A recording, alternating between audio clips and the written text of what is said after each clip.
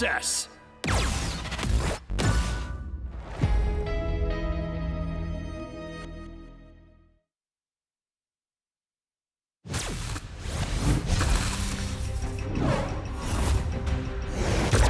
Who wants to see something fantastic?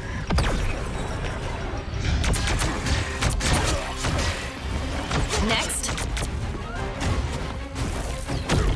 Force burst! They'll never see me coming.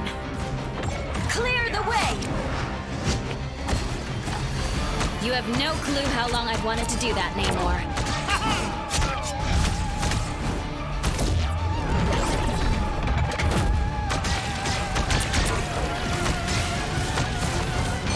Disappear!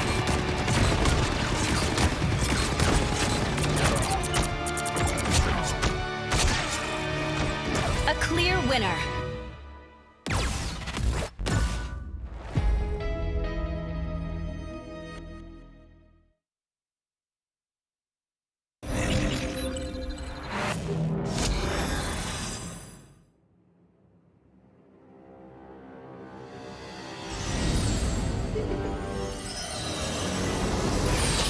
You have been sheltered by the light for far too long.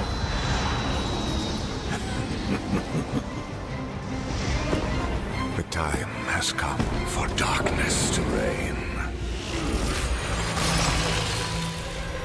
Soon your resolve will begin to crumble. You'll be stretched too thin.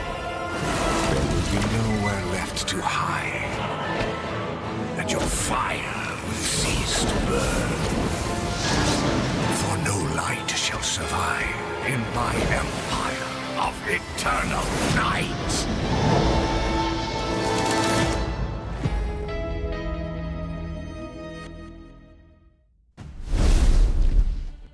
What's up, everybody? Good afternoon, I should say, to our viewers over in Oceania. And welcome, of course, to the Marvel Rivals Invitational for Oceania. Of course, we are hyped to be here. I'm Mitch Leslie, joined by Matt Morello, and as arena FPS lovers, we're stoked to be here.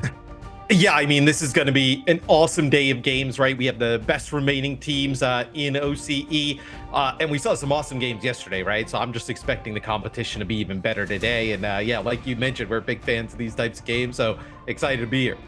Now, in the Marvel Rivals space, we've already seen the Marvel Rivals Championship for Season 0, right? That got us exposed a little bit to what Marvel Rivals Esports is to look like. Here in the Marvel Rivals Invitational, it's much the same, right? We're seeing some teams, players being unearthed that we maybe weren't aware of before, coming together and fighting for what is a fantastic prize pool. So I'm super hyped to talk a bit more about that and to dive a little bit deeper. But first of all, folks, we are celebrating, of course, the 60th wedding anniversary. That's a long time. Yeah, I mean, you know the lore, Matt. But this is obviously the bundle commemorating 60 years since Invisible Woman and Mr. Fantastic were married in the lore, as they say. And yeah, you should obviously check that out in the in-game store. Great sale right now. And honestly, Miss Fantastic do be looking pretty dapper. It's an awesome bundle. My wife's been hounding me for this one. She's playing a ton of Mr. Fantastic. I'm like, what are you doing? But no, she loves playing Mr. Fantastic. It's kind of like a little bit of like an off tank, like the duelist role. But I know the Invisible Woman skin looks great as well. I mean, really, there's so many of the skins in this game that have come out that have looked awesome, right? So make sure you go to the shop, take a look at the costumes here. They're an awesome look. And I'll see this is the time to get it at a pretty steep discount as well. So make sure you check that out. Let's talk a little bit about what we're doing here, of course, folks. First and foremost, we've already had one day of competition here, the Marvel Rivals Invitational for Oceania. Big shout out, of course, to Avril and Profound Rice, who brought us those matches in this tournament. Here's the schedule broadly, though, looking over the course of the next month or so. We're starting with Oceania. They are first cab off the rank. We go to Asia, EMEA, then over to NA to check out what is brewing over in those regions here. So if you're from one of these other regions, you're not Oceania local, you know, you still have some fantastic, esports coming up in a time zone that maybe makes more sense for you. And obviously maybe even some players that you recognize. This is just the kickoff, right? You know, OCE here kicking things off. And I mean, the prize pool is crazy. I mean, this is some of the biggest money these players have ever played for. Probably, you know, it is the most money they've ever played for, right? So much on the line. 100K in total prizing just for OCE, which is incredibly generous. You know, even, you know, look down to 4th place. I mean, 10K, that's a lot of money. Yeah, let me tell you, it's a far cry from the Cybergamer payouts that we used to see there in Oceania. And someone who's obviously managed teams and been a part of them in OCE, this is, you know, pretty amazing. So big shout out, of course, to the Marvel Rivals team for bringing this tournament to not only Oceania, but obviously the rest of the regions around the world. Crucially, it really means that there is just so much to play for. It means that these teams who have just been starting to really work on their Marvel Rivals gameplay are being incentivized to put their very best out there for us so far. And that's what we've seen, I would say, in this double elimination bracket thus far. Kanga Esports started off against Oz Endgame and showed that they were the dominant team. Platinum Star did much the same on the other side of that upper bracket. Oz Endgame, unfortunately, you know, kicked out of the tournament. That game, that lower bracket semi, was a 3-0. So Fury Global, they live to await the loser of this next match, this upper bracket final between Kanga and Platinum Star. And that's going to be a really interesting match. I know we had Hades on the broadcast yesterday, and he was talking about all the time and effort that Kanga Esports has put in. I know scrimming teams from all different regions and how well they were performing. And even with that, right, Platinum Star, a little bit of a dark horse, right? Some players we know from all different types of backgrounds and titles come together. Maybe don't have as much practice, but they looked really good yesterday against Fury Global, who a lot of the people were saying is like maybe even kind of like up there with Kanga in terms of like preparation for this event. So at upper bracket finals, I think that's going to tell us a lot, right? Like if Platinum Star can really take it to Kanga, it's going to show what type of level that team is on. Absolutely. And of course, you know, giving yourself straight into the finals is a big deal. So these are our matches coming up today. Now, importantly, our first game between Kanga Esports and Platinum Star, while it will also potentially decide the best team in this tournament right now, it's only a best of 3. So they will fight, of course. The loser of that game goes down to play Fury Global. That is a best of 5. Then the winner of that lower bracket final will get to take on the winner of that first best of 3. This time, though, it will be in a best of 7. So if your team didn't get through that upper bracket final, for example, they'll have a chance to show what they're capable of in a best of 7 series. Truly, Matt, a way to put a team through their paces exhaustively.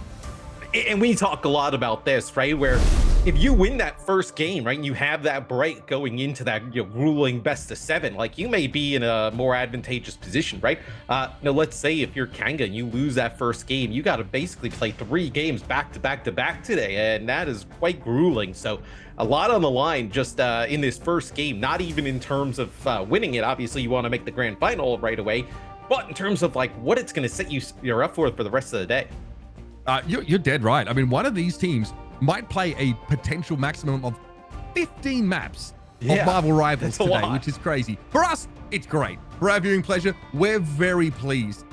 And another thing that I'm pleased to do is to welcome a special guest to the show, someone who has been co-streaming a ton of Marvel Rivals stuff, who obviously produces a bunch of content on Twitch and on TikTok. So let's, without further ado, welcome to the show, Potato TV, brother. Thank you so much for coming on board with us to share your wisdom. How you doing?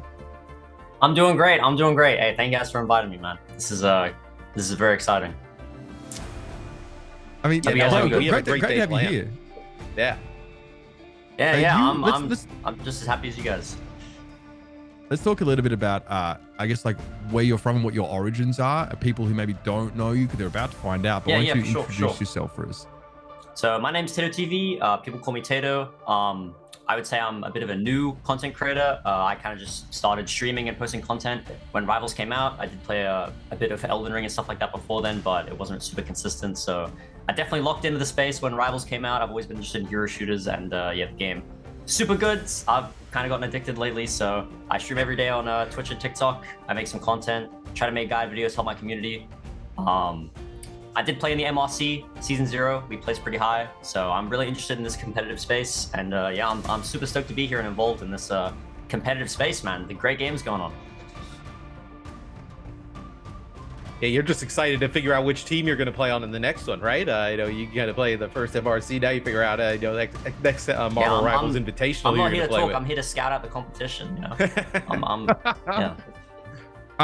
we have you here, obviously just to hang out, but also like to kind of give us a bit of insight on these teams, people that you play, with, against, see them on ladder. You've seen a bunch of their games. You've probably looked at them pretty closely during the Marvel Rivals Championship as well for your preparation. Really quickly though, let's go big picture. In the game right now, the metagame looks a little bit different from what we saw in, the Marvel Rivals Championship here. What are like the three things people should be looking out for today if they're going to be viewing some top level Marvel Rivals? What do you think is really defining absolutely. the game? So what I would say is when the game first came out, we were in a massive team up meta. That's what I would say, where people were using and abusing team ups to their maximum potential. You saw a lot of Guardian Revival, you saw a lot of Gamma team up. What I would say now we're seeing is big ban game mind games. This is a big ban meta, okay? So what we're going to be seeing teams doing here, I believe, and what we saw yesterday, is teams have a lot of comps that they're really comfortable on. And then what they look to do is they look to ban out the other team's comps. It's sort of a pick your poison type game here, where if you feel like you're really, really strong on hit scan, for example, yesterday we did see Platinum Star really, really strong on double hit scan, one tank. And so what they're doing is they're banning out the enemy team's ability to deal with that. And even if they do get banned out, obviously they have a lot of practice under their sleeve so that they can just pull out a bunch of comps that are still super competitive, even if they get banned out. But yeah, if I was going to say like what the big shift you think the early competitive is to today's competitive, it's definitely really using and abusing that ban system to just get what you're comfortable with, get what you're good with, and absolutely destroy what the enemy team was comfortable with and good with. If you have like even a semblance of understanding on like what your opponents are trying to do, if you see them save one character, that can give you an insight on what they're trying to play, and you just shut it down with those bans. It's really strong. It's really strong. Yeah, we saw that yesterday. There was in one of our games, there was actually a Punisher protect, and then right away it was like the rocket ban, exactly, and then I was like, well, I mean, I guess we're not going to play the Punisher. So you see that ban and protect phase having a huge impact on the games we have. Yeah, or like banning double shield, like we saw the Magneto Strange bans, banning out double shield, forcing them into dive, or maybe just pull out something a little bit more creative that you're not comfortable on. Yeah, playing those mind games with the bans, like you see games end before they start. It's kind of wild. Yeah, I guess you can really tell. Teams can telegraph what they're trying to play, or like what team ups they're trying to play toward, and sort of leave themselves vulnerable. But that, like you mentioned, leave some room for those mind games, Potato. So I hope we have a chance to sort of see that today, and we'll have to get your thoughts on it later on. Let's talk a little bit about the teams that we have remaining in the competition, because we started with 4, but we're in a double elimination bracket and only 3 remain. Let's start with Kanga Esports, who are Hayes, of course, we heard from yesterday. Donald, obviously, we got him on interview yesterday. We had a great time hearing from him. Texi, Tyrax, Chronix, Crimson, and Inspo.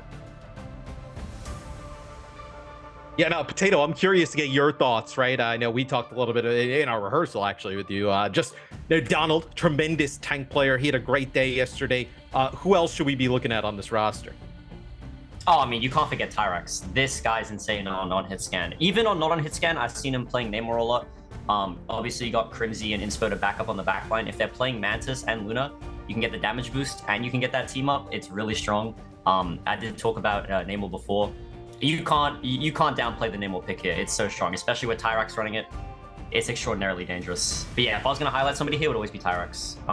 I love playing with and against him. Super consistent hit scan player. Always taking over the game for his team. So yeah, if I was going to highlight one person here, it'd definitely be Tyrax. I know I glazed Donald a lot, but hey, he's a sleeper, bro. And like you mentioned, I mean, we saw a ton of Namor yesterday, right? So to see Tyrax potentially pick that up again today, Namor, I also expect could be somebody that's potentially in the eyes of potential bans for some of these teams as we move into today, because the Namor team up with Luna Snow just extremely strong. Even though we're not playing towards those like team ups, I feel like that one in particular, Potato, teams are still trying to sneak in there because they're heroes that just kind of naturally are good in these comps anyway, right? Yeah, no, they are. Luna always somehow makes it past bans. It's so funny to me. Same with like Storm and stuff. Like I said before, it's definitely a pick your poison type game with the ban systems. Like you ban out one thing that you're worried about, and then the other thing you're worried about just sneaks in there, and it's so tough. Yeah, I mean, we saw a ton of Storm yesterday as well. That's true. A lot of Storm. I want to talk about that in a second, actually, because that was so interesting to see it early in the day. Let's talk Fury Global, though. Ashen, Isaac, Netra, E-Card, excuse me. Your boy Shroods, their content creator turned pro player, Asher and Atlas. This team, Fury, We saw them go up against Platinum Star. Not a great game, but they bounced back with a 3-0 over Endgame Potato. This really does seem like a quality roster. A stumble against P-Star, but hey, there's plenty of tournament left. Yeah, no, Fury's looking really strong here. Obviously, Shrewd's my goat, to be honest. Love Shrewd's. Obviously, I want to see that Punisher pop off, but it's always getting banned out. Also, ECOT showed out yesterday, I gotta say. I'm super excited to see more play from ECOT here. Really, really good on the name war. Also, almost had that Star-Lord going. Star-Lord personal favorite character line, so I'd love to see that. And I also got to highlight Ashen here. I feel like Ashen doesn't get the love they deserve. Really, really good group player. They're showcasing the mag here, but trust me, I've seen the group plays in ladder. It is unbeatable. It is unbeatable. And we saw a decent amount of Groot yesterday. I'm also excited to see Shrewds potentially I always love pull out the Punisher today. Oh yeah, no, the Punisher shotgun is so brutal and it is like the most fun thing to watch. It is way more satisfying to see the one pump than the double hella headshot, I'll tell you. And it's also like pretty powerful against some of these dive compositions as well. Like you pull up in front of our Punisher and he whips the shotgun out and you are regretting your decision immediately. Oh yeah, no, Psylocke pulls up to do her one-shot combo and you just one-shot her back with the shotgun. Yeah, it's Punisher's like actually a good pick here. I think the problem is that the rocket is always getting banned out, so it's a little bit less optimal. All right, well, let's wrap it up here with Platinum Star. The standout team for us, I think, so far in this tournament, they are Adam, Lumi, Revsy, Hypnotic, Colorhex, who we haven't got to see any of yet, Skittles, and Ace. This didn't look crazy. Revsy, I mean, we got to be banning hella against this team, Potato, because that was ridiculous performance from Revsy yesterday. Just aimbotting. Bit of a takeover from Revsy yesterday on the hella. Just an insanely good hit scan player. And then even I think we did see some games where they played the Psylocke as well, and it was still the same. It was still the same dominance. Lumi, obviously, extraordinarily good tank player. But I do want to highlight, I always do this when I talk about Skittles, but Skittles' ability to in-game lead is just genuinely like unbelievable. This guy will drop the entire enemy team's ult charge lineup casually and never be wrong. I don't know what it is, but Skittles has that ability to just like see the entire map and see the game as it's happening. And you gotta highlight that. You gotta highlight that. It's more skill than just mechanics. It is genuinely impressive how you can have that much of a game vision. Well, this team, Potato, I mean, yeah, correct me if I'm wrong, but they just seem like some of the best players on the ladder in the region, right? Kind of coming together and really clicking yesterday. I think coming into it, a lot of people were like, how much time have they put in? Are they going to be able to synergize as quickly as like a Fury or a Kanga? But I mean, they looked good yesterday. Yeah, I'm not sure how much practice that they've even had as like a team, but yeah, something clicked. Hey, something clicked because we've seen dominance. We've seen immensely powerful players here from this team. I mean, on that note, we've got to talk about what our expectations are for today, because we've got 3 matches, the BO3, BO5, BO7, all of them with pretty high stakes, considering that there's $100,000 on the line. And I'm sure these guys are definitely wanting the lion's share of that. So here's our preds for the first match. Good. That was a great React thumbnail image. If you just want to hold that yeah, you can just while we do it. Rock that one for the TikTok. That's it. Oh, God, bro. All right. Yeah, there it is. There it is. All right. So we both, me and Potato, Plat Star fans, what is this Kanga 2-0, mate? You believe? Yeah, I'm right on that Kanga has done a ton of work coming into this event. They probably have some idea of how to maybe manipulate the ban and protect system a little bit different than Platinum Star. But after watching some of the Platinum Star games from yesterday, I'm a little worried. I'm a little worried about that one. Can't lie. Patty, you think it's going to be a little closer, though? You do think this one goes all the way? I do think it's going to be closer. I do think it's going to be closer. But at the end of the day, Platinum Star, I mean, just sheer dominance. Sheer dominance. I mean, listen, hey, Kanga, they're my boys, but I got to go on my gut here. I genuinely, we just didn't see too much from Platinum Star yesterday that you can think, oh yeah, you could beat them there. You could beat them there. Yeah. Like, just because of yesterday's performance, it's like, I don't know what you could do to counter some of these plays here. It is genuinely just like hit scan dominance, and if you can't get your double shield going, it's gonna be rough to deal with that. So yeah, I'm gonna go with P-Star in this first game. Yeah, we kind of like see a team that doesn't show much weakness in their games, and it's pretty easy for us to like predict that they do a lot, but we only got to see them once, right? And it was against like a Fury team who weren't, despite having some really quality players, weren't able to pressure them all that much, and couldn't even. Shrewd's great player, definitely like brought his best in that game, but it still wasn't enough. I think that was pretty telling that Platinum Star were able to shrug off that impact of that kind of player.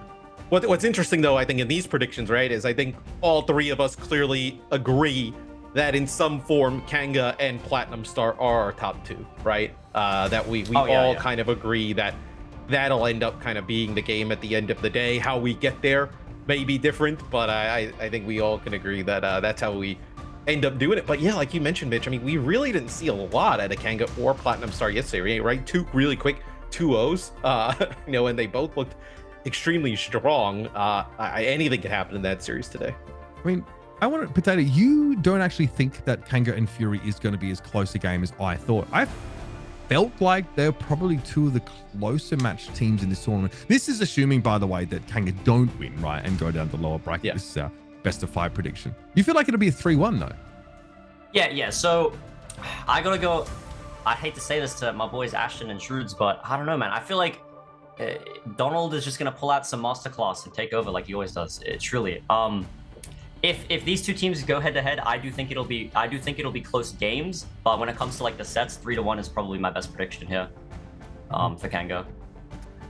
I also imagine that series is close because both of those teams have probably played against each other a decent amount of times the players at this point. Like, yeah, scrimmages, ladder. Like, I think these two teams probably have a lot of experience going against each other, so probably going to get a close game. The 4-1 in the best of 7 call from both me and Matt, but we have this going 2 completely different ways. I feel like Potato actually has crazy. A reasonable middle ground here. I don't know why I really like. Again, we only had 2 maps yesterday, but I think that Platinum Star are going to be pretty dominant. I couldn't bring myself to make it 4-0, but I feel like they're a cut above. Yeah. I don't know if you can abuse these guys through the ban and protect phase either.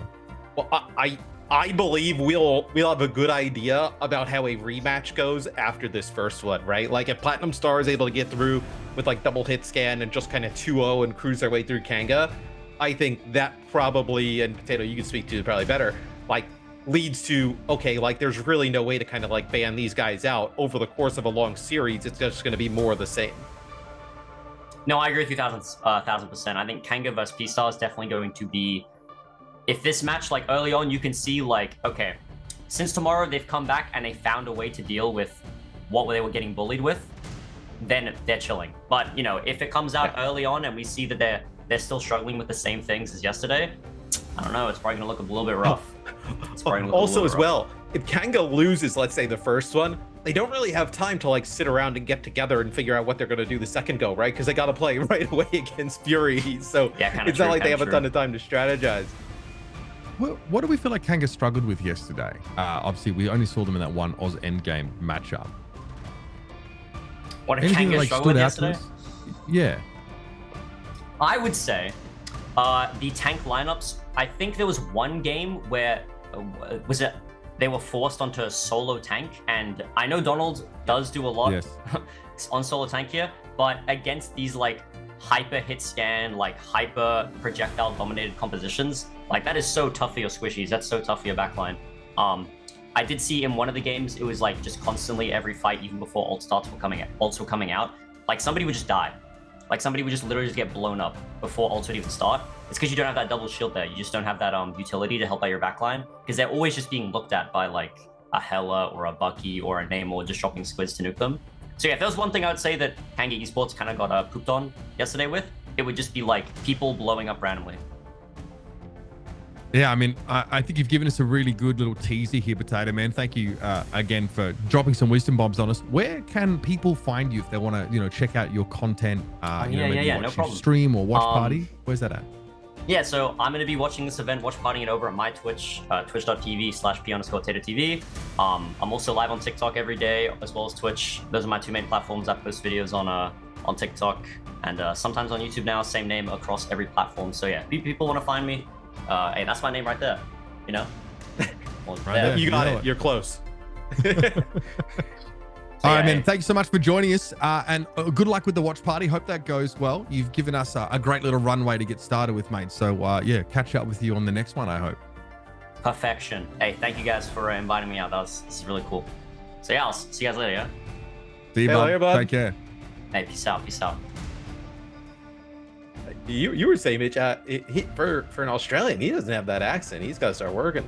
No, I mean, I brought it up with him when we chatted with Potato yesterday. I was like, you're not American, are you? There's no way. Because obviously I'm like confused by it because I've lived in the States for quite a long time now. So like my idea of, and I'm like, no, that's not how, Aussie should sound. And he's like, yeah, I'm a bit of an online denizen, a lot of like the content I consume. He's like, I'm like, okay, I live online.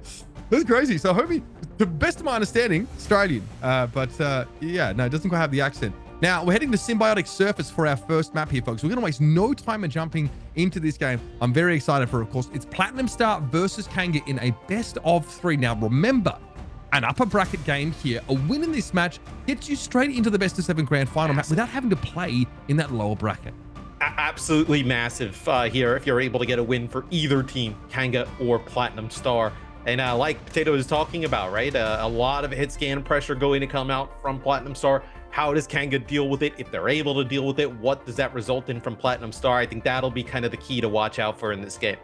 Yeah, I mean, it's a great point. Obviously, like, we've seen a bit of Winter Soldiers, for example, from Ace. Roster Stern is actually not a hit scan weapon, but Winter Soldiers can sort of get decent range there, and the shots are pretty high velocity. It can feel like that at times, and you can have great impact there. So we did see them like Hela, Namor. It's long range stuff that we're seeing from Platinum Star a lot of the time, and it's really going to punish your mispositioning, and crucially it puts that heal pressure down, because Marvel Rivals, there's a lot of healing and these heal ultimates come up pretty frequently, but if you can sort of tax those healing resources of a backline, you can, like Potato was talking about, find a way to get in and blow someone up. And this is it, folks. Kanga Esports, Platinum Star about to throw down for your viewing pleasure. Of course, we'll be kicking off with our ban and protect phase to get an idea of what these teams are aiming for comp-wise.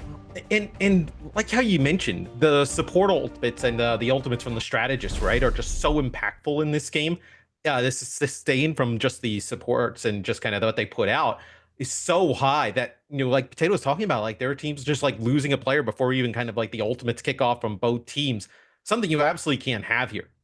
Now, Symbiotic Surface, probably no surprise to see the group band here, because but there's such a long straightaway, at the sort of start of the map where, you do get poked down a lot. Kanga don't want to deal with the Hela. I think they saw Revsy yesterday. They were pretty devastating. And I like this. For defenders, I mean, the defending point is pretty circular, right? Storm is, a hero we actually did see a little bit yesterday and offers some really great supportive utility. Like a damage boost, obviously, is pretty speed crucial as well. Also, move speed in that. And she can be slippery. If a team doesn't have like legitimate hit scan pressure or like a Doctor Strange that's willing to get up in the skybox and fight with her, like she can be a real nuisance.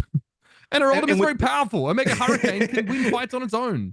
Yeah, with the group ban as well, you also get a protect here from Platinum Star of the Magneto. So you want at least like one shield in the mix, right? At least to guarantee yourself. Because we've seen a lot of Doctor Strange bans coming out here in OCE. So it's a hit scan ban there for Kanga Esports, and then also getting rid of the Doctor Strange. So you actually just have that like one big Magneto shield in the mix. Okay, so we are going to see this Storm locked in, and it might end up being a triple duelist composition, which is something we have seen before, from this particular team. And again, Revsy can really offer a lot of that utility, plus having like pretty respectable damage. Hypnotic can obviously get in there with a feral leap and pull a tank out of position. But we actually have Doctor Strange banned, so you don't have the option to go for like a double shield setup. Magneto is going to end up being like your anchor, Vanguard in so many of these situations, who you are relying on to do a lot of protecting, but you don't always have that barrier up. The uptime is very good for Magneto, but it's not permanent. Yeah, and I think what it'll be telling is like, how do you kind of deal with some of this hit scan pressure that comes on through?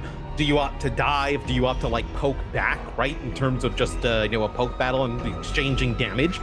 Storm we saw be really impactful yesterday, right? The amount of damage that Storm can just kind of provide to the team in general, right, is something that you can't really quantify. Matt, we got a Rocket Raccoon here. So Infinite Grit is on the table for the Winter Soldier pick here on the attack side, which obviously means that you don't have to reload. One of the biggest weaknesses of Roster Stern is that it's a 3-shot clip.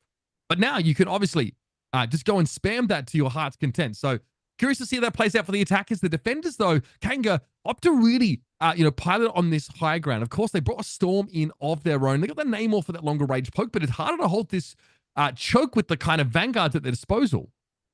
And for Platinum Star, they actually opt Mitch to go with the solo tank on the Magneto, but you can kind of play the Wolverine as like a second tank, right? With the damage reduction and everything that he can bring. All right, pressure is on here. Revsy a little bit low, so the attack is definitely getting banged up a little bit as they try and approach. Platinum Star, they're not really losing anyone at this stage. Donald is looking for an opportunity to make a dive here, but they're actually getting dove on. The Feral Leap takes the Venom out of formation. I don't necessarily know if that's the target you're looking for, because Venom can quite easily heal back on up, but eventually Donald does get overrun. So now, Kanga don't have the option to respond with a dive into the backline of P-Star as they attack.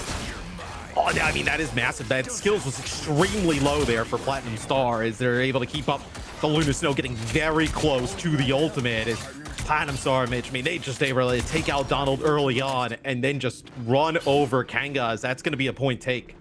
And again, it's really a matter of time until that Wolverine is able to just carve someone out of position on the defender's side.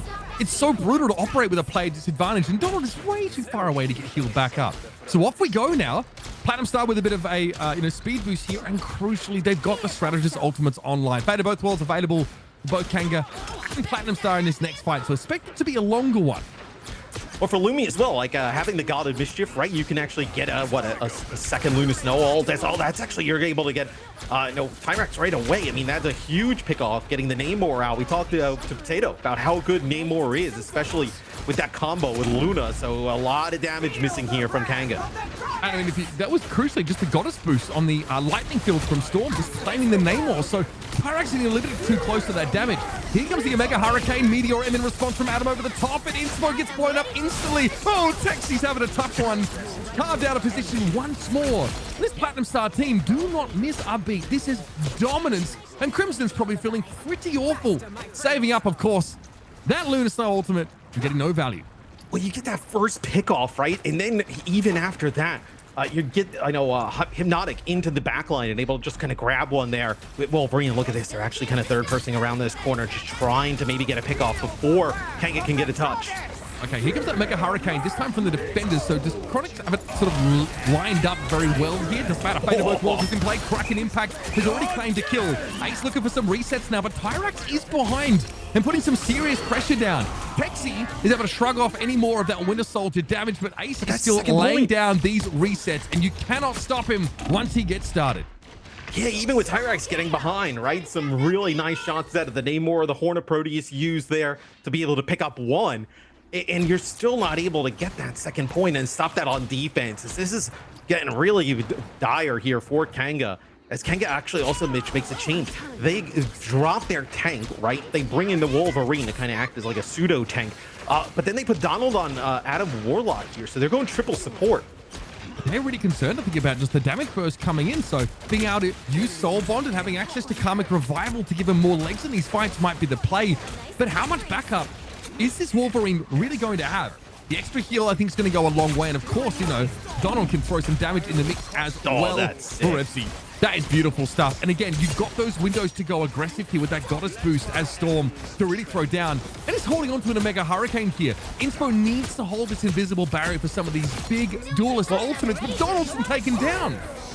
Yeah, and because Kanga Esports drops the Namor, right? If you get the kill on the opposing Storm, there's actually no response to the Storm in the sky there from Platinum Star. And Revsy, as soon as he picks up that kill, goes crazy, finding two more here as Platinums are looking to put the payload home. Donald gets a big Karmic Revival up, and many of Kanga get back into the fight, but they get rezzed into an Omega Hurricane. So instantly, just caught up together and taken down. And yeah, Kraken Impact, completely unnecessary there. Platinum Star will wipe the floor in this first round of this first map with Kanga. I think one of the things we can start to talk about is what is the response to all the damage output from Platinum Star?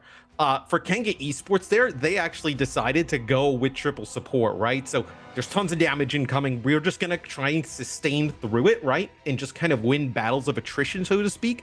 I don't know if you can do that, though. It just feels like even with the triple support, right? You're just not sending enough damage out to make it scary for Platinum Star to like push up. And especially when you lose your Storm, right? When you lose Tyrax there in that type of situation, there's just no response, where I almost feel like, taking the fight in terms of adding the extra damage, duelist in, you're in a better spot. And again, Platinum Star maybe don't have a comp that specifically, can answer a Storm, given they've got Wolverine Winter Soldier. Revsy can go fight himself. They can just go across the map and take on Chronix and say, okay, I've got a boost. I'm going to be doing damage. I'm going to hit you, of course, with those bolt rushes, those right clicks, and I'll burst you down. And then all of that utility you were offering to your team is no longer available. And you're also like forcing Kanga to like look at different planes, right? Where a lot of times in shooters, and especially ones like Marvel Rivals, some of the hardest things to do is like look up at a target while there's also another target like on your level directly in front of you, right? So the Storm is putting down so much damage above you, but then you can't exactly let Ace just run wild on the Winter Soldier on the ground, right? So you're trying to deal with this Storm and the damage coming from above. You have, you know, high hit scan pressure coming from below. And that doesn't even include the just kind of chaos that Wolverine brings into the mix.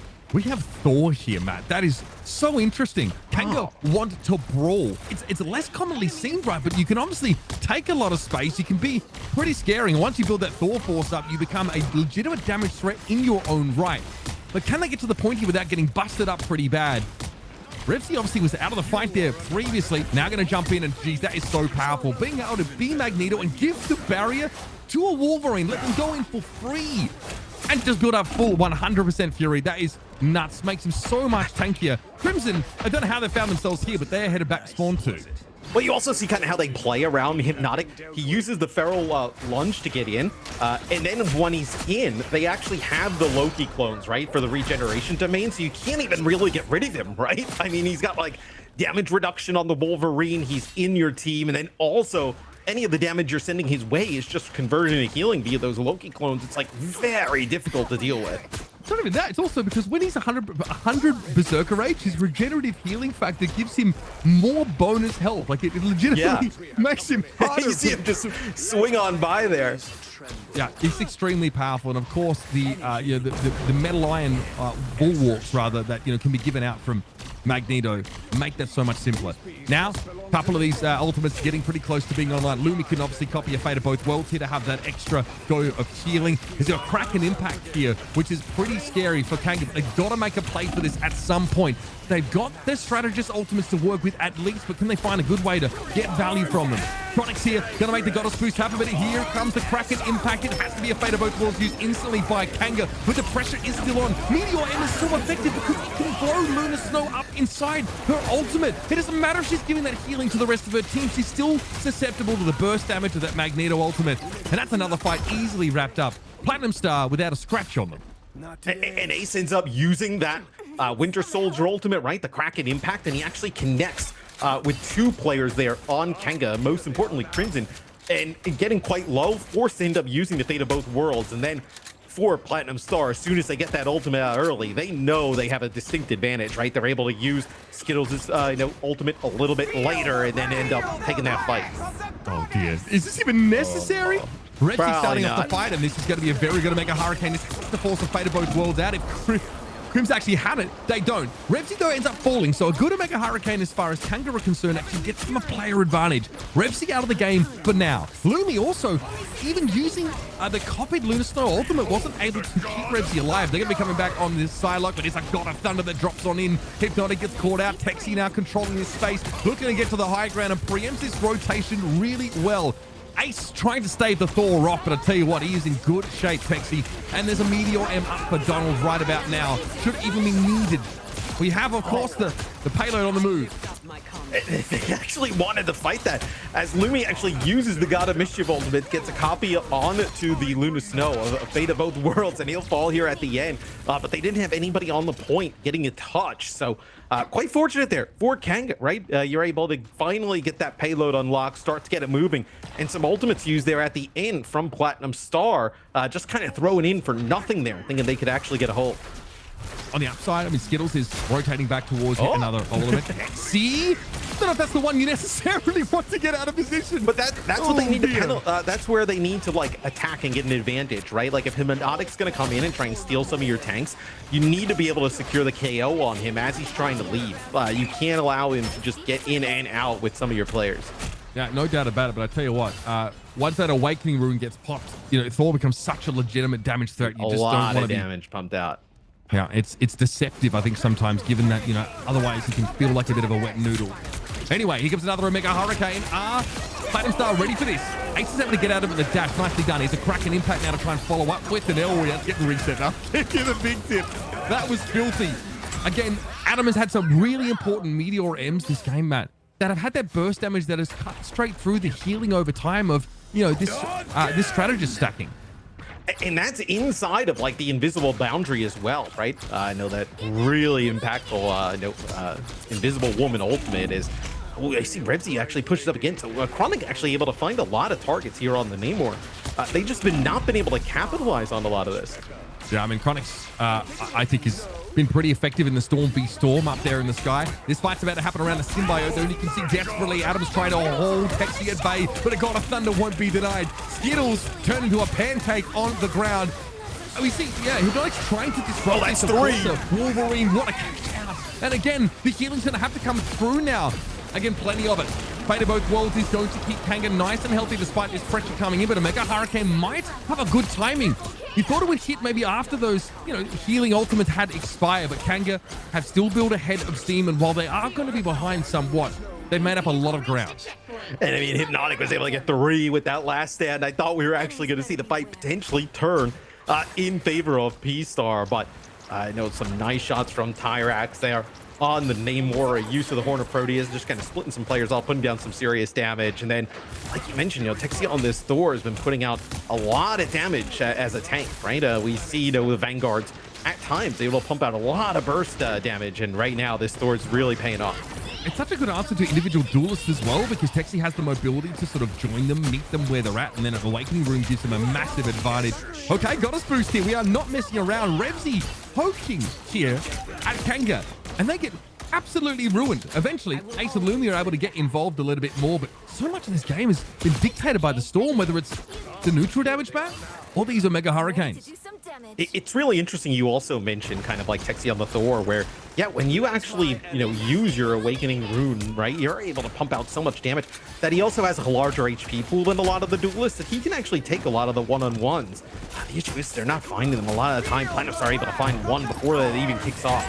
That's such a good bionic arm. Donald can't do a damn thing about that. Oh my goodness. Beautiful combo there on the Winter Soldier.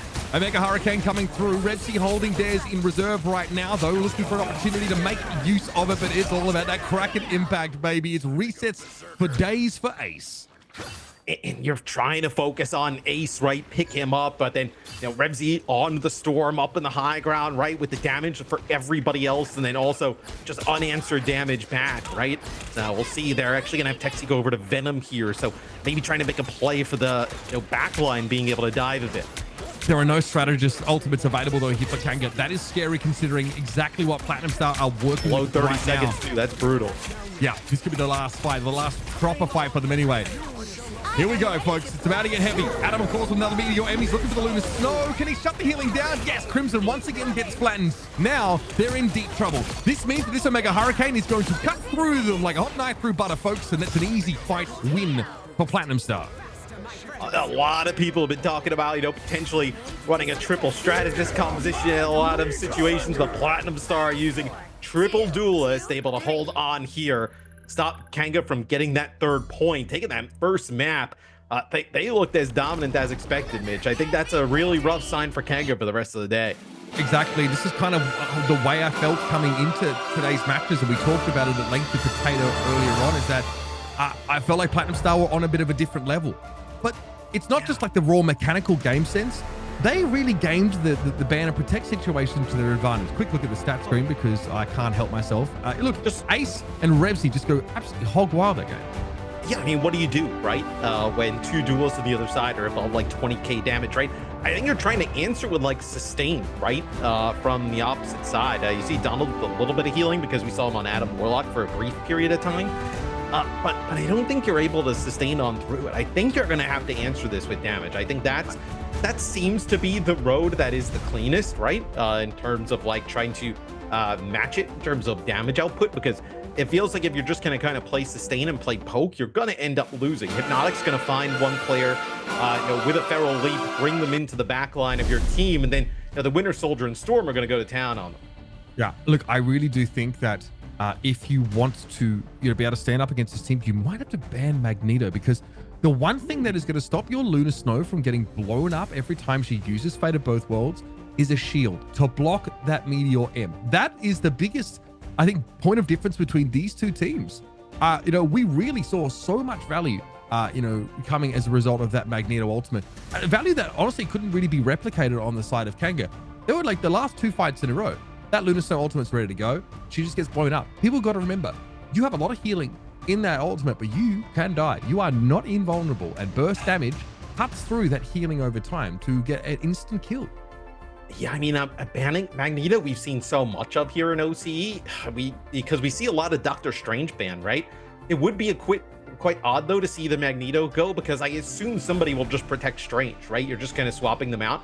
I guess the benefit though is you're not dealing with that Meteor M, right? You know, Eye of Agamotto is not going to like insta kill like, you know, somebody inside of it. Oh, it's going to stun and give an opportunity to, but the healing is going to be there, right? Where the Meteor M can kind of cut through that, like you mentioned. So maybe you're looking at that as like, okay, like if we can start getting more value out of the Luna ult, we feel in a better spot. But I don't know, like I'm even thinking like, do you ban like a Winter Soldier, but then you're just going to see Punisher come out, right? You're not going to ban like both, because they just play like Hela or something. So the triple duelist creates a really interesting thing to have to play against. Yeah, that's something that you know, I'm curious to see. We're going to track that, of course, over the course of the series. Again, I think if you can, you know, at least get a double shield comp, that might be what Kanga are looking to play a little bit more than needing to deal with.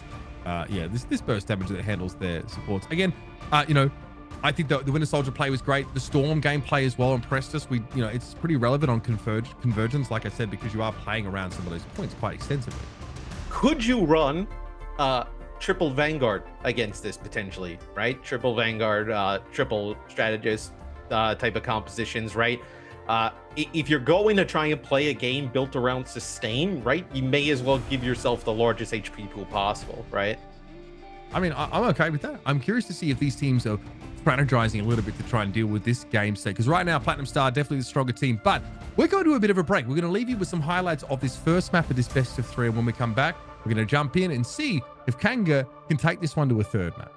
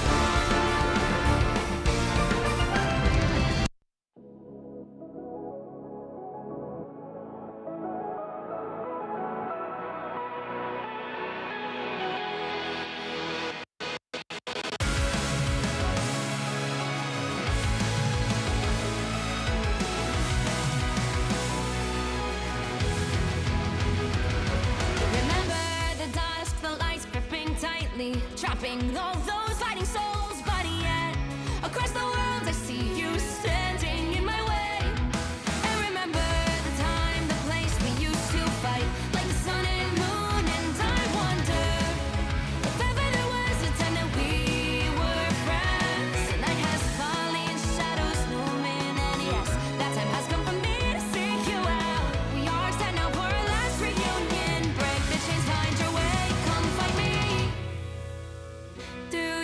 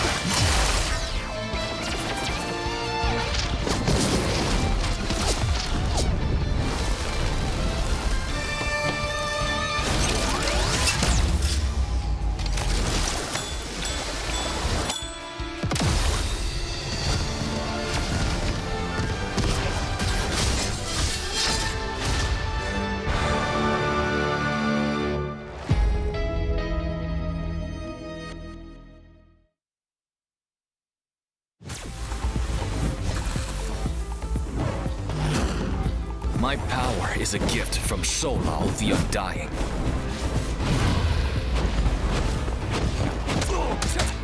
Struck down by living chi.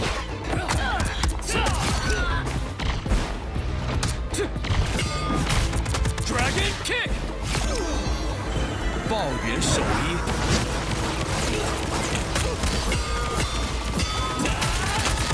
Perfect hit.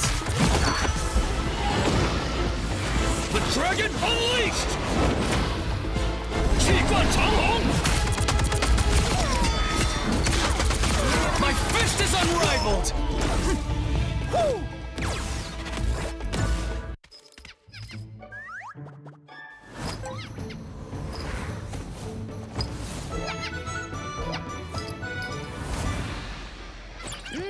Time to go nuts. Ha! Check out this big acorn. Whoa, stay free!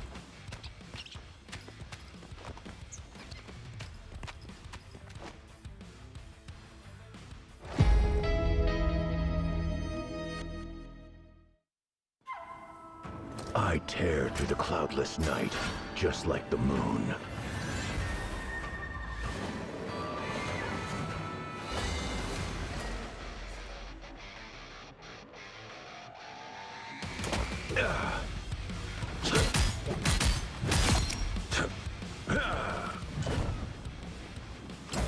To drain.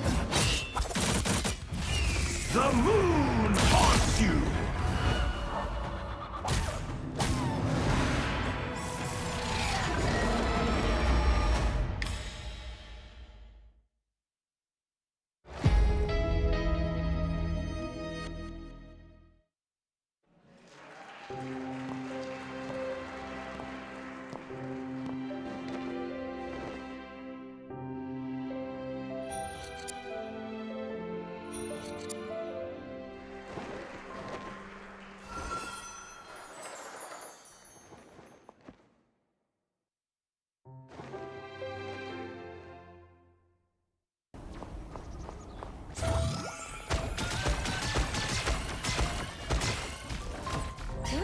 Psionic burst! Disappear!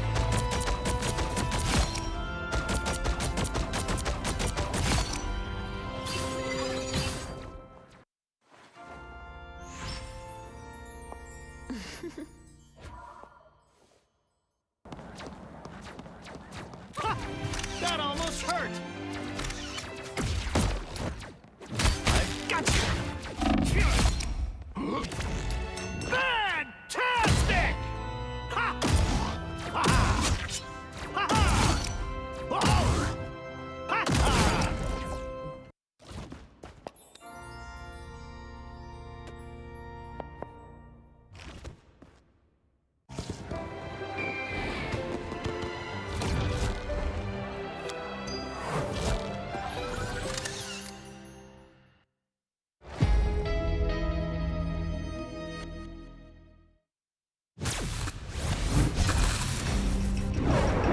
Now for something truly fantastic. That was simple. I've got you. Double the failure. Maximum. Let me return the favor.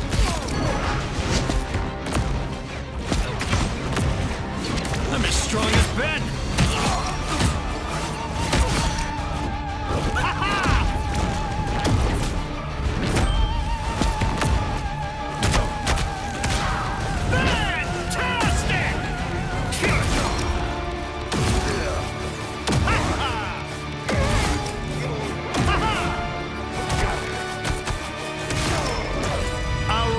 Success.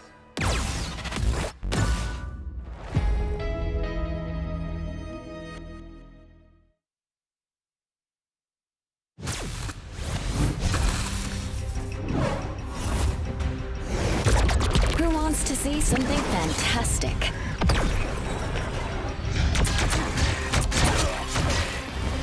Next. Force burst! They'll never see me coming. Clear the way! You have no clue how long I've wanted to do that, Namor.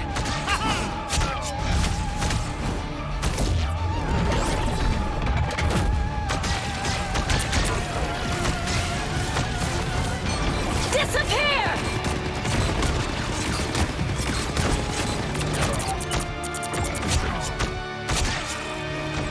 A clear winner.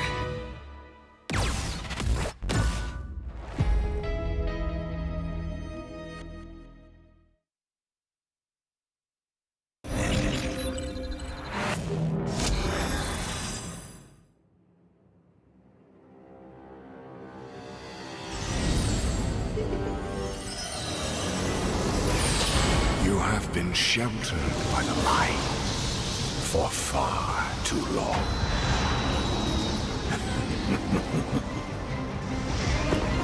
The time has come for darkness to reign. Soon, your resolve will begin to crumble. You'll be stretched too thin.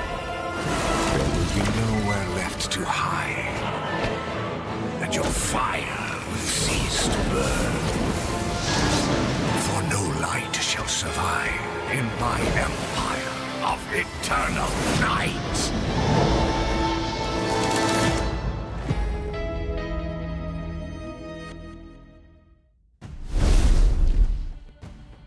All right, folks, thanks for hanging around and waiting the breakout with us. We're only one map in, of course, to our Marvel Rivals Invitational for Oceania. Day 2 of this competition sees us in our upper bracket semi-final map. It's not an elimination game, but the winner will advance into the grand finals, which is the best of 7.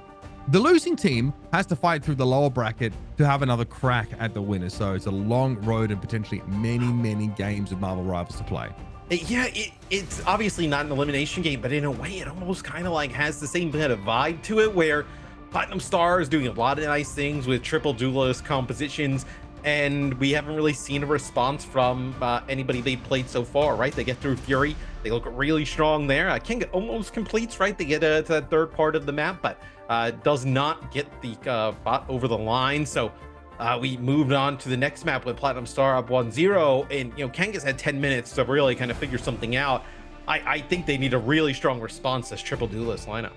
Yeah, absolutely. We didn't see that lineup for the entirety of the game, but when you have Storm and 2 other duelists, you've got a really powerful setup. Especially like you kind of mentioned, we saw the Storm and Thor team up that gives Storm even extra like long range damage, that arcing bolt that sort of can bounce between people that are grouped up. So while it doesn't sort of necessarily make or break the kit, it is very, very powerful. It's just another thing that she has at her disposal to win those duels. I mean, Thor can pump out a lot of damage himself, right? And I think if you're gonna run 2 Vanguards, it gives you like a slight edge in terms of like that Storm battle, right? Because I know Rebsy was like really strong for Platinum Star. So any type of way for Kanga that you can kind of try and even that up, you most certainly try and do. We're going to be jumping into Midtown for our second map very soon, folks. Of course, a convoy map. So perhaps we see some different looks from these teams here in the sense that, of course, that sort of objective is moving constantly as opposed to there being a point that needs to be defended. I'm looking very closely here at our ban and protect phase map because, again, we did see Magneto run amok in that previous game in terms of just, amassing the burst damage, literally and figuratively, to blow those Lunar Snows up midway through their ultimate, shutting down the healing for the opposing team. And then the Magneto able to provide like the metal bulwark to the Wolverine, right? Setting up the Wolverine with those bubbles like going on in, right? So can you take some of that away? I think the shield you can replace obviously with Strange, right? Doctor Strange, if he makes it on through. We've seen a lot of Doctor Strange bans here in OCE.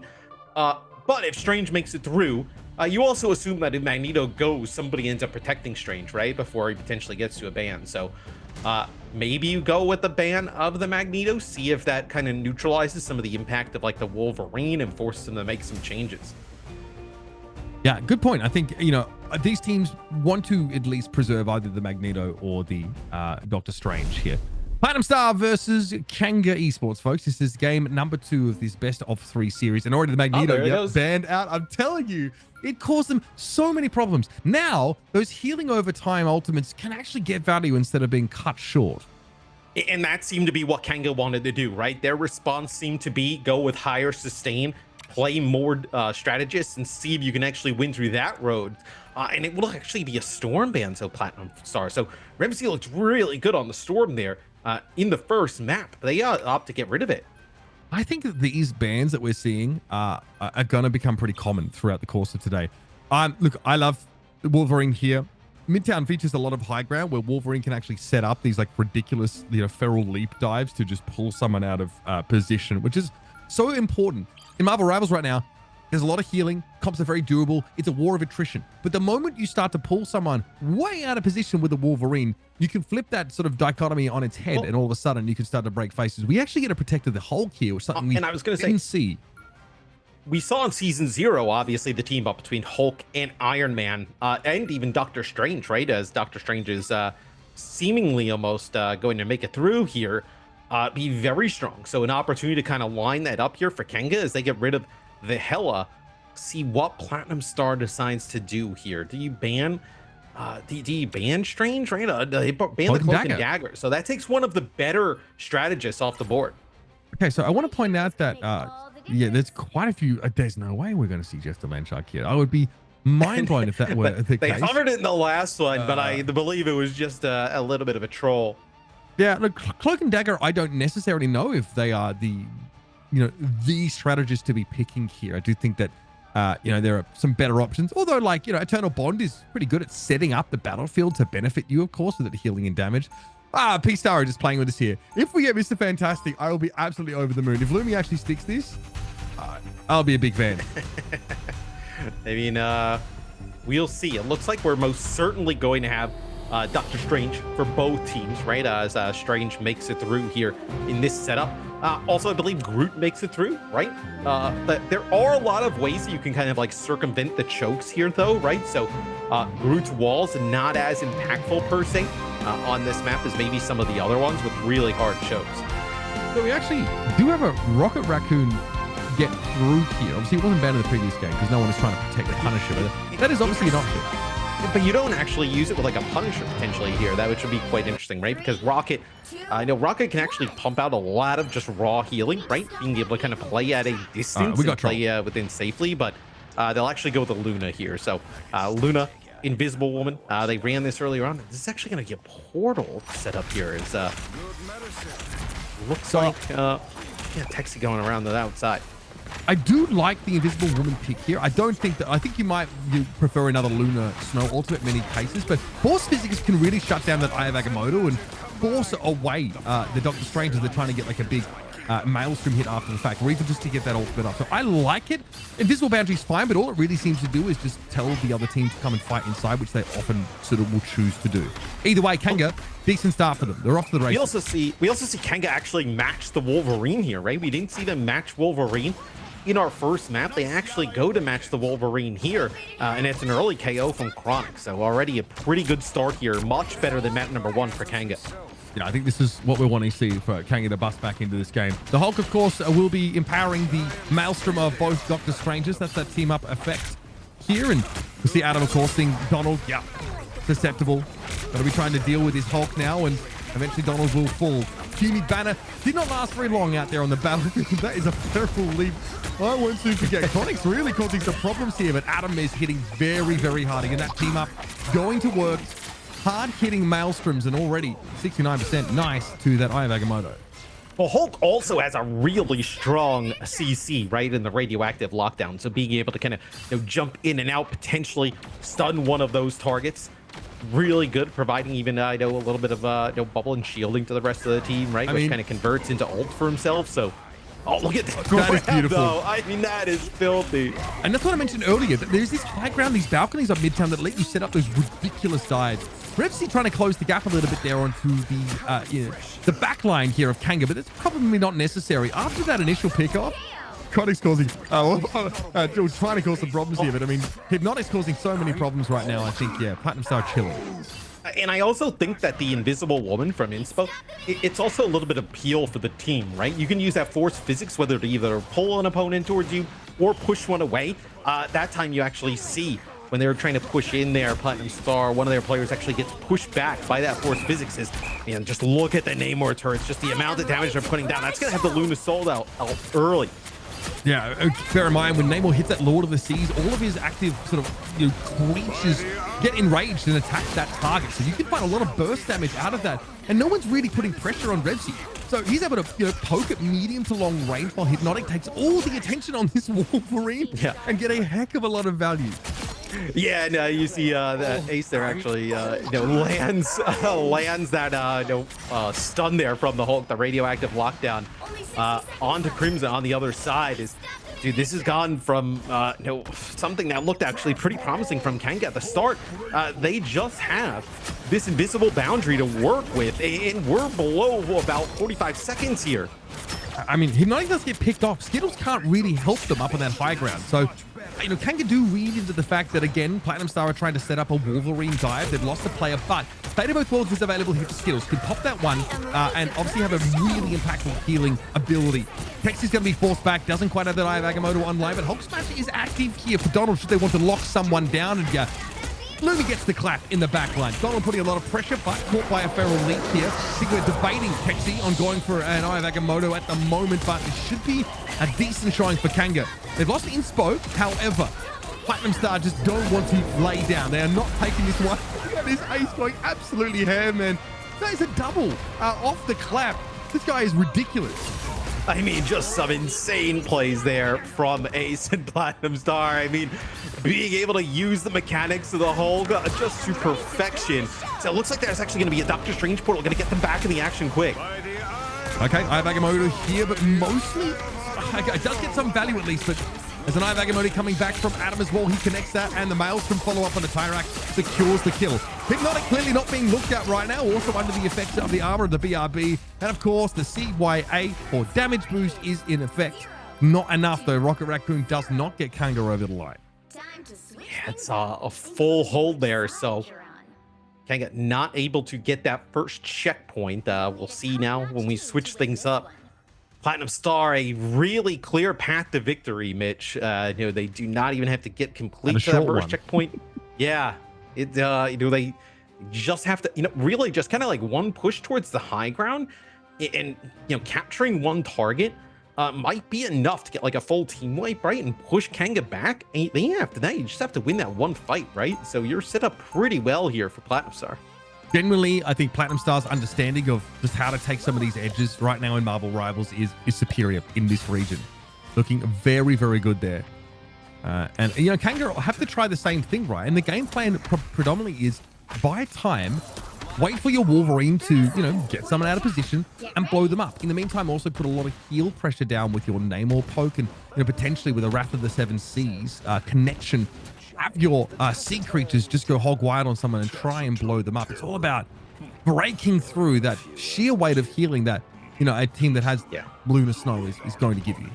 Very similar comp for Kanga on the defense, although this time they're actually dropping the invisible wound for the Loki. So the invisible boundary didn't really pay off too much there for Kanga on their offense. So we'll see them switch things up with the Loki on D.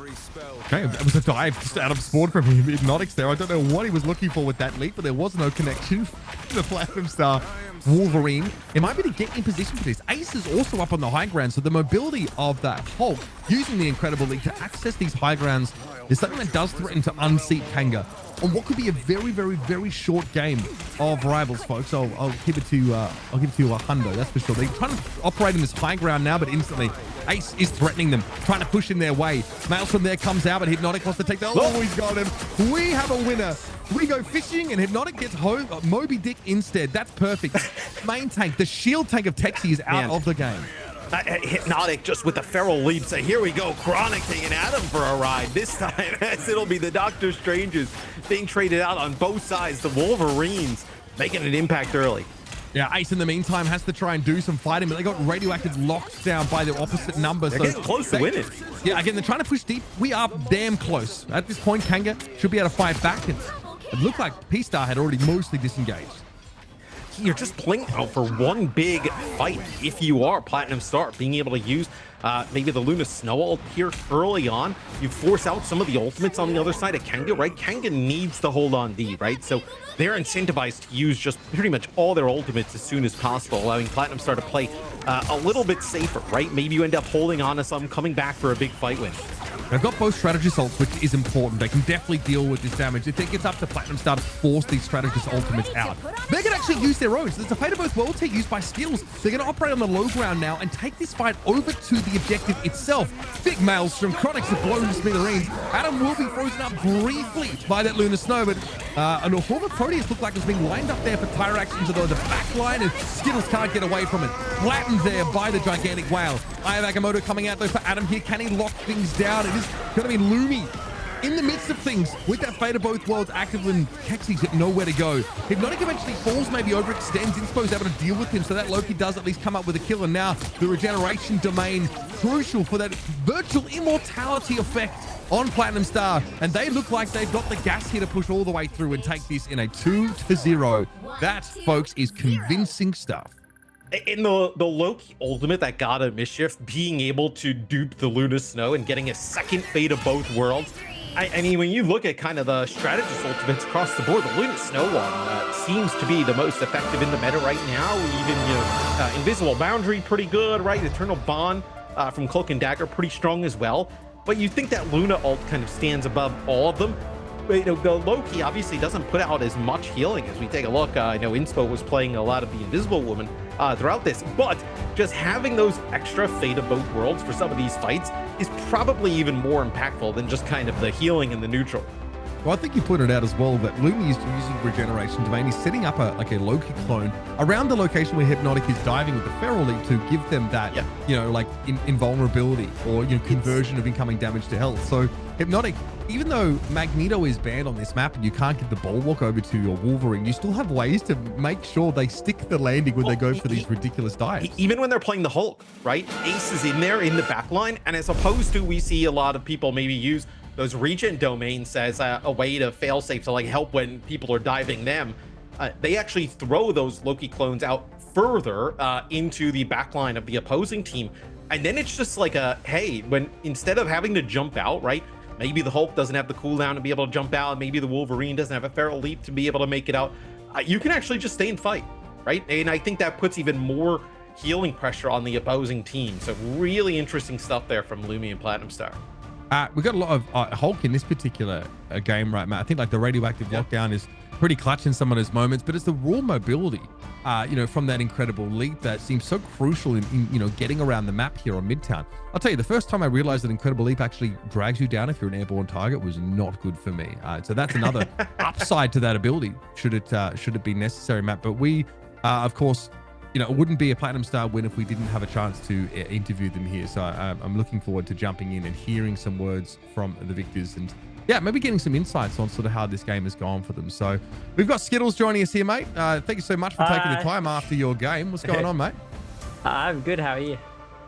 Yeah, no, not too shabby, buddy. Look, great win. Very convincing. A lot of people coming into today's games are looking at you and Kanga as like the current, top teams. You obviously managed to win your opening games, but you genuinely made this look easy.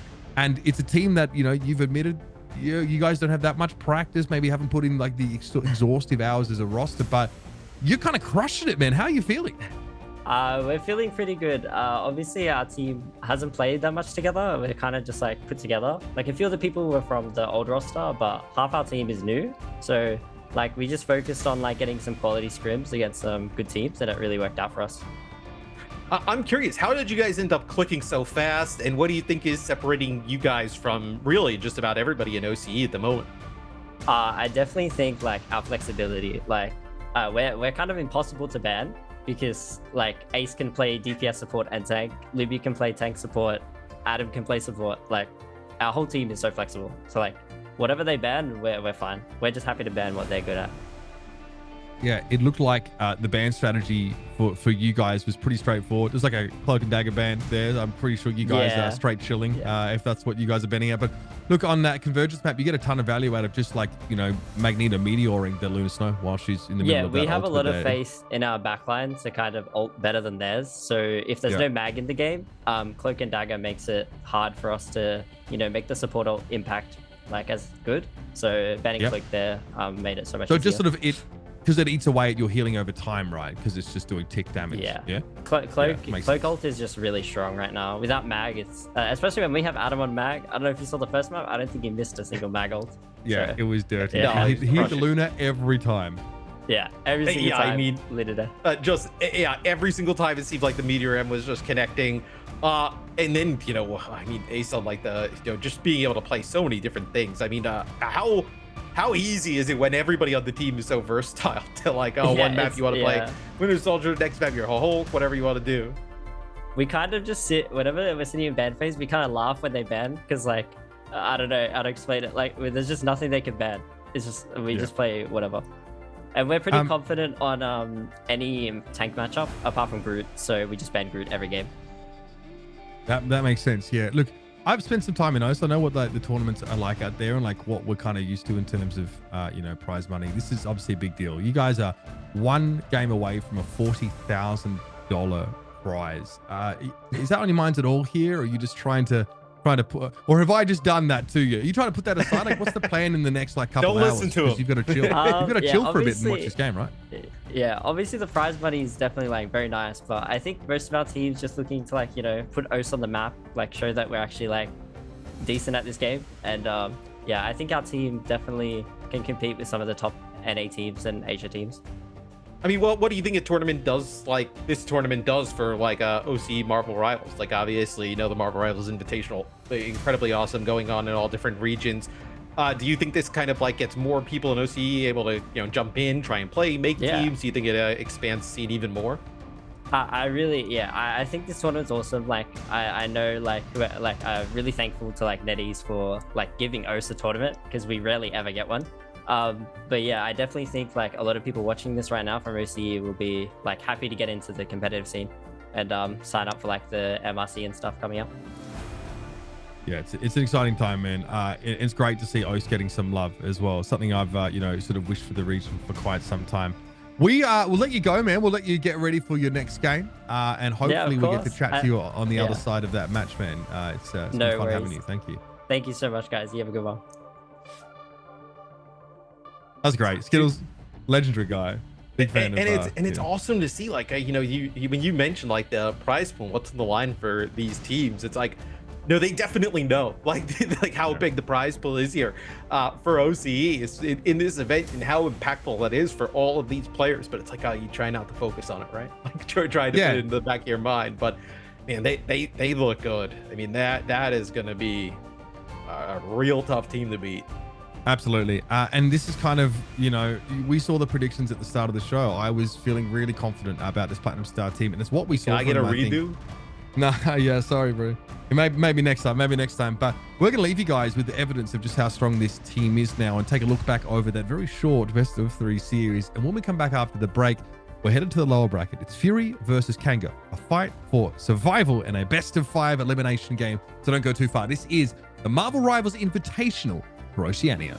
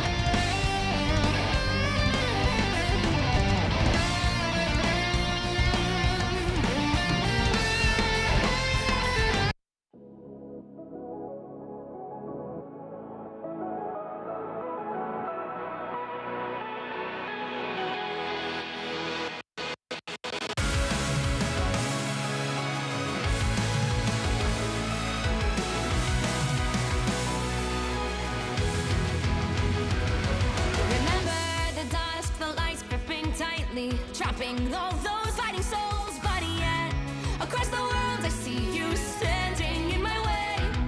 And remember the time, the place we used to fight, like the sun and moon. And I wonder if ever there was a time that we were friends. The night has fallen, shadows looming, and yes, that time has come for me to seek you out. We are set now for our last reunion. Break the chains, find your way, come find me. Do you remember who you really are? Show me that you are still the only one for me. I'll be waiting for you.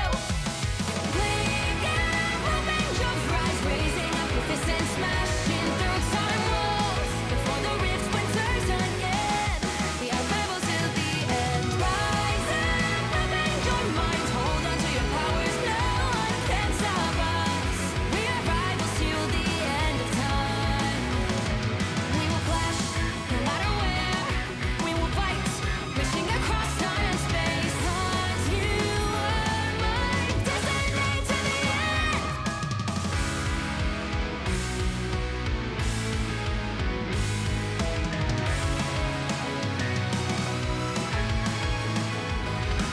You see the dawn, the flames burning brightly, shining on those memories. And yes, across all time I see you turning the tides. And do you see now our time, our turn? We can still fight like the wind and fire, and wonder no more. That now is the only time your heart is mine. Light has fallen, darkness grows, and yes, we fight for our destiny and fate. New days smiling for the past and future. Break those chains, lead the way, fight with me. And when you wake up, open your eyes, raising up your fists and smashing through time walls. Before the rift splinters again, we are rebels till the end. Rise up, open your mind, hold on to your powers. No one can stop us. We are rivals again until the end of time.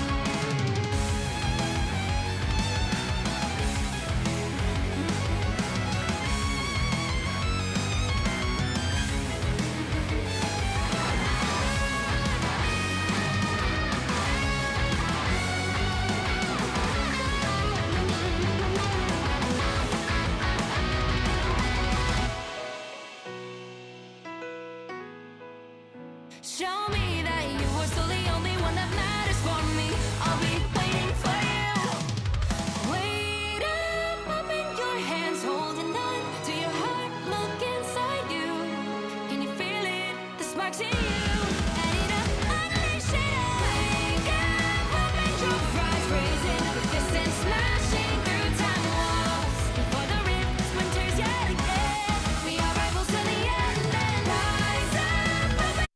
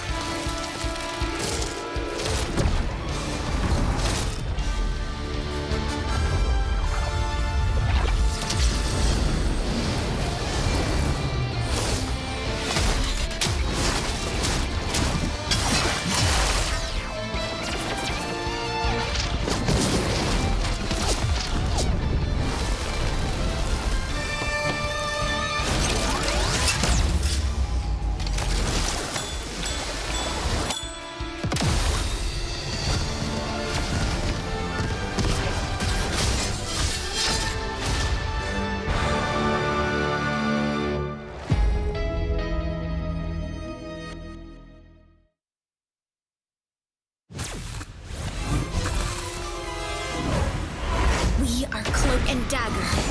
We are hope and fear. Score one for Tandy. Lights out. Score one for Ty. A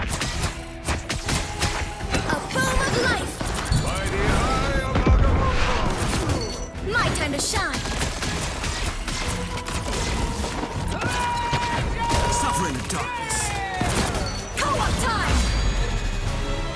Us against the world! Random table. Sweet.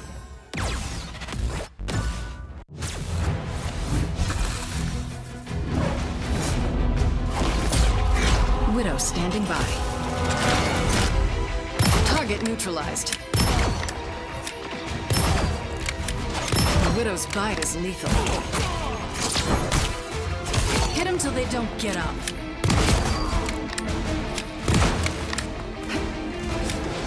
You can rest now, Bucky. No way to miss now. Plasma burst!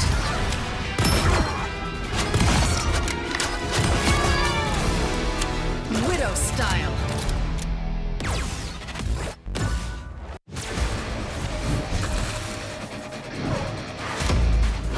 Let's race!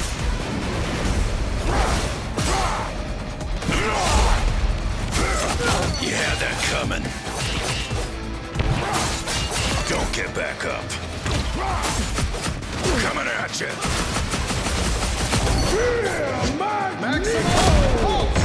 Come on.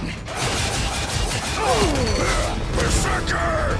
Rage!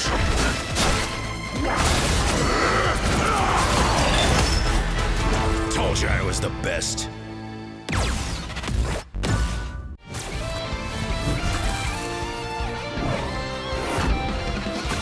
Eat nuts and kick butts. Got him, Tippy! Hey, check out this big acorn!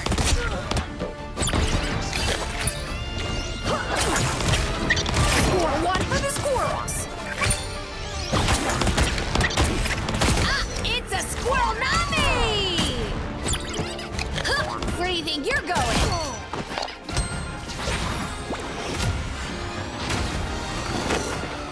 Squirrel stampede!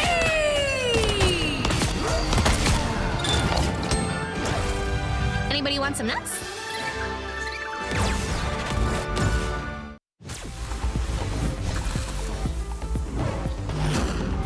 My power is a gift from Solal the Undying.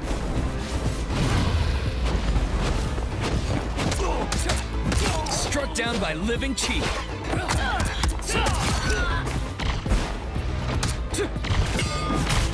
Dragon kick! Ball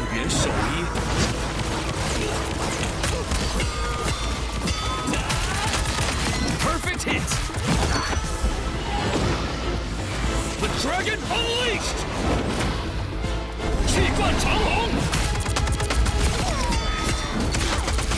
My fist is unrivaled!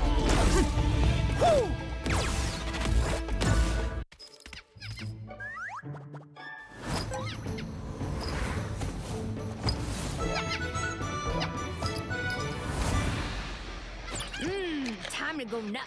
Ha! Check out this big acorn. Whoa, stampede!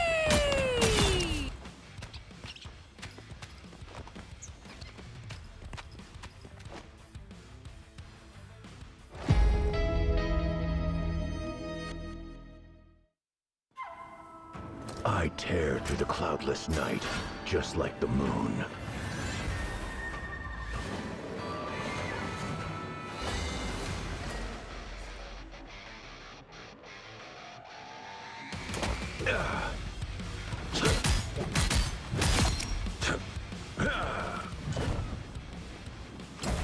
To drain. The moon haunts you!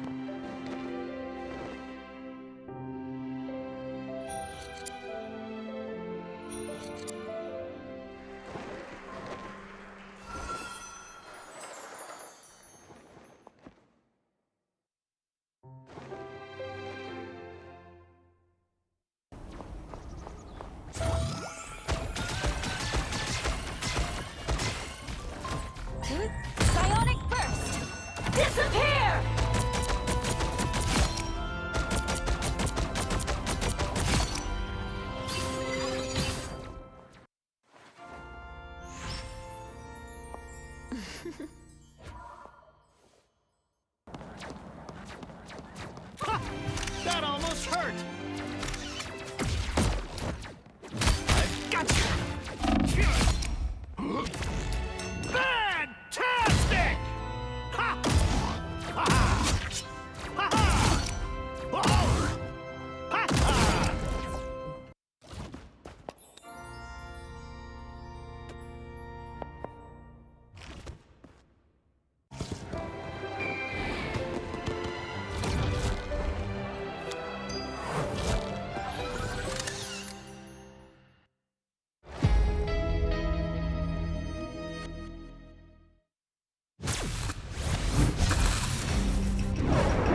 Now for something truly fantastic! That was simple. I've got you! Double the failure! Maximum! Let me return the favor!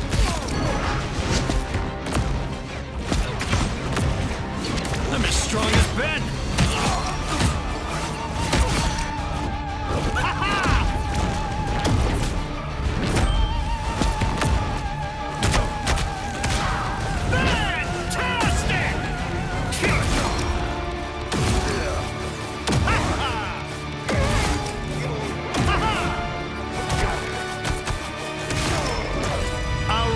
Success!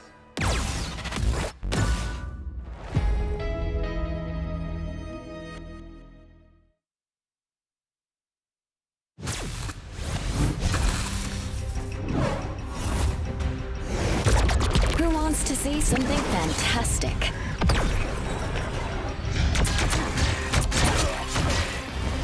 Next. Force burst! They'll never see me coming. Clear the way! You have no clue how long I've wanted to do that, Namor.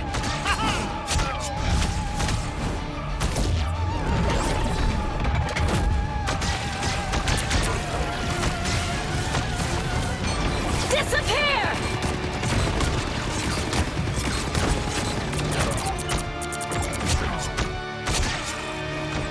A clear winner.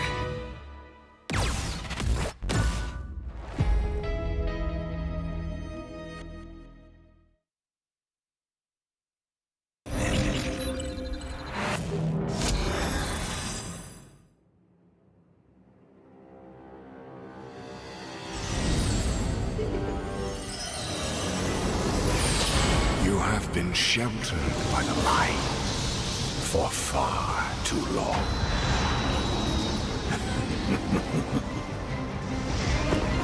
The time has come for darkness to reign. Soon your resolve will begin to crumble. You'll be stretched too thin. There will be nowhere left to hide, and your fire will cease to burn. For no light shall survive in my empire of eternal night.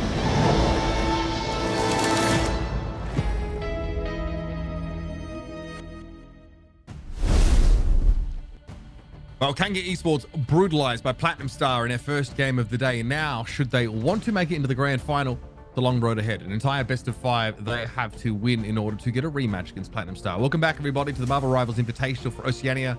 I'm Uber, joined by Matt Morello. And again, we kind of were hoping for a little bit of a closer opener to the day. But this game, though, I believe this game, I think, could be a little closer. We definitely were. I think Platinum Star was like a little bit of a wild card coming into this event. Not really sure how they would perform. They have obviously exceeded expectations I think that anybody could have had.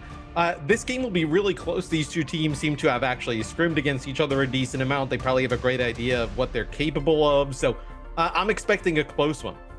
Yeah, I mean, coming into this tournament, I think many people before seeing Platinum Star play would have had this matchup coming up as the one to watch. And it is, but just for a different reason, as Platinum Star actually have comfortably now handled both of these rosters. We didn't obviously get to see either of these two teams play yesterday And they're rosters, like you mentioned, who probably scrim a ton, because in this early stage of Marvel Rivals Esports in Oceania, there are only a few teams that are regularly scrimming, that are coming together, that are putting that practice in. And at the top, you're going to see teams like these Fury and Kanga rosters try to spend as much of their time pushing each other as possible. I mean, the story for, I think the story for Fury was a bit of a rough one yesterday, Matt. Of course, they are the ones that first had to take Platinum Star on. They get 2-0'd comfortably, but then they get a big 3-0 win against Oz Endgame, stay alive in the tournament. They knock that first team out and advance in the lower bracket. Yeah, I mean, Oz Endgame doesn't have the greatest of performances, right? But Fury is able to take care of business against them, right?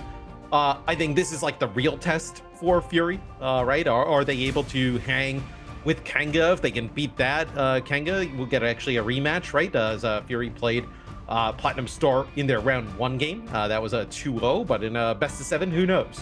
Yeah, we get a rematch either way. And right, in a best of 7, things can change very quickly. A meta can even develop within a best of 7 series that can have a pretty big impact on the result. The first map of this series is going to be Shinshibuya, the obviously convergence map. So pretty long map in general. I think that like a lot of those airborne heroes that we saw earlier on, maybe even Storm makes a reappearance, are going to be pretty crucial. And maybe there's an opportunity for some of those dive looks, because we've seen some teams protect Captain America. They tried to play some Venom at times. We saw that, I think, on Clintar in the start of that previous series, but it didn't really work out. It seems like teams are, encouraged to get off of the dive comp pretty easily if things don't go well in the first fight or so. Well, both Cap and Venom get a buff from season 0 to season 1, right? So both of those characters end up getting a slight buff adjustments to make them a little bit more competitive in terms of the dive role. I'm actually curious. Skittles talked about how versatile the Platinum Star roster is in terms of what everybody can play. I wonder if we see one of these teams like try to actually pull out like a triple duelist, right? Because it's clearly worked against the other team, right? Like they both lost the Platinum Star playing that type of style, right? So I wonder if we see one of these teams try and bring that out. They get rid of the Psylocke early on. We saw that used yesterday by Fury. Yeah, that's been targeted at E-Cart. There's no way we see the Psylocke come out of them. Shrewds also, I think, played a little bit of it. Lunar Slow, yeah, okay, fair enough. I do think that, Fate of Both Worlds is one of the most powerful strategist ultimates in the game right now, and really gives you a ridiculous amount of healing, and the Groot gets protected. So on a map like this, Shinshibuya, there are some of those narrow corridors as the stairs switch back up, and here it is. We have a Storm Protect as well. So again, I mentioned, should see some airborne action. Storm will be in this game one way or another. Rocket Raccoon actually taken away. Yeah, that's gonna, be a target there at Shrewds, right? Who wants to play some of those hit scans, potentially a Punisher, not having the rocket for the infinite ammo. That's a huge knock there on the hit scan potential. And then a Wolverine ban that comes in late here. So we did see Chronic try and play some Wolverine a little bit there against Platinum Star. Hella's open. That will be gone. Yeah, Hella is open here. And then also like having the Groot in the mix, right? We've seen Groot banned in like almost all the games. Also Banner makes it through, right? So a lot of characters that usually heroes are usually gone actually make it through the ban phase. Yeah, that is really interesting. Hela obviously is set to dominate this kind of map, and again, hit scan pressure really important. And of course being able to use the Astral Flock to like reposition up onto high ground and sort of float down, you can be really powerful on a map like this. That the first point of this convergence map does involve like those high buildings that surround it on multiple sides. So being able to make use of that as the attackers and come at them from a different angle, I think is going to be really important. E-Card here, I actually like the Star-Lord pick because you can really wrap around a lot defensively on this part of the map and constantly being a flanking nuisance. Yeah, something also interesting here, Mitch, is that for Fury, the Netra in the game, right? This is a team that has 7 players on the roster, right? So Ashen, who Potato highlighted a little bit earlier in the show, not actually in the lineup to kick things off. Nice to have some options. Of course, I like this little TP to high ground. Texie, though, probably warning the team, hey, we're going to get busy as soon as we pop out of this, so be prepared instantly. Fury give that ground up. They're going to take the high ground on the other side, though. Looks like that regeneration domain was already used by Fury. Now, Econ has some time to try and wrap around, but right now they're just benefiting from the shield that Asher is giving them. Of course, Invisible Woman in the game. But Isaac's down. Don was able to cross that gap and deal with one of the most important targets on the side of Fury. Well, this TP also, one, gives you the high ground, right? But with Groot making it in, this choke is one of the better ones for Groot to be able to put the walls and lock down. So you want to get that, obviously you don't want to get stuck at the choke. There is no Groot on the other side, but just to be safe for Kanga, you end up using that TP, getting high ground, circumventing that difficult choke. And it looks like that's going to result in a first point take. No, I mean, Donald hit a fat radioactive lockdown on Metro there, just as they were like they were really threatening. I think Texi as they were forced down off that high ground. So huge pick up there, and a great start here for Kanga, who definitely want to make up for lost time. Yeah, and they end up losing Shroods towards the end of this, does Fury. So you're going to have to wait for Shroods to come back off the spawn, as he'll actually make a swap over to the Winter Soldier, right? So playing the Storm here early on, Rocket Raccoon, like we talked about a little bit earlier, does actually get banned, so not going to be able to have that team up, which is so empowering for the Punisher and the Winter Soldier, but you're going to try and run it without it here. Okay, still, we know Winter Soldier can have a ton of value even without that. Ross Cern hits pretty darn hard, even if it doesn't need to be reloaded, because again, each time you use an ability as Winter Soldier, you get a reload. So you weave those abilities in and you do get to keep firing for quite some time.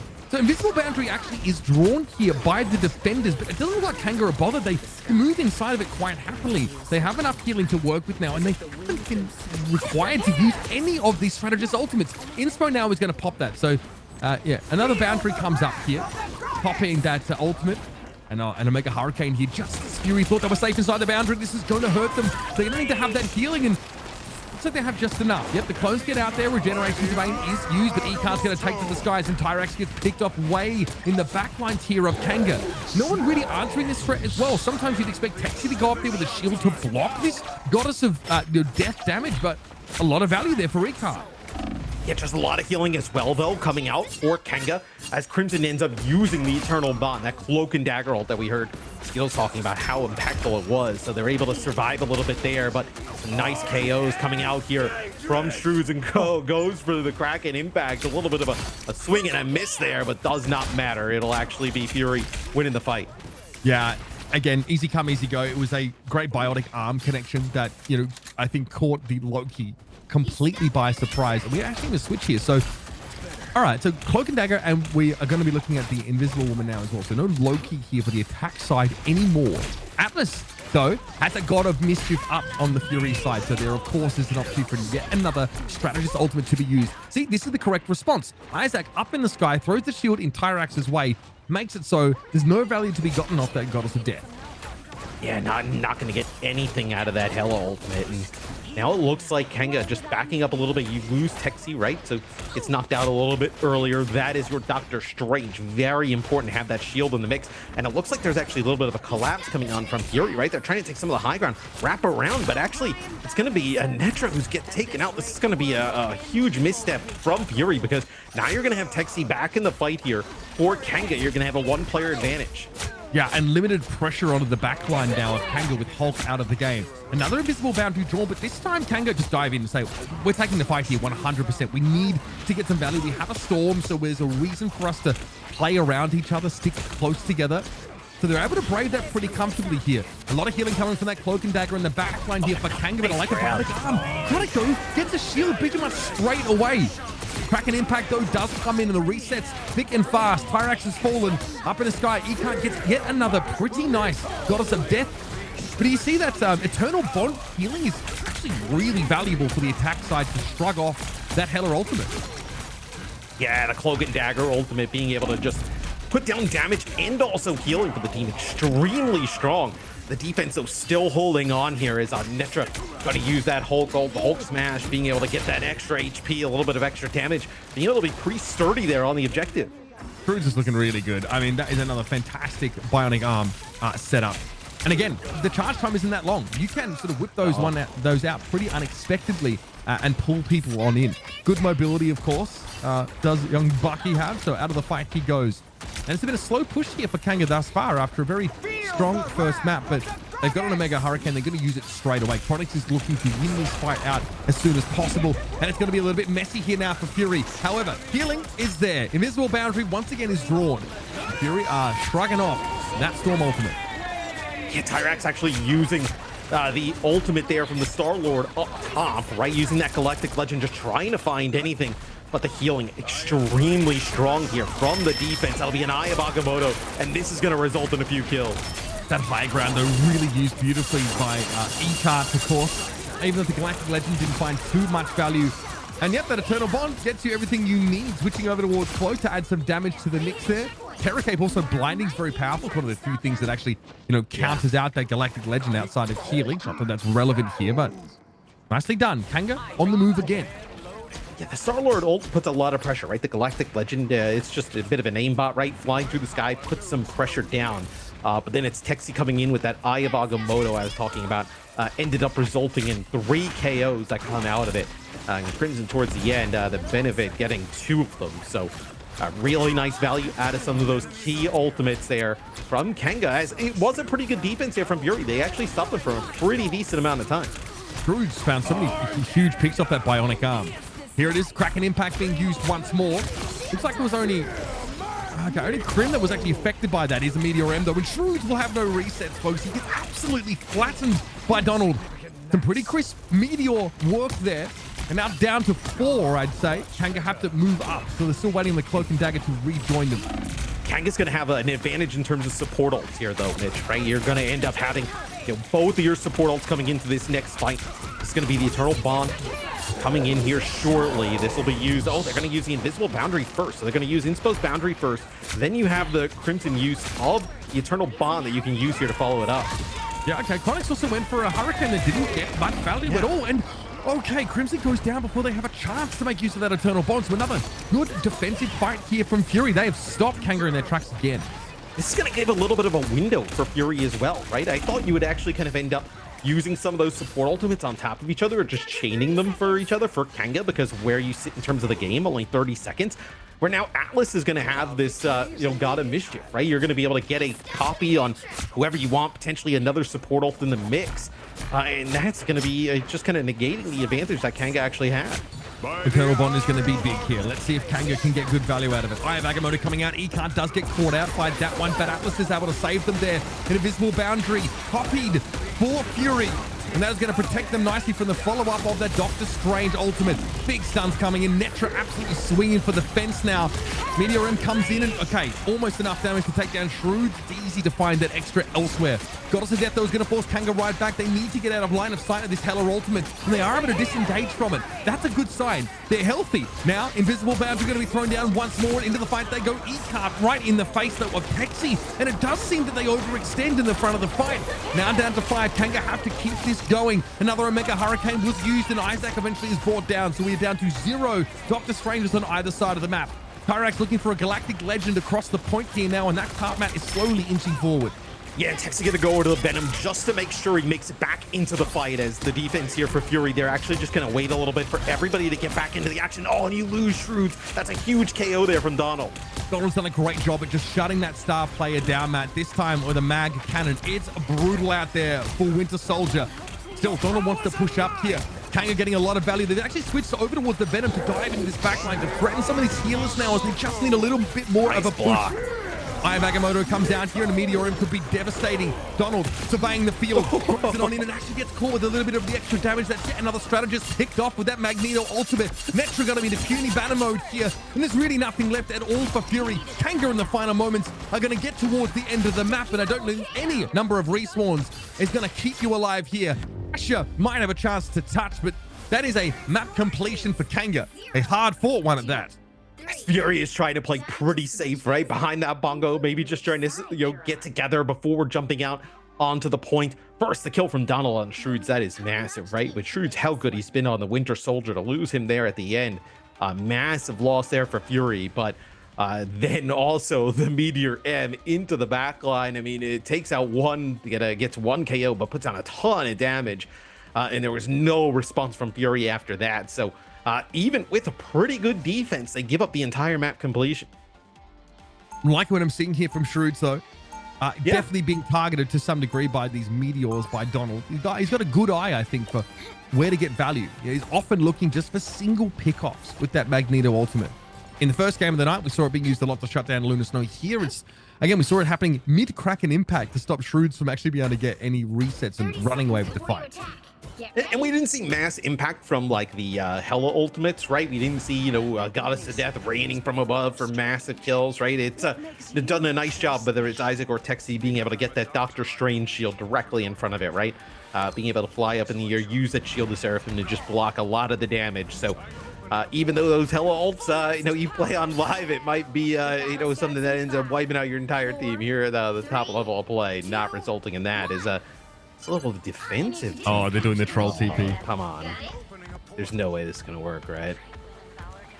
You might get this. You can place it. Oh, he's trying to confuse Isaac. He's trying to make Isaac think that the portal he's about to throw down is his. There's no way. No. He's dirty. There's no way you get kills from this. Okay. Oh. Looks like that is avoided for the most part. That is so disrespectful. I love it. All right. Getting a bit messy though. Isaac going to be stunned up briefly. Texi definitely feels exposed in this position, I'm sure. So much pressure coming down from the Hulk here, but it's Shrewd's falling first. Pyrax able to make use of this high ground match just to find an easy pick. Icar's in trouble. Texi is so weak there, and somehow Inspo and Crimson able to keep him alive. It's just, that's like the raw HPS of like the Cloak and Dagger plus the Invisible Woman, right? On the other side, you do see a Cloak and Dagger comboed with a Loki, where Loki can put out a little bit more damage, right? You know, more utility in terms of like a strategist, but just in terms of raw HPS, being able to keep your teammates alive, the Cloak and Dagger, Invisible Woman, so strong as a combo.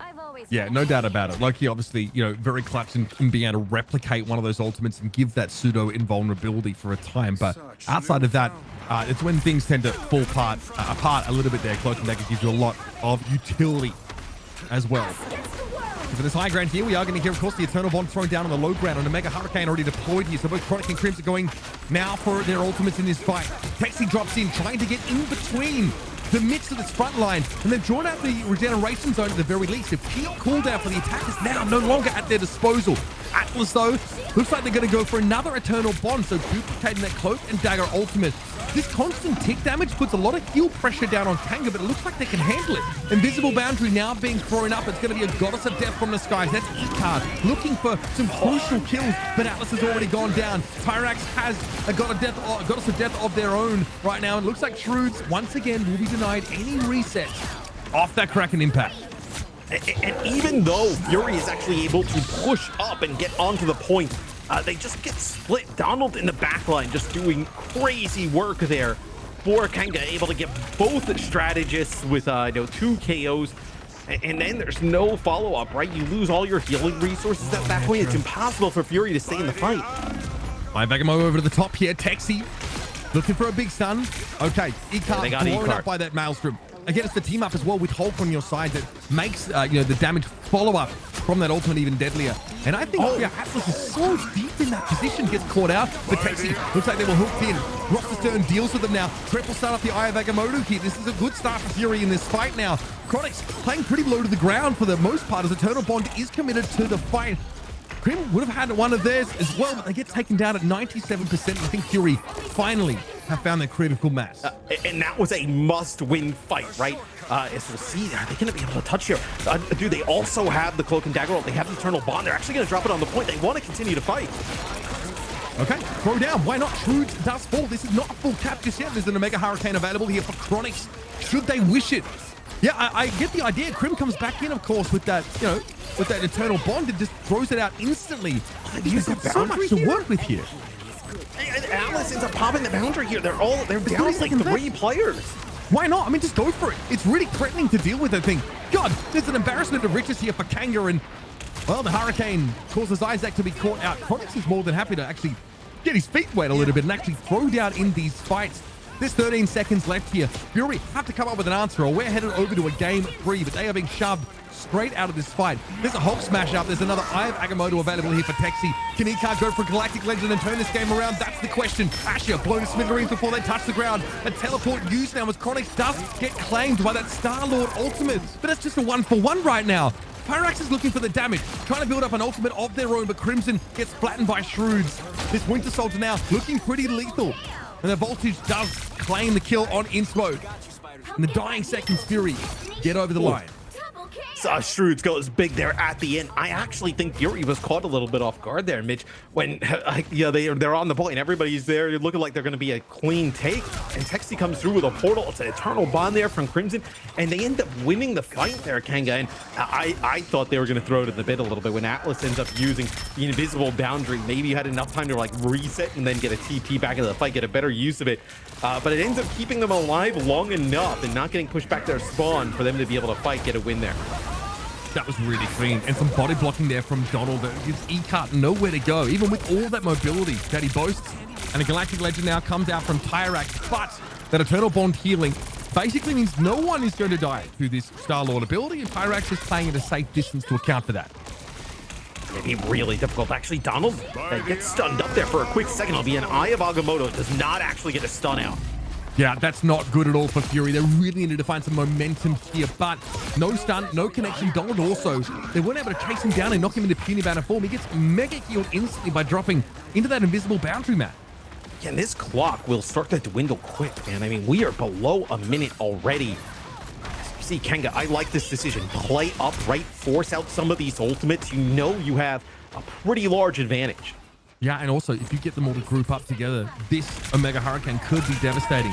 Atlas, though, has ultimate available. Galactic Legend once more from E-Card. Once more, looking to break through, create an opening. But Eye of Agamotto, he's available for Texi, and over the top we go. Stun on 2-4. It's dirty. Asher blown to smithereens, and even with an invisible boundary in play for Fury, it's not enough to deal with that nasty combo from Kanga. And that's going to break your spirit, if not end the round. The Eye of Agamotto there from Texi is massive, right? Connects with 4 players. A 4-player stun in that type of situation, that is an easy fight win for Kanga. Now looking on the attack, right? Shrewd's been so good throughout this series. Can he have a huge crack and impact? Okay, the barricade there getting thrown out. Bit of a blind. Donald stunned up for the time being. It's time for Tyrax to go big. Looking to find big connection. Oh my goodness, Shrewds shuts down the Galactic Legend. Beautiful bionic arm usage. Now able to play with this crack and impact as all of Kanga are pretty low on health. What a turnaround, but it's not over yet. Here come the slams. One, no reset yet. Shrewds looking for a little bit more, but honestly, all of Kanga are too healthy. Yeah, they're pretty healthy, and I believe the slam actually only connects with Donald, so you're not going to be able to burn down that Hulk rather quickly. We'll see if Isaac, though, can answer with an Eye of Agamotto of his own. We saw the last one from Texi was huge. Oh, that's a nice shot from E-Card. Yeah, Crimson didn't have the right thing to get out of that fight, but this is good positioning for Chronic, so there is nothing to really answer this. Atlas is just a little bit too slow on that Eternal Bond, and it takes time to set up that healing field. So Shrewds is picked off, but it's traded out. Chronix does eventually fall, and Donald needs to get back as quickly as possible. Desperately, Inspo trying to throw this healing in, and they're going to keep the remains of Kanga on their feet. Texi's, though, is not healthy enough to go for an Eye of Agamotto, and I don't know what the plan was for Tyrax. They got blown up while they were invisible by Atlas on the ground. Here's the Eye. Follow-up, though's not there. You already have everything they need, Matt. Yeah, I mean, that shot from Atlas was sweet. I mean, Tyrax ends up using the Star-Lord ultimate, the Galactic Legend. He's flying through the air. He goes into the invisible boundary, and he can't even see him. And it's just a predictive shot there by Atlas, landing the KO onto the Star-Lord. He actually probably had a decent amount of the Galactic Legend left as well, right? The ultimate was just popped. Yeah, so, I mean, a huge shot there from Atlas, secures the KO. We'll see now. Fury does have an opportunity here. Not a lot of time, though. I mean, you're going to have to get around this, like, bend, right, which is a pretty difficult choke, and then also kind of get towards that end where the defenders have such an advantage of coming out of the spawn. I mean, you don't often see Terra Cape getting the KO. Yeah, I was going to say. Actually takes Isaac down. Fair enough. This is a bit scary for E-Cart now. That pressure is coming from the high grade of Tyrax, on this Star-Lord. However, back up, play around, cover a little bit there. Texi was low for a time and was healed up, so Kanga definitely not without their fallibilities here, and Atlas does have that God of Mischief available. The copy, of course, a key ultimate. Okay, radioactive lockdown used on Donald there. Obviously, Hulk Smash active right now, but he's not got a lot of value from that. Yeah, it's an Eternal Bond actually used by Atlas with the dupe of the God of Mischief, and it's going to be an Omega Hurricane here used by Chronic. The amount of damage output there, just too much for Fury to deal with. And you can see like why Hulk is so powerful, because that indestructible guard shield protects him so much of that ability, but not enough Pyrax, Scream Rain picks off Atlas here. So Fury running out of options to work with, and Chronic's starting to get a little bit aggressive now as well. Asher is about to fall here. Shrewds never had a chance to really divest himself of that Kraken impact, and Texi just drops down and flattens them. That was a nice Hulk smash from Donald, I think, to start their fight off now, and Ecart has to use some of this mobility to get away. The Goddess of Death can't be used here, because if you're not on the cart while using that ability, the round is going to end. They've got to stay on the ground until help arrives, and it has. Now Ecart is in that ultimate, and Kanga just back up. They say, okay, we're going to try and group up for one fight to try and end this once and for all. Right, you also want to make sure that Donald is ready to go for this next fight as well. As going to get back in the Hulk form. He's in the backline. Look at the wireframe. He's looking for the Loki, presumably. He's just going to work out. Kraken impact from Shrewd. You've got to take him down. And once again, Shrewd is shut out of the game. That's one KO here. But they need a little bit more. Texi's low. Pressured so heavily by Isaac, pushing to the front line of the Maelstrom. Gets rid of the enemy Doctor Strange. He's looking to back up now, but big damage on Crimson there in that back corner means he needs to take a sidebar. The Mega Hurricane gonna again be shielded out by the indestructible guard, but not for long enough. Good damage for Chronix, and the follow-up is perfect now. Obviously popping that E. Inspo sitting in the back of the point here. There's a lot of mess going on, but crucially, Crimson has another Eternal Bond to throw down. That has to be the difference maker, combined with this Galactic Legend. There's nowhere for Asher to go. They try and take to the skies, but that should be Kanga closing the door on this now, as we see a rare use of the Hulk Smash active to try and shut Netra and Isaac out of the game. Eventually, Fury are going to run out of gas here, Matt. This overtime will expire. Atlas is desperately trying to keep his team in there, but it's not to be. Yes, Kanga ends up getting a map win here to kick things off, as the Galactic Legend definitely was impactful there towards the end. And then also we saw both Cloak and Dagger throw out their Eternal Bonds, just people able to survive for so long on the point. Donald doing a nice job on the Hulk, though, just knocking players into the sky and being able to secure those KOs. Chronic, just the a Mega Hurricane after a Mega Hurricane, right? I mean, just look at the damage for Chronic. 52,000 damage. I mean, that is just crazy. And I want to throw it out there, an 80k healing around there from Crimson. These are numbers. These are numbers, folks, that you do not see in your average game at a lot of ranks. But out here, like we're looking at the best of the best in Oceania. These teams are so good and coordinated, right? That you think about like just the area of impact, right, of an Eternal Bundle, like the Cloak and Dagger one, where the amount of healing you're going to get off that, right, is just crazy, right? It's not, it's not like on live on the ladder, like you're just yelling at your teammates to get in it and play inside of it, right? These players playing at the highest level, you're going to get maximum value out of that. And it feels like they have these ultimates up every fight. Can I give Shrewds a massive shout out for getting in the Twitch chat immediately and bantering with people after the game? I mean, the guy is making sure that APM is kept sky high to keep him sharp for that next game. But of course, Shrewds also kind of spoils the result there by getting in chat. So Monkey Giga. Either way, that means though, the Fury are now down 0-2 in this series. It's a tough one to come back from, but it is a best of 5. There's plenty of room to make your way back in. I do want to talk, I think about the Winter Soldier here, Matt, because Shrewds obviously has looked incredible, and some of these bionic arm pickups, chef's kiss. But every time there's a Kraken impact, everybody's eyes are just turning on Shrewds, and they are able to take that Winter Soldier down before we can get those resets. With the Wolverine out, though, right, being able to use the bionic hook is one of the best ways to actually kind of drag the targets in, right? When you kind of think about the use case for Wolverine, and we've seen a lot of Wolverine being played. There's really not another move in kind of the hero kit across the board, right? Like the bionic hook that can bring people into the team, right? So Shrewd's able to do really nice work with it there. Was extremely disruptive, but like you mentioned, as soon as that Kraken impact comes out, it seems like Kanga on the other side knows exactly who to look at. You see, so much of the gameplay here has been about finding those windows where your opponents just don't have like a crucial healing ultimate.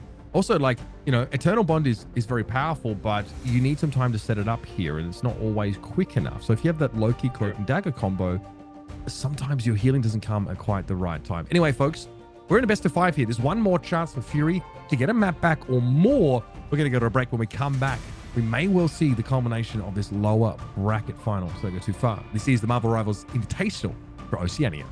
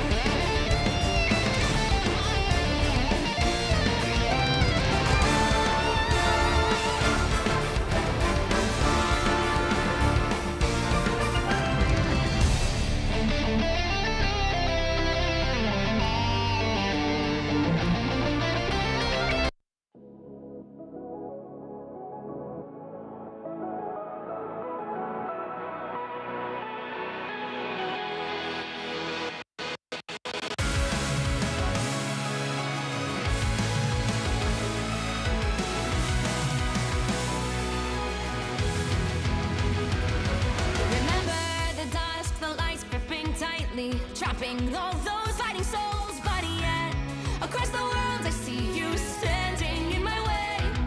And remember the time, the place we used to fight, like the sun and moon. And I wonder if ever there was a time that we were friends. The night has fallen, shadows looming, and yes, that time has come for me to seek you out. We are set now for our last reunion. Break the chains, find your way, come find me. Do you remember who you really are? Show me that you are still the only one for me. I'll be waiting for you. Playing and hoping your fries, raising up your fists and smashing through time walls. Before the rift splinters again, we are rivals till the end. Rise and hoping your mind, hold on to your powers. No one can stop us. We are rivals till the end of time. We will clash, no matter where. We will fight, reaching across time and space. 'Cause you are my destiny to the end.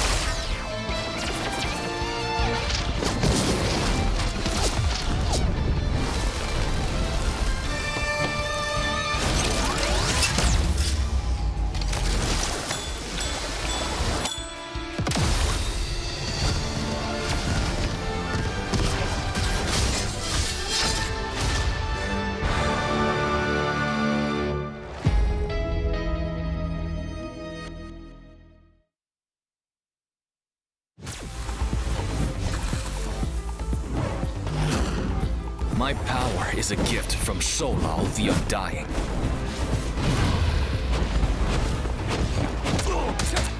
Struck down by living chi.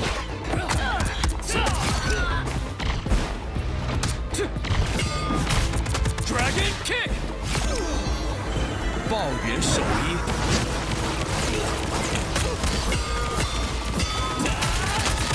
Perfect hit. The dragon unleashed! Qiguan Changlong! My fist is unrivaled!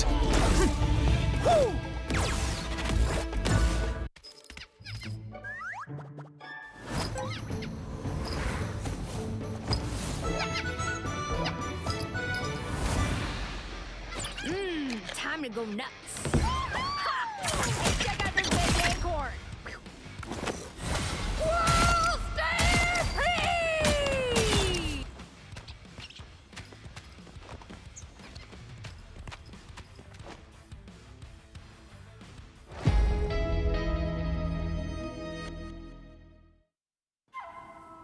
I tear through the cloudless night, just like the moon.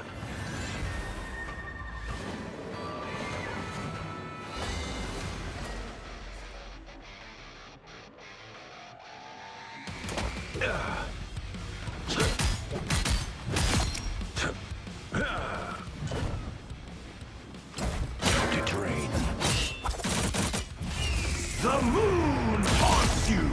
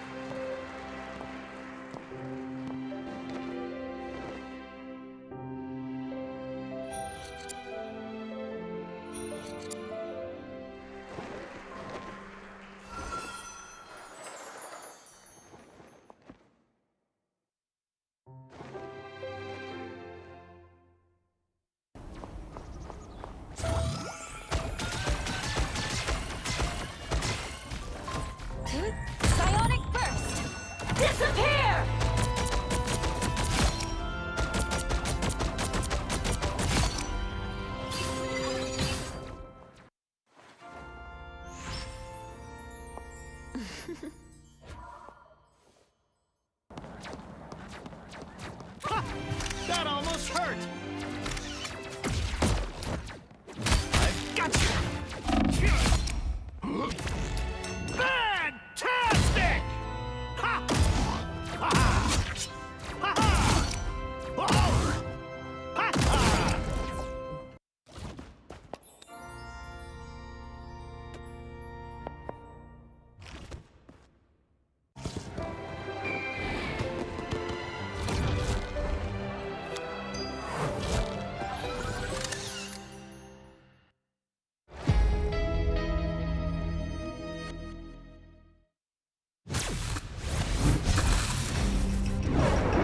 Now for something truly fantastic!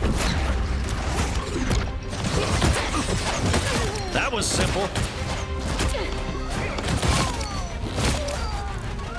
I've got you! Double the failure! Maximum! Let me return the favor!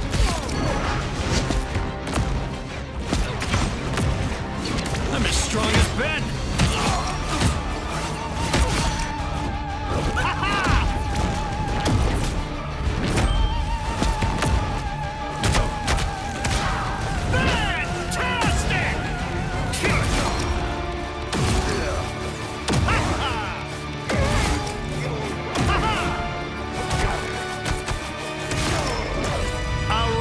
Success!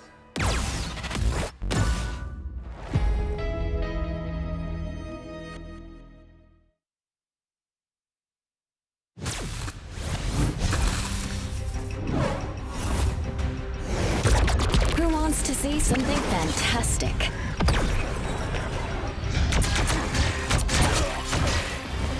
Next. Force burst! They'll never see me coming. Clear the way! You have no clue how long I've wanted to do that, Namor.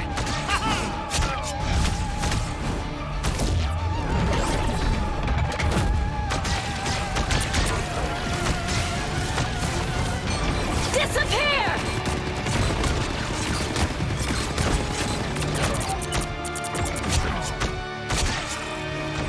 A clear winner.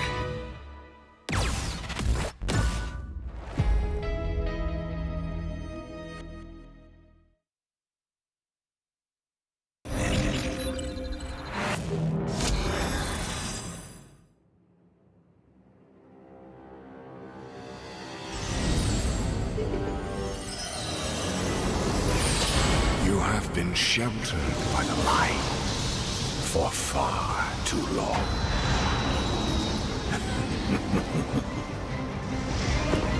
The time has come for darkness to reign.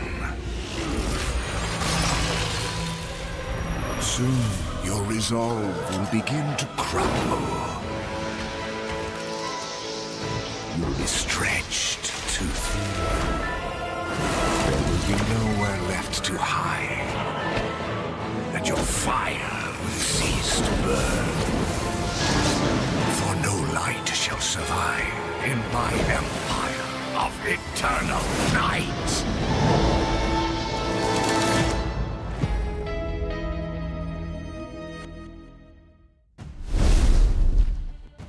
All right, gang. Now we're cooking. Legitimately, a very competitive map in this first, of course, this best of 5 series between Fury and Kanga.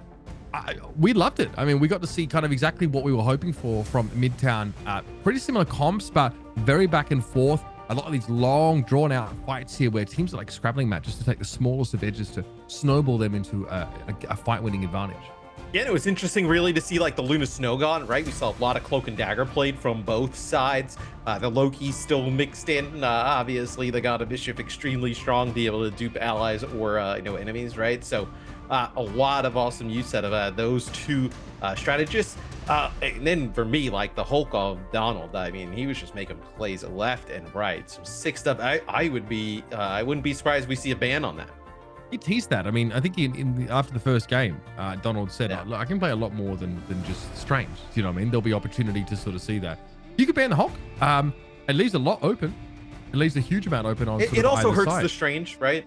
I mean, like even if Strange makes it through, we did see Groot actually make it through there, but we didn't see Groot played. Really kind of just trying to lock down some of those chokes. But with Hulk in, Strange in, that's just a powerful combo, right? You don't want to leave that one on the table. Yeah, obviously, like Groot, there are definitely some maps where that would make a lot more sense to bring the Groot in. The ones with like those narrower chokes, or just if you're trying to combine with Namor, right, and just have like the choke and prison combined. A with, wombo combo. Proteus. Yeah, it's basically a fight winner there. So we've definitely seen some teams dabble with it. I would say you'd probably have to protect Groot if you want to pull that kind of comp off, which uses up a really crucial protect slot here. So it's a best of 5, only one map in here, but Kanga do outlast Fury off the starters block. And that was like our first game of the day where we didn't see Wolverine as well. Wolverine played a huge part in our first series between Kanga and Platinum Star. This time the Wolverine got early on, so didn't have any of those tanks getting hijacked. Just go from your front line into the opposing team's back line. Everybody was safe and sound, unless you were on the on the hands of getting hooked in by Shroods and the Bionic Hook. I mean, then you were actually getting yoinked into the other team. But Wolverine gone. Definitely a different pace, right? It felt a little bit like slower, a little bit more methodical of a pace. Yeah, it definitely felt like a little bit more of a war of attrition, and I think that's probably pretty standard when you have like a strange mirror in the front line, right? You've got a pretty good amount of healing from both sides. Kanga Esports and Fury Global are flowing down here in this elimination game. Loser is out of the tournament and will only walk away with the 20k. Winner advances to the final, a best of 7 final, and a chance for either of these teams to take revenge on Platinum Star, who came out of nowhere, disrespected everybody, and handed them fat sweep L's so far in that upper bracket. And both of these teams have had a chance at Platinum Star, as we see here early on. This will be Fury getting rid of the Luna Snow, so also impacts the Namor quite a bit. No, look at that. That is a respect band, right? Shroods was great on the Winter Soldier early on. That is the first thing taken off the board by Kanga. So Fury here have a choice. Like, do they try and protect something that Shroods can sort of make use of here?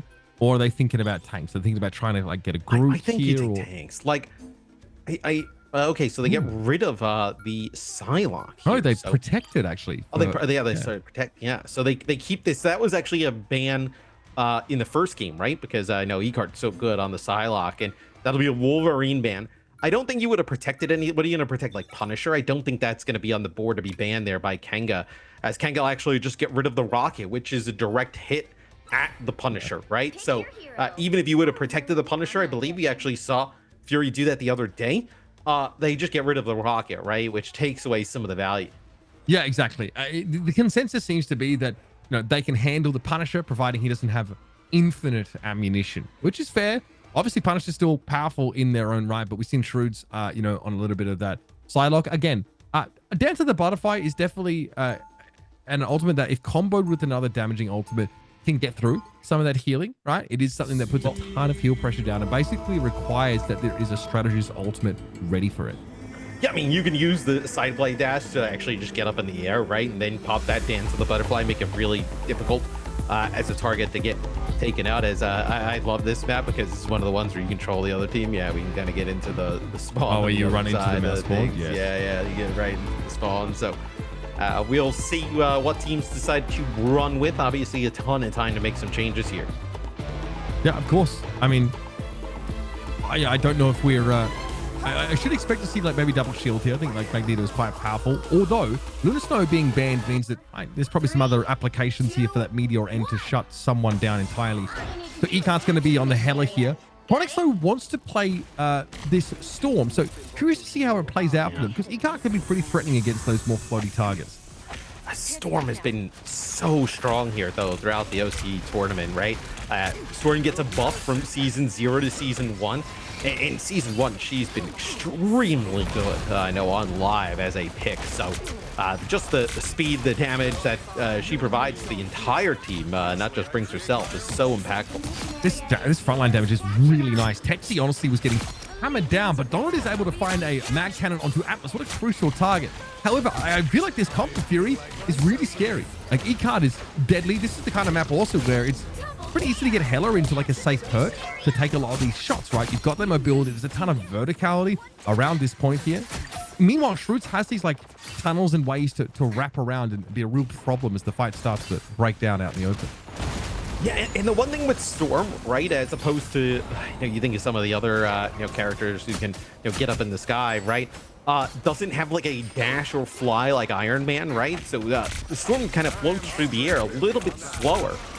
Where if you're a good Hela, which obviously E-Card is, and you see he's got the protective barrier right there from the Invisible Woman, being able to land these shots on the Storm is fairly easy for a player at this skill level. So going to be a lot of resource have to be used, and that is a nice shot there on the Shroods. Look, the trouble for Shroods, man, there's not another dive sort of vanguard to combine. Yeah. You're essentially rolling solo in a lot of those situations, so it can be tough, especially when both teams are trying to play a bit of like a long-range poke scenario with the Storm versus the Hela. Petsudo's all over this, getting E-Card out of the situation. That means Cronus can play so much more aggressively, and that Meteor M would have gone into a shield anyway, Matt. Inspo is down, but Isaac might be looking for a lot more off this fight. Druid comes back though off respawn at what looks like a pretty good time and is able to deal with Tyrax at least, but they're so exposed out in the open, and Cronus is not missing these left clicks. You're going to get some more percentage out of this, though, for Fury. They actually use the invisible barrier. They want to continue to fight this. They want to stall it out. Isaac might have an excuse to go for the Eye of Agamotto here. It could be a big risk, but Dawn is super, super low. Invisible boundary was drawn. That's going to be the KO for E-Card coming back off respawn. So, yeah, the hell is a problem, but what is there to stop this Omega Hurricane? Very little. I mean, Crimson able to get a ton of value, of course, off that sort of cloak mode. And, yeah, it's a Goddess of Death that doesn't really hit the mark for E-Card. But for Fury, right, you do end up getting, probably another 10% here. But you also get all of the ultimates you basically expended on the side of Kanga, and now you come back with your Psylocke ultimate, that Dance of the Butterfly, and with no support ultimates on the other side, potentially you can land a huge one. I hate to break it to you, but Crims can build a Eternal Bond in time. That is just how insane, especially Daggerstorm for that, localized AoE healing is very powerful. So keep an eye for Crimson here, sitting in the back. Shroods, though, being a bit more careful about finding a way in. I don't think that you're necessarily favored up against that Star Lord, but Chronix is caught out in the open again. They can't dump altitude quickly enough, and Taxi was split from the rest of their team. I like that from Shroods, Matt. Go in with the Dance of the Butterfly and drive a wedge between the front line and the rest of Kanga.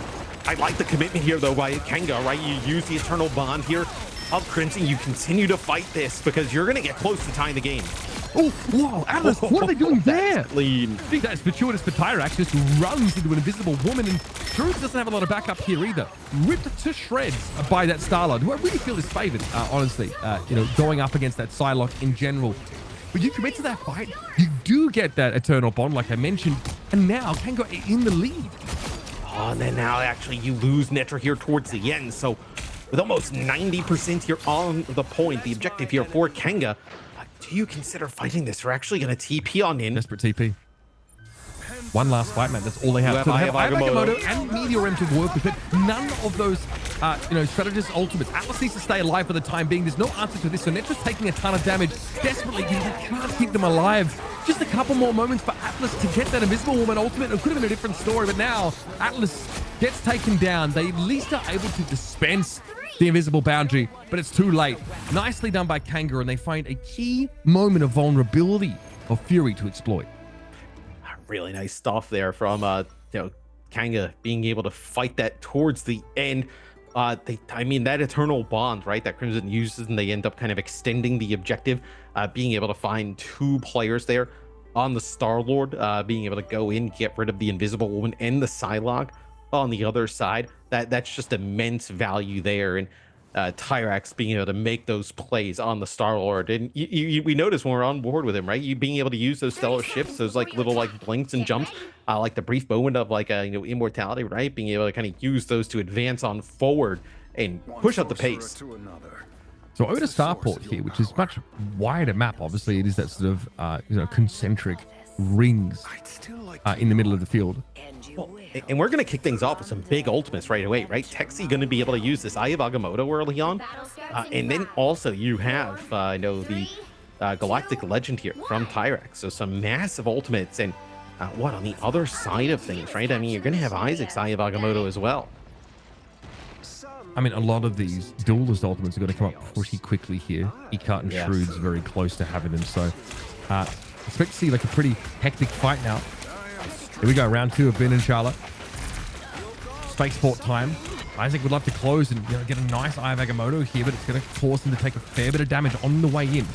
Netra also getting battered in the front line. Now, though, see those health bars at the top. Texi gets hammered. Okay, there had to be a dagger storm there, I think, so the damage was too much. And oh, that's scary. Ecart really playing with fire there. The Galactic Legend could have claimed them, but they're good pressure down on Star-Lord, and Ecart has the last laugh. As Pyrax lingers a little bit too long out in the open, it's easy. Headshot KO for the Hela. Now, player advantage here for Fury to work with, excuse me, but Ash is caught inside the Eye of Agamotto, and they've gotten rid of the Invisible Woman.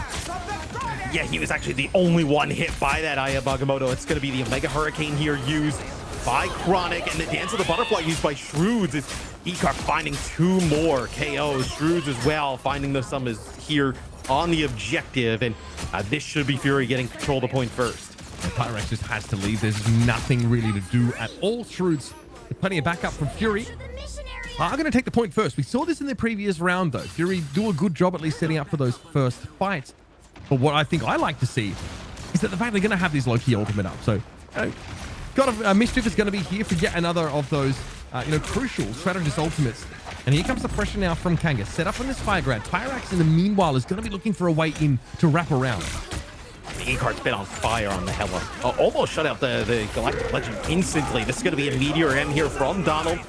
Oh, nice job actually kind of dodging a lot of that damage that comes in by Asher and co. Okay, well, Isaac's built that Eye of Agamotto. Playing a bit more passively here, but Shroods has done well, and it's dirty stuff. Netra, stunning Meteor M. Fury are all over it this time around. They've had such a great couple of fights, and that was a fight where Inspo come in with ultimate available. Didn't seem to matter. Another KO here for Ecart, and halfway to yet another Goddess of Death. But this is about how Fury started off the last round, right? They get up to about like 67%, and then Kanga finally gets in, takes control, and they never look back. So can you win like this crucial fight coming up, right? You get up to like in that 80% window, then it becomes pretty difficult to come back. Look at that. It's going to be a TP from behind, just flipping the map. A great reaction there, though, from Ecart with the Astral Flock to get out as all of Kanga on map to just over onto the point here with the TP from the backside. Eye of Agamotto, stunning connection. 3 stuns, 2 kills off the back of it. And that is exactly what Kanga needed to get back into the game. Asher opts, though, to go for an Eternal Bond in a down 2-player situation. You've got to think that's questionable. Can Fury recover? There is at least a Dance of the Butterfly to work with now, but Atlas is under a lot of pressure. Pyrax finally getting into the game on this Hela. And now you're starting to feel a little foolish if you're Asher. You are at least able to get away from that Omega Hurricane, but things are not looking good in this fight for Fury. They just want to stall this as long as they can. I was actually going to say it's pretty good for Fury because you end up getting a few of the ultimates out from Kanga. I would have liked to see Shroods actually save that Dance of the Butterfly, right? Potentially being able to come back with that ultimate here with nothing on the other side. Although, I know Loki's regenerative domain, like some of the best value you can get there against the Dance of the Butterfly, right? Everybody plays inside of those Loki clones. It can be quite difficult to get value out of that Psylocke ultimate, but I would have liked to see them save some ultimates for this next fight coming up.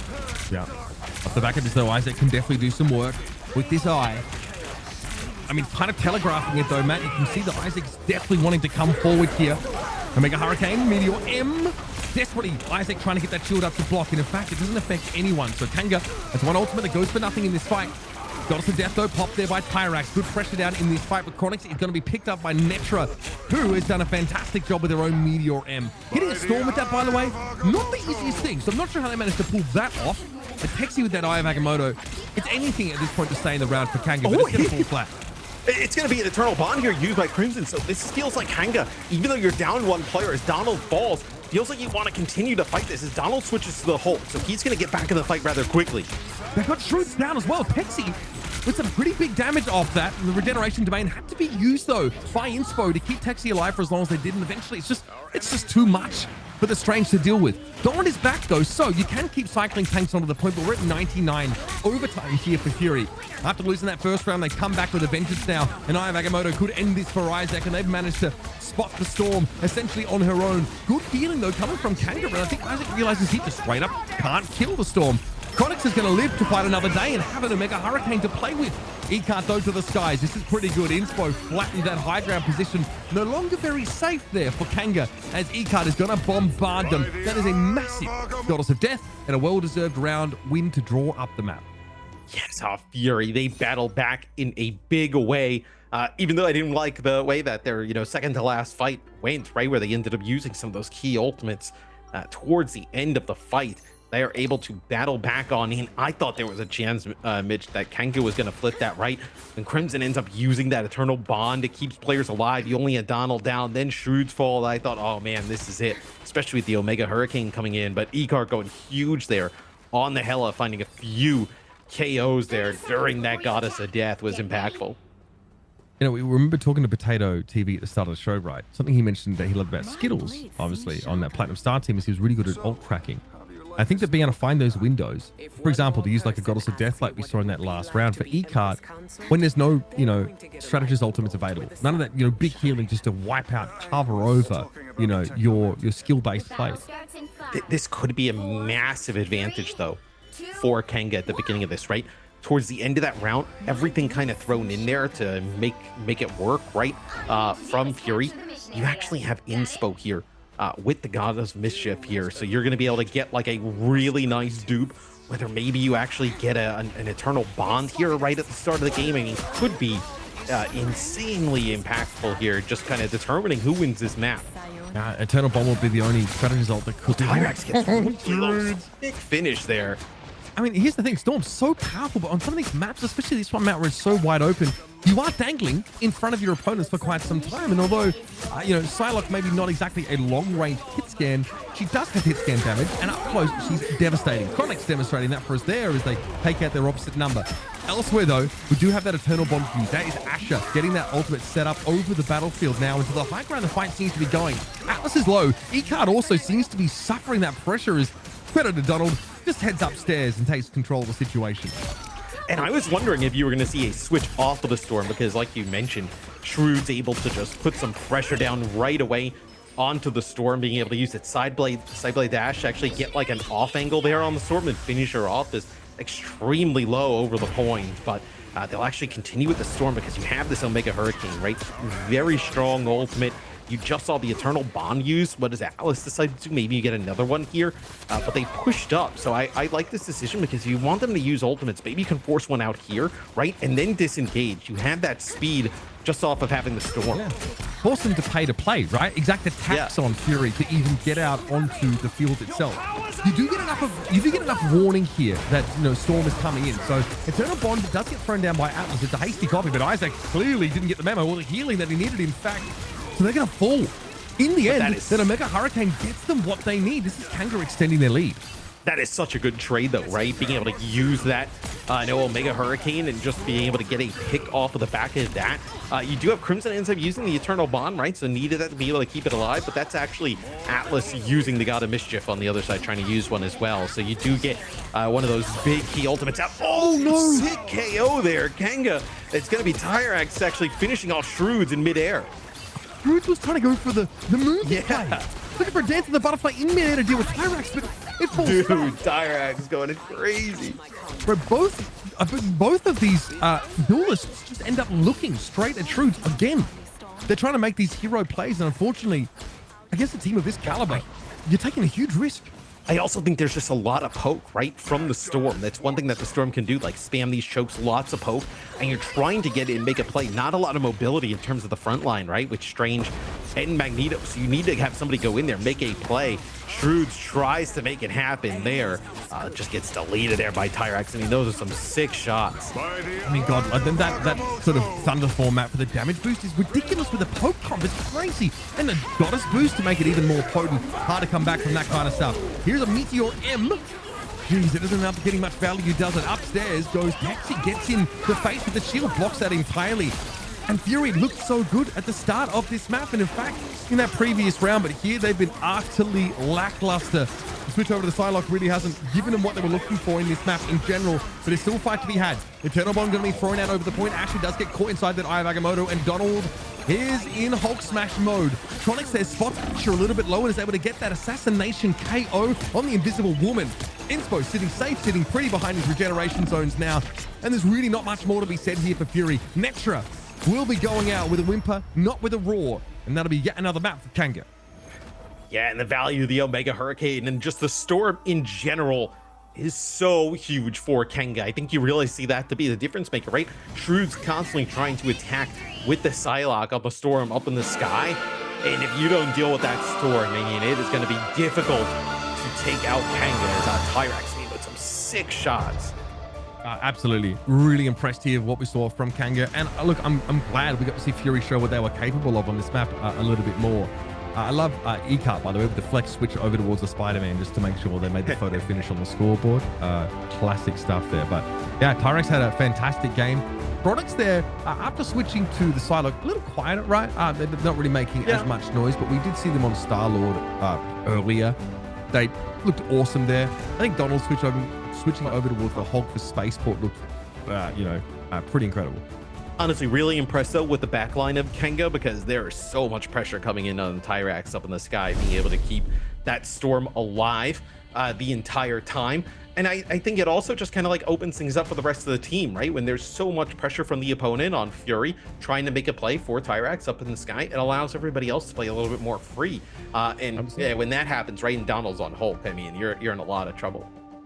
Yeah, I really enjoyed the Hulk play. Great to see some more Storm still. And in general, I think like Fury have definitely got what it takes to make this a competitive series. And if we end up with a 3-0, I'm not saying that's guaranteed, but if it happens, we're going to look back on this game and go, damn, on paper, really didn't quite match the intensity of it, because mid-down was close. Bin and Chala was pretty close, I would like to say. Went to all 3 rounds here.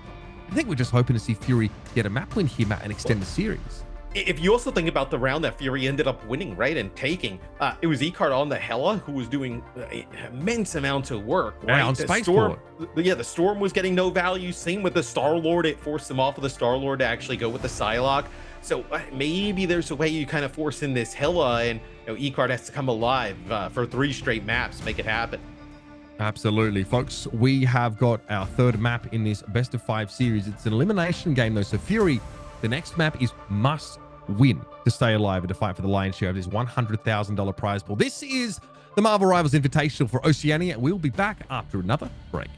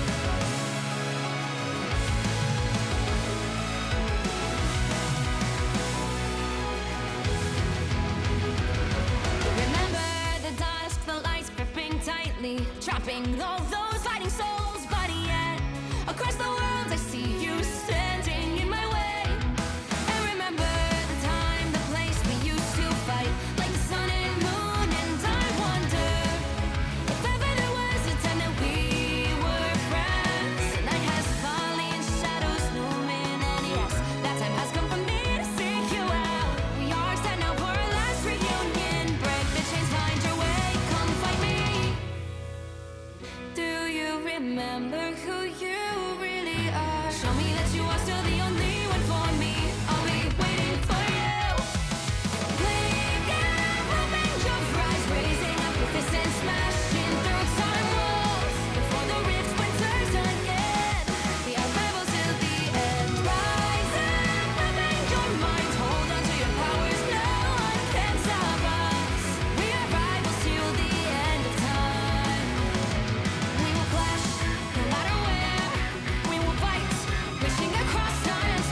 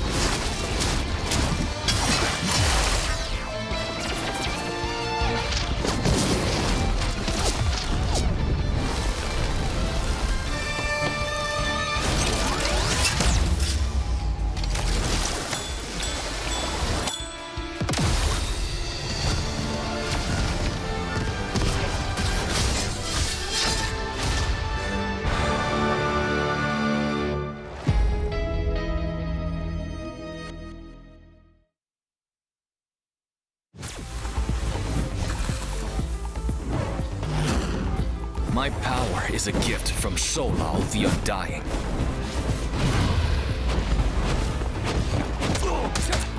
Struck down by living chi.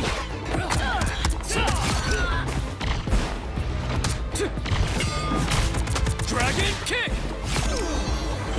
Ball Yuan Shouyi.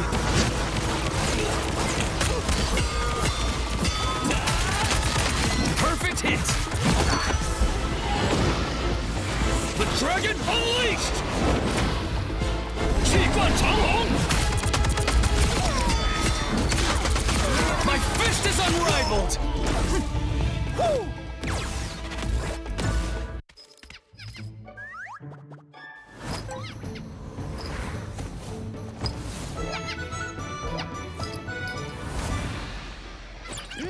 Time to go nuts. Hey, check out this big acorn. Whoa, stay free!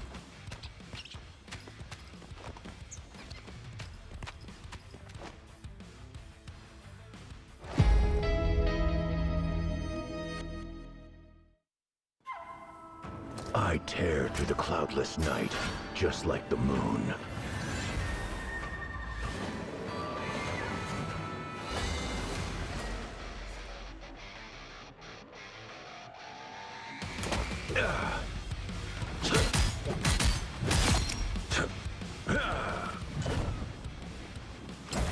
To drain. The moon haunts you!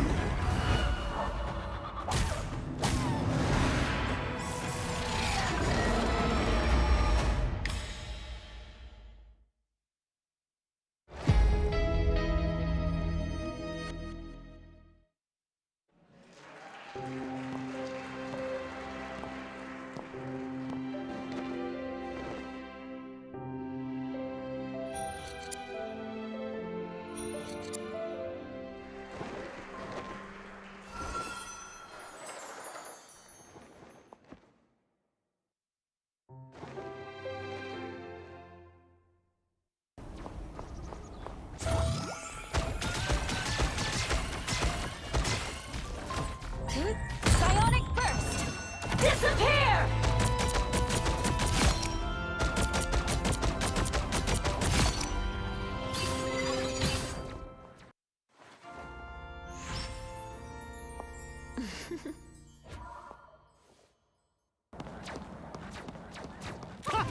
That almost hurt! I've got you! Fantastic! Ha! Ha! Ha! Ha! Ha! Ha!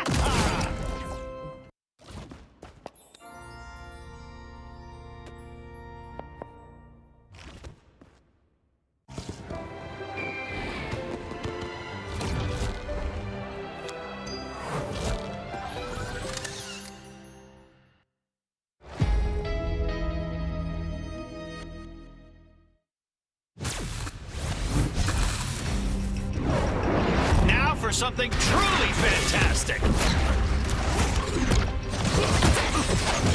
That was simple.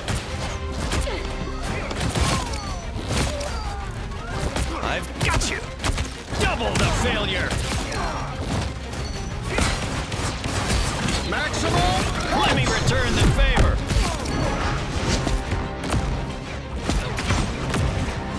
I'm as strong as Ben!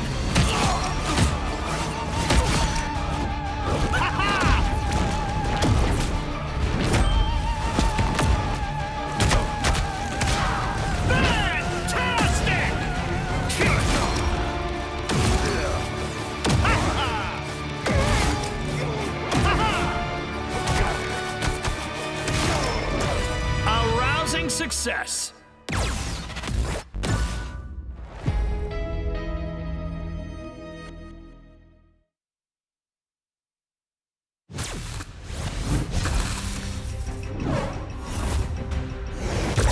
Who wants to see something fantastic?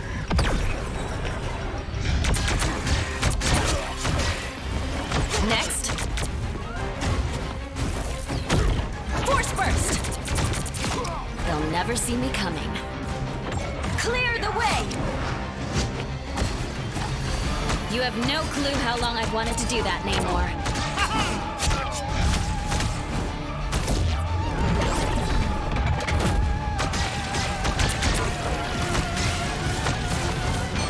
Disappear!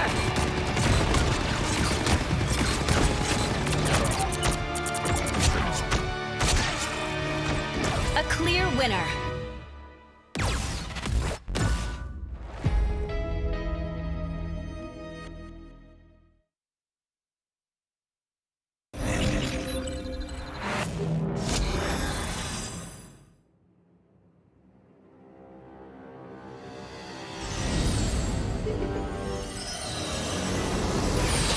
You have been sheltered by the light for far too long.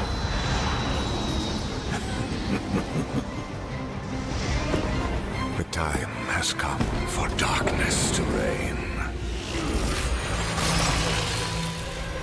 Soon, your resolve will begin to crumble.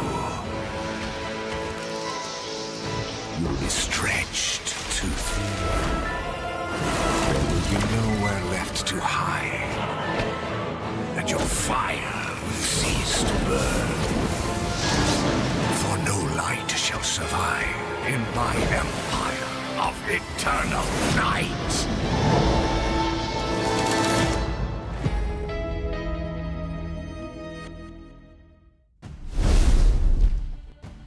All right, Fury, for real this time. You guys, this is your last chance in this Marvel Rivals Invitational for Oceania. You could be up the creek without a paddle, so to speak, if you don't get a map back here.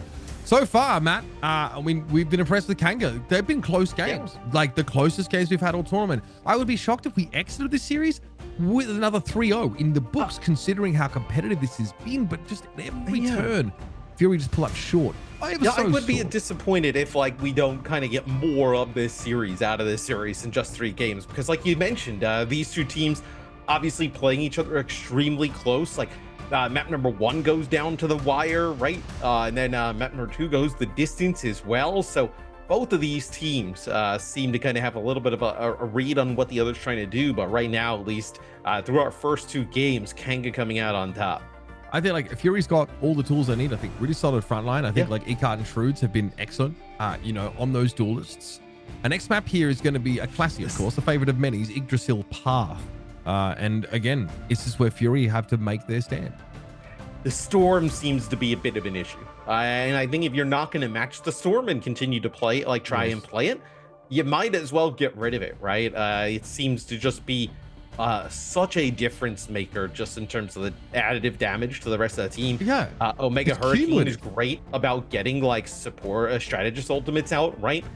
Being able to get those away from the opposite side. So I think if you're not going to run the Storm, you try and get some value here in the ban phase about getting rid of it. Yeah, you might be right. It's good here. I think I even saw Fury play it, rather Kanga play it on this map, you know, yesterday, right? So we know there's going to be a preference to go in that direction. It's kind of map where like you can absolutely play like these Venom-based comps. You could try and play some dive, right? We did see that yesterday, right? Today, none.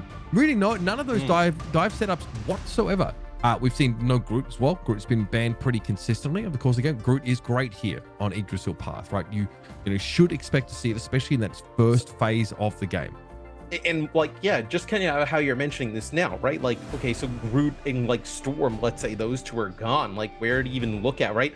This is a map that we've seen like some Venom play on, right? Like how you mentioned, potential like dive going in, being quite aggressive. That at times in games can be an answer, right? For like high damage output comps, right? If you can just burst targets down faster, right? But the sustain that some of the strategists provide can be really strong. So we'll get into the ban and protect phase here, and we'll see what Fury decides to do, as it's their choice first. Yeah, Storm ban. Straight away from Fury. They are absolutely not taking any chances with that. I like the hover of the Thor here from Texi, who did show us some of that on Clintar Surface actually earlier on. It looked pretty good. And if you're Fury and you're going to go down, don't let them just kind of continue to run the Storm constantly and make plays. So this will be Kanga. They'll actually getting rid of the Winter Soldier, so that takes it out of Shrewds' hands. And we'll see what Kanga decides to protect. Like, all the tanks available at the moment, right? You can protect the Strange, you can protect Magneto. The supports are all untouched, right? So a big opportunity for Kanga to protect what they feel is the strongest out of the heroes left. Yeah, what is most important to them, right? Is it Banner? Namor being protected here. So that says to me straight away, like, we're going to see Kanga starting on defense. They really want to set up this perimeter with a lot of poke pressure. I do think that they're hoping to play Groot here.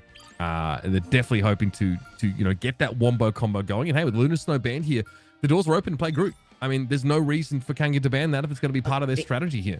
The Namor protect is also quite fascinating because it also somehow like forces Fury to potentially go with like a Luna ban, right? Which they end up doing, right? But it kind of forces their hand. It's like, okay, well, if we don't want to play Namor and we leave Luna in the pool, right? You're going to be at an immense disadvantage, right? Because that is like one of, if not the strongest team up here in high level competitive play at the moment. So you kind of have to, when you see the protect of the Namor, and if you don't want to play it, you quickly talk about it, you kind of have to get rid of Luna. It's a great point. I feel like we saw you can't play a bit of Namor, but yeah, Frozen Spawn is busted. The fact that you get a third sort of aquatic spawn, and it slows as well, is absolutely incredible. Like I mentioned, it increases your potential burst if you hit like that right click Wrath of the Seven Seas Trident. So yeah, I'd be afraid of it. Well, that's a really good point, Hank, because Namor, you don't really think about like burst damage when you think of Namor and Namor's kit, but with that third deployable out there, being able to kind of target them all on one target if they kind of dive on in, that's enough to take out one of like the squishies, right? So Namor, the damage kind of turns from being pretty flat and consistent into a high burst. Matt, these corners as well are great to set up some of those monstro spawns, right? You can just bang around corners. They don't play it. They actually because maybe the Luna's banned, right? Even though you protect the Namor, you decide to play Hela. So I wonder. I know we talked a little bit about it, and I'm really curious if Kanga wins. We can kind of ask them. Is the Namor protect more to just get rid of like that doesn't allow them to ban the Hela at the end, right? Because they have to respect the fact that potentially they play the Namor and get rid of the Luna. Oh, Isaac! Oh, big catch there. That is a big one. Not much Isaac can do about that. We haven't talked about the Wolverine. I think it got banned earlier on here, but it is going to be devastating. Especially because both teams, this is a pretty slow-paced game, and the defenders have that access to the high ground, Matt, so that, Chronix can just drop down behind Fury and get a free leap.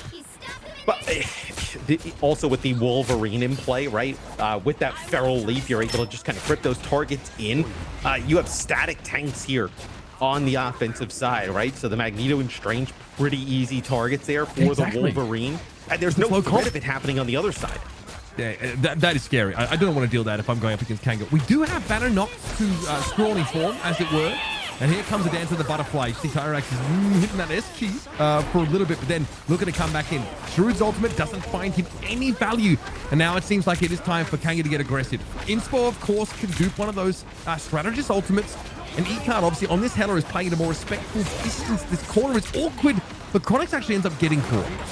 That's a huge KO there, right? Because of the chaos that Chronic was causing. It was the Eternal Bond actually used by Crimson. It's able to keep Kanga alive through the dance of the butterfly used there by Shrewds. And as we push up here, it's going to be very close here for Fury to be able to get a touch. As you actually see the Doctor Strange hovering above. It's the Iog mode to connect with two.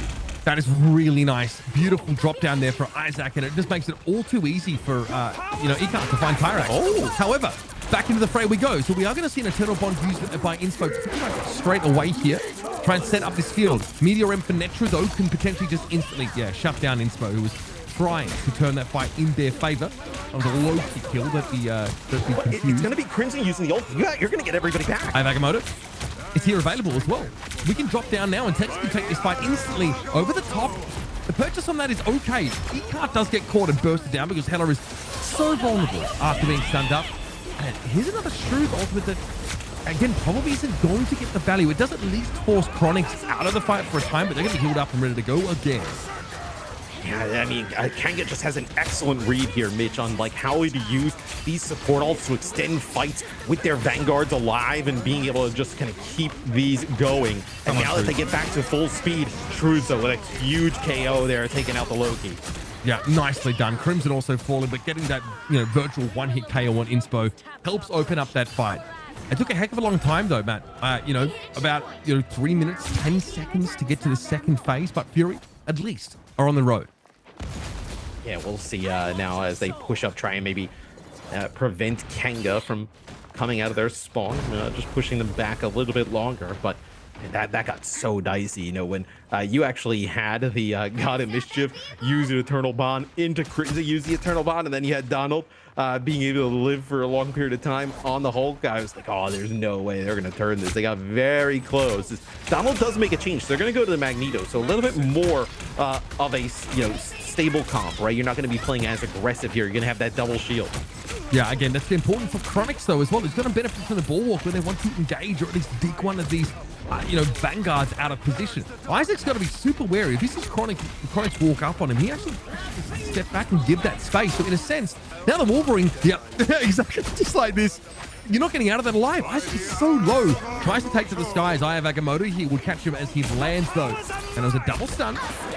Still a bit to work with though here in fairness, but a lot of these Vanguard ultimates here crucial in these fights. Shrewds also has the Dance of the Butterfly to use, and you've seen the strategist ults also deployed now. Invisible Barrier is in place. Shrewds waiting for the opportunity where there's no healing to get a big Dance of the Butterfly off, but Texi's pushing up. Donald also has a Meteor M available. Inspo's just getting out of ult itself, and Chronix has not a care in the world. He is dining on this front line. Yeah, the Eternal Bond there with the God of Mischief copy is actually really sick. If Shrewds actually goes here for the Dance of the Butterflies, it's going to be the Regenerative Domain there that comes in clutch from Inspo at the end. But Inspo actually uses the Eternal Bond on the dupe to actually push on forward, right? To give a clear path for Kanga to just push Fury back. Something that we don't often talk about here, though, there is a team up that is overlooked, and it's the Hela and Loki one, where if Hela gets the final blow and Loki's dead, it actually resurrects him back into the fight. We saw that actually get Inspo, back on his feet and, back into the fray, which is really crucial turnaround. And see the idea there from Isaac, but everybody's able to focus fire that damage onto the Strange. And I think this push has petered out for now. Well, Fury gets an advantage, right, as Shrewds actually takes out Texi's on the other side, so you get that Strange out of the way, and it thinks that Fury wants to up the pace, but there's nobody there to play with Isaac as he uses that Eye of Agamotto. There's no follow-up. I think just deal with him with ease. Nicely done. Pyrax on there. Shrewds, what happened there? Are they stunned up at that point? It's unclear, but they do look to be out in the open as they tried to threaten Crimson's position. Now you've got both your strategist ultimates up. 40 seconds left. I worry this could be the end of the line for Fury. Fury does have that invisible barrier to work with. There'll be an Eye of Agamotto here. Actually just connects with Asher, so they're going to try and burn down this invisible woman. But nice protection there. It'll be the invisible barrier popped here by Fury. What is Texi looking for there? Goes in for a very aggressive Eye of Agamotto and essentially is solo in the middle of the whole enemy team, and there's an invisible barrier that gets thrown down by Fury just to bolster them in case there was follow-up, but it doesn't look like it really came. Now though, pressure's on because this is where Kanga's sheer weight of ultimates is going to start to favor them. Once more, Isaac going to be carved out of the mix here, briefly at least, by Chronix, but no opportunity to pick off that Doctor Strange just yet. Eternal Bond is in play now, and Shrewds went for a Dance of the Butterfly, but it was predictably counted out by that Cloak and Dagger healing ultimate. Donald has a Meteor M here, but too low to make use of it, I would suggest. He's going to have a go. Agamotto, good stun connection. Is it going to be enough? It seems to be that Isaac has what is needed to push over the line. Yeah, they finally, it seems like they're going to get over the line. Although I wonder if you have an opportunity to teleport out, right? We saw them do this on the last round. They actually do switch. Tyrax's going to go over to a fast hero. Same with Donald, right? Donald's going to go over and play the Hulk here. It looked like they were going to come out and push and try and make a touch. Chronic moving up there, but as soon as he takes some shots from Shrewds, knows that nobody else is going to be able to help him. Backs on out. They're actually going to stagger out Donald here. I mean, this is massive for Fury. Annoying as well, and even if he gets out alive, he's Fury banner, which definitely means your front line is a little compromised for the next fight. So Donald probably would have wanted that outcome, ultimately getting picked off here, but this does mean that Fury can start to build ahead of steam in this last phase of Yggdrasil Path. Yeah, and when you were wondering about Texi, why he was going so aggressive there with that Eye of Agamotto at the start of that previous fight, it's because they know that Asher has an invisible barrier on the other side. They actually connect with the Eye of Agamotto onto the Invisible Woman, but they actually don't have enough burst to be able to secure the kill. And then after that was an Asher uses the invisible barrier, and they deal with Texi, right? So that's kind of the setup that they were going for there from Kanga, just not able to execute. Pyrax got picked off here kind of randomly. It's the risk here, I think, for the Star-Lord is that you do, if you expose yourself out in the open for too long, you kind of get blown up. Okay, Galactic Legend time. Also invisible barrier and being thrown down here. Another brilliant catch by Chronix. He's been hitting him basically every time that's been on cooldown and getting Isaac of all people. Now there's no main shield in play at all for Fury, and Netra only has a window to make use of that bulwark. It's a big ask. Shrewds though, fighting in the midst of that dagger storm. Good healing, and of course the Dance for the Butterfly is ready for the next fight. Oh, it's going to be an Eye of Agamotto that connects with two, so you're going to get rid of Shrewds as he is Dance of the Butterfly there. So that kill is massive. Now you get him out of the fight. Donald here with that Meteor M, a KO on the E-card. E-card with the Goddess of Hell hoping to really break that fight open, but eventually just drops down and gets picked up. There's another Meteor around the corner here for Donald. Chronix though stunned up briefly. Desperate. Eye of Agamotto there for Isaac. At least get the Wolverine elimination, but the KOs come thick and fast. Donald gets a 2-for-1 special, folks, and they're both strategists. You cannot ask for much more than that, and that will put a stop to Fury in this round. Yeah, the Meteor M there from Donald towards the end secures the defense there for Kanga. 2 KOs with that. Follows it up with another shortly after, as Shrewd's actually able to make it back into the fight, get that Dance to the Butterfly off, but does not result in much there as Donald goes crazy in the final moments. I'm sorry, Chronix was very, very important on Wolverine in that last phase of the map. I look up at the top of the scoreboard, so to speak, and I'm just seeing stuns happen. And on individuals, right? And they're not as a result of Eye of Agamotto. So they're obviously big catches with that feral leap. And constantly, like Isaac has to worry about this. This is why Wolverine is so often banned right now, because there are very few heroes that can kind of break the paradigm in Marvel Rivals where healing is king, and the fights are just huge wars of attrition. You get out of that sort of matrix by doing that. Get the scoreboard action here. Thanks for showing this. I can see Ecart and Shrewds putting down some serious damage, and yeah, it's Kanga that have been able to walk away with this so far. Yeah, for Chronic, right? You see like the 5 deaths and I know only 8 KOs, 3 final hits, but it's really the disruption. I mean, look at the damage blocked. It's like almost like rivaling like a tank in aspects, right? So it's a lot about the disruption that Chronic is causing for the opposing team and setting up his own team to finish off those KOs, right? Setting up easy plays for Tyrax. You have the damage mitigation in Undying Animal, plus that extra overhealing from, you know, every now and then from regenerative healing factors. So you are pretty nuggety. You're fairly tanky. And even in that last fight, he was able to get a last stand and connect with 2 players, right? Which is like a pretty nasty grip and stun there towards the end. So it'll be the attack here now for Kanga. Now an opportunity to secure their spot here in the grand finals. So you will still have Chronic here playing this Wolverine. Can you land these feral leaps, right? Because Isaac gets low. You expect to be able to get healed up. Then all of a sudden you end up in the opposing team's backline, right? There's no answer for that. That high ground that Isaac is playing next to is everything right now. Both teams are going to be fighting for control of that. And as soon as, you know, Chronix can get up there and really stabilize that position, Pyrax as well, it's very, very hard for Fury to fight back. And it looks like they don't prioritize it nearly as much, or they're just straight up forced away from it. Yeah, they get Tyrax up there, and then they also put a Guardian Shield right from the Invisible Woman, so you can kind of like play around that there. It's like they're trying to block that from, they're trying to block that, right? Like Asher's trying to use that Guardian barrier to block that area, using it on the E part, but it doesn't really matter, right? Because Kanga sends like 3 players up there. Right, still fight's not over yet. In comes Fury trying to make something happen here. Atlas does have an ultimate. Tyrax has already gone down. Nice mag cannon there from Netra. He's looking pretty healthy. The Meteor M here, should sort of seal the deal. But fair bit of healing that going on in this fight. Asher falls, but Crimson is traded out. So that is going to be strategist for strategist. Chronix, so in the midst of things, takes care of Isaac. So even in the presence of the strategist taking over the fight, this Wolverine play is disgusting. And I think you feel like if you're going to trade strategists, right, and your Wolverine is still alive for Kanga, you feel like that's a win, right? Like that is a trade you're worth willing to take, right? Because you have your Vanguards and the Wolverine alive.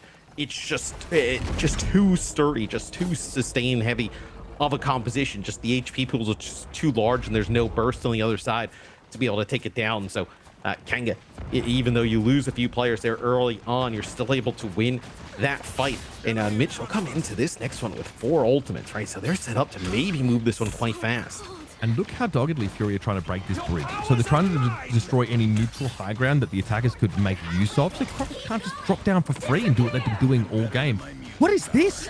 Wow. Okay, a lot of ultimates here, or at least a crucial one. That invisible barrier expended by Fury, and it just gets a disengage. Unfortunately, Netra's able to find Tyrax at pretty long range and now turn this into a successful fight, because maybe Kanga didn't really disengage as far as they ought to have.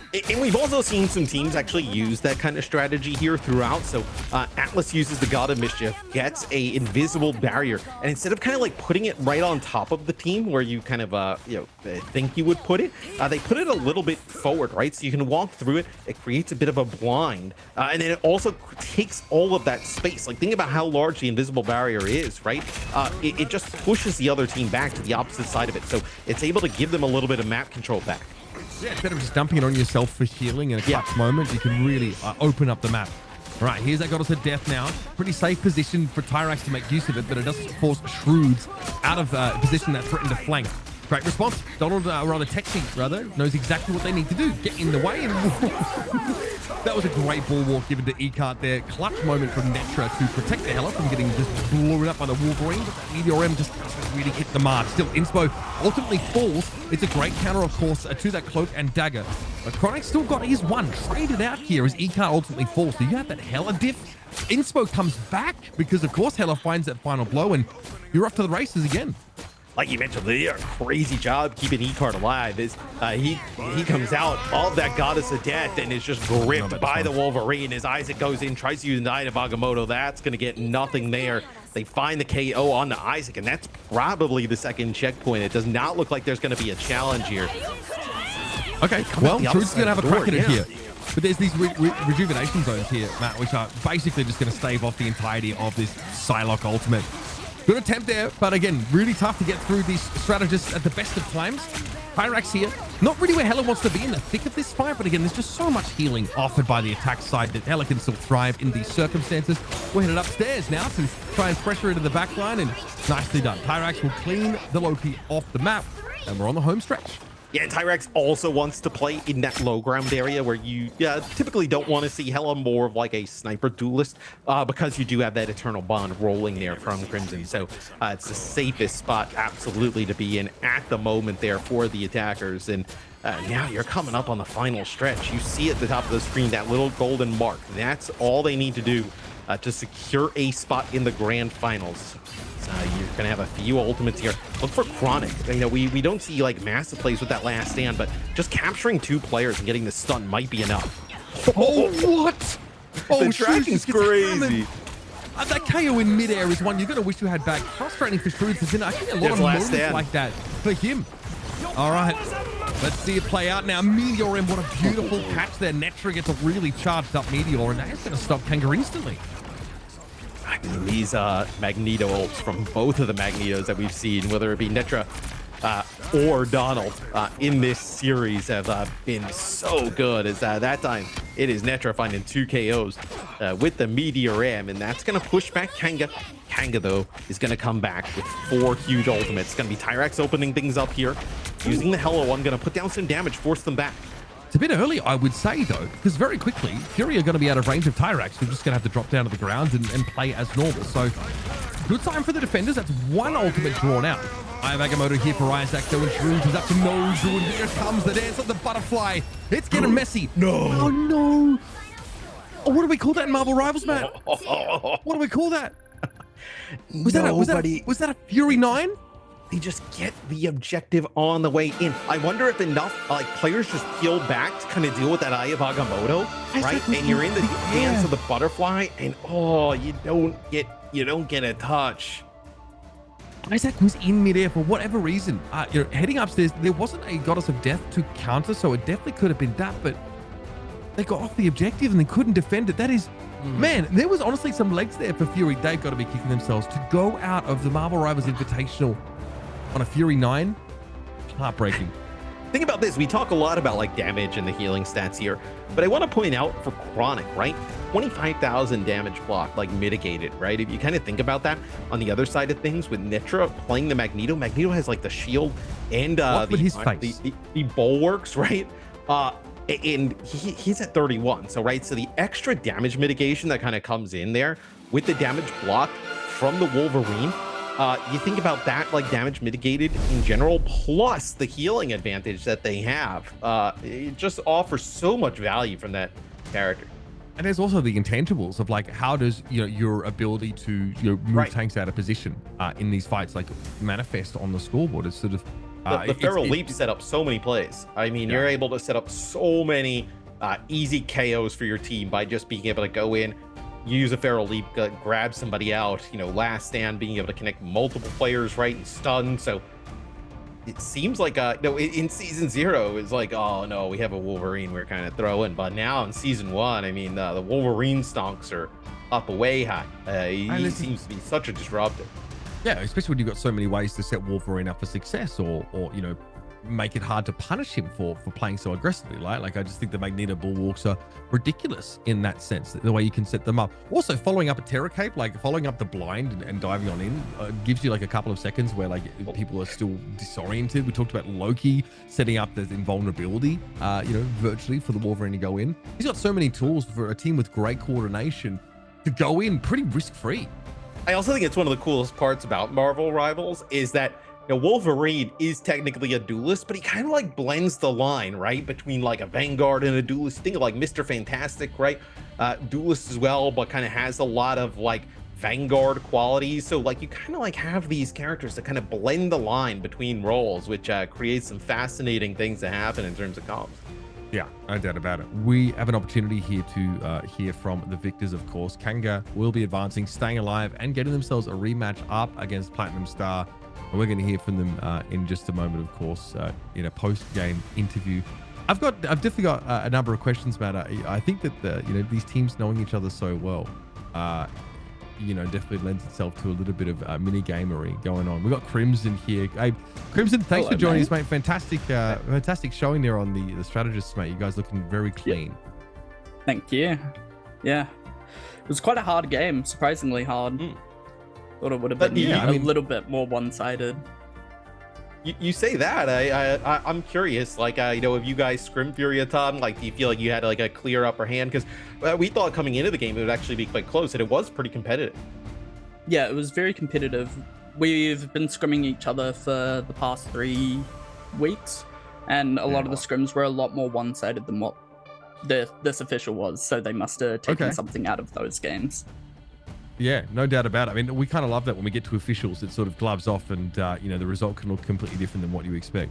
Tell us a little bit about your sort of, your ban and protect strategy, or at least what you can sort of share with us. Because it definitely looks like, you're trying to limit like Shrewd's getting power, sort of team ups with, Rocket Raccoon when you possibly can here.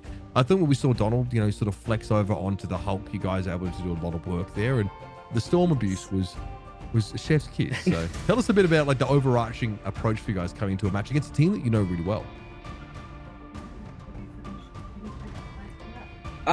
So the bans and protects were basically focusing on Trudes, their star player. So he's very good at the Psylocke, the Punisher, the Bucky. So just limiting those, and then our picks around it are able to just abuse what they can play with what's open. Sure. So the Storm is able to do a lot of work, especially with the tempo ults. Yeah, I mean, the Storm was extremely impactful throughout the series that we saw it in. So you guys will actually set up now for a rematch against Platinum Star. I'm curious what you took out of that match, the first one that you guys just played against them. Obviously a little bit of a break here to talk over some of the bans and whatnot. Is there anything you think you can bring into this next series that'll be different? Hoping for a little bit of a closer match and reviewing the games and seeing what we could do better during the break and how, like, what's making it go wrong, basically. Because I'm sure we can make it a close game. You guys obviously, you play that first game of the day, the best of 3. You've got to go down and play this best of 5.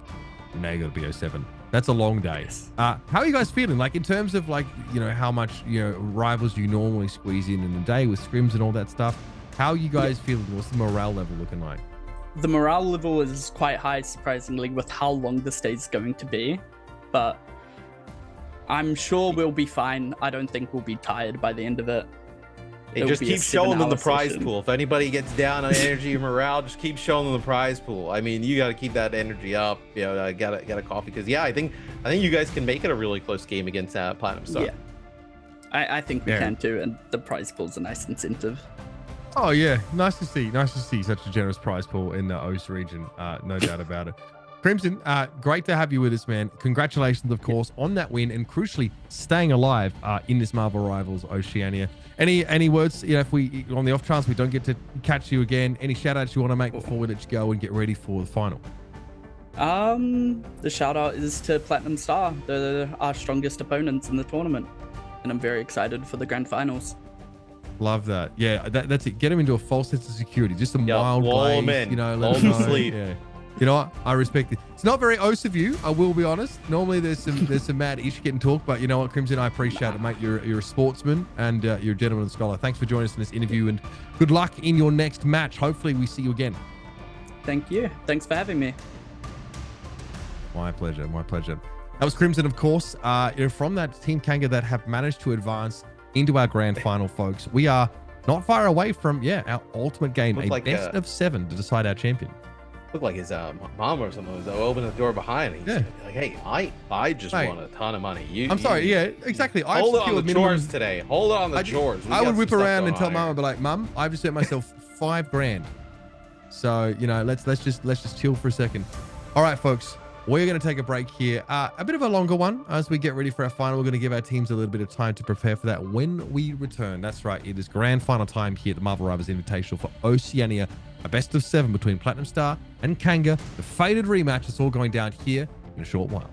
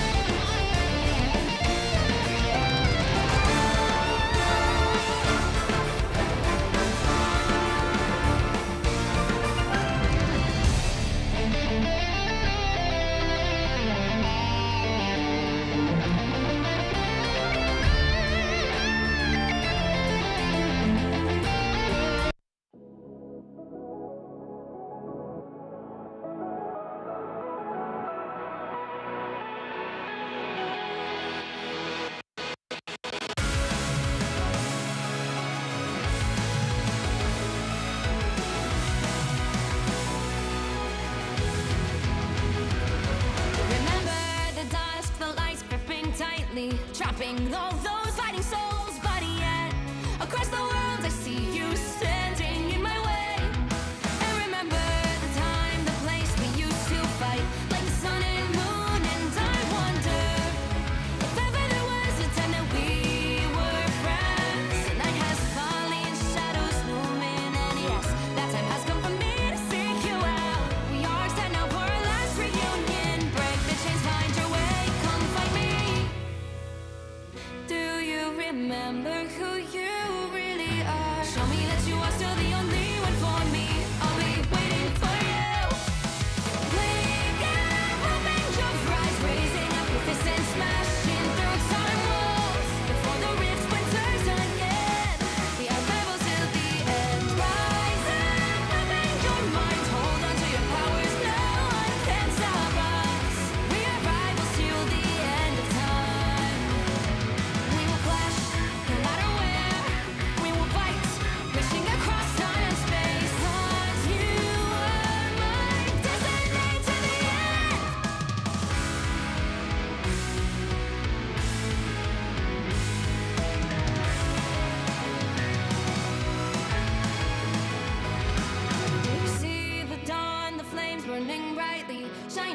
in those memories, and yes, across our time I see you turning the tides.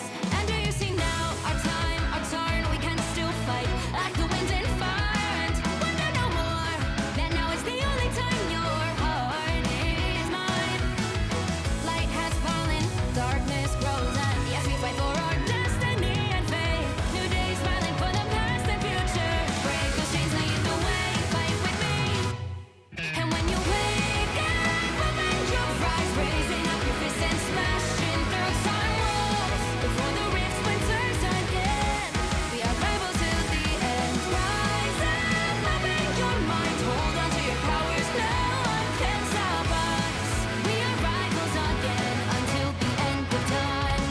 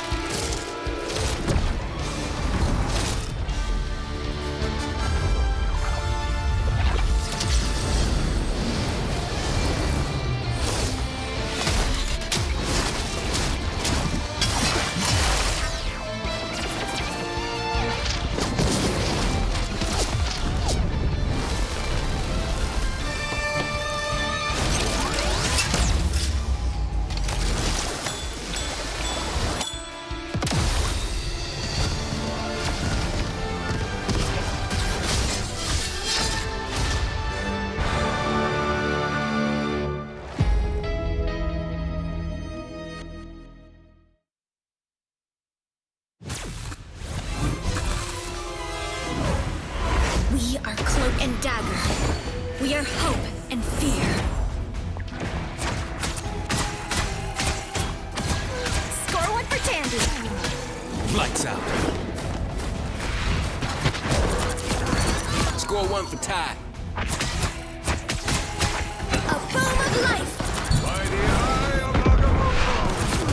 My time to shine. Suffer in the darkness. Co-op time. Us against the world. Random table. Sweet.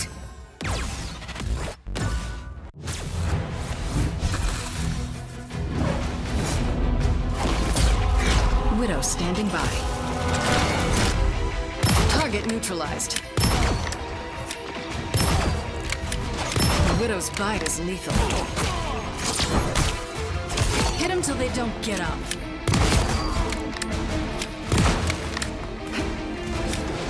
You can rest now, Bucky. No way to miss now.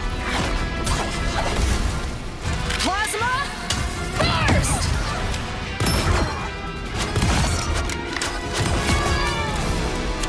Widow style.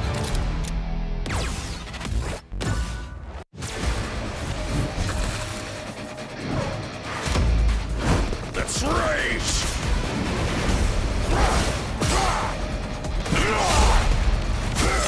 You had that coming. Don't get back up. Coming at you.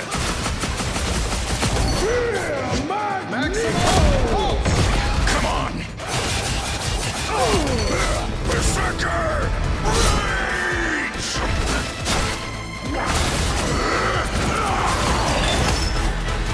Told you I was the best.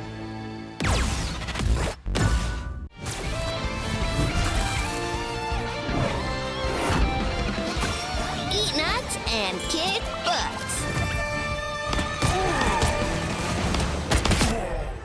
Got him, Tippy! Hey, check out this big acorn!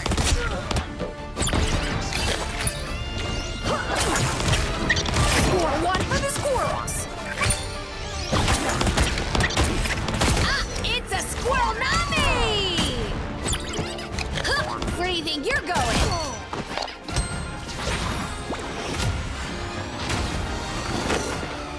Squirrel stampede!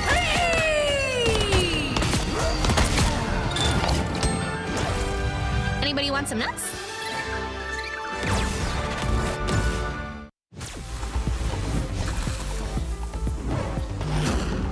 My power is a gift from Solal the Undying.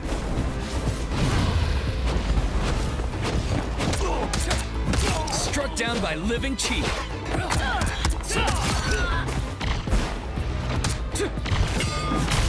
Dragon kick. Ball Yuan Shouyi.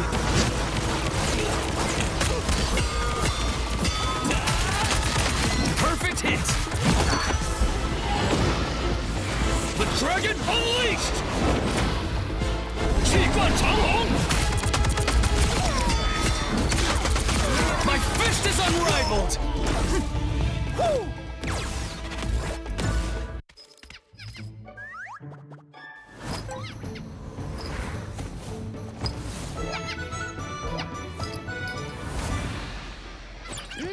Time to go nuts.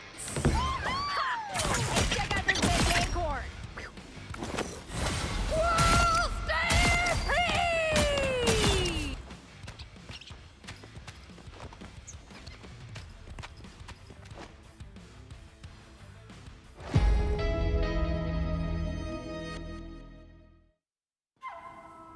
I tear through the cloudless night, just like the moon.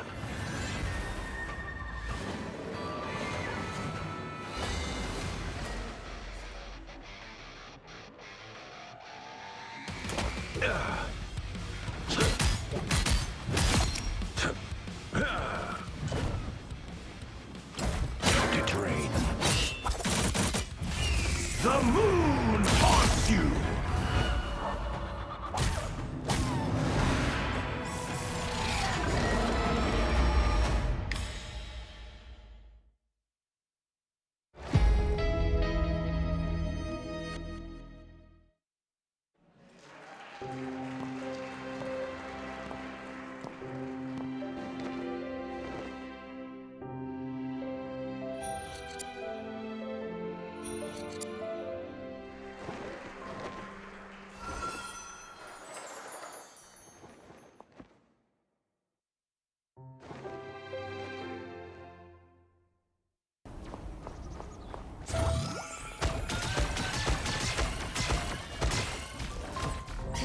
Psionic burst!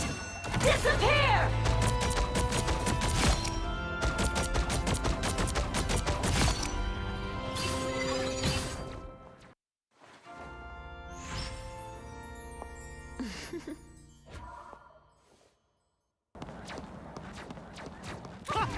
That almost hurt! I've got you! Fantastic! Ha!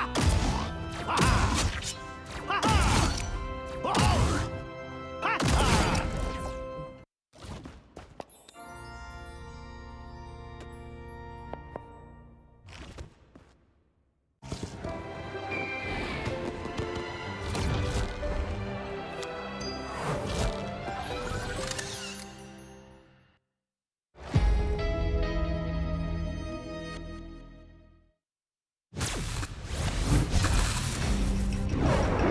Now for something truly fantastic! That was simple. I've got you! Double the failure! Maximum! Let me return the favor!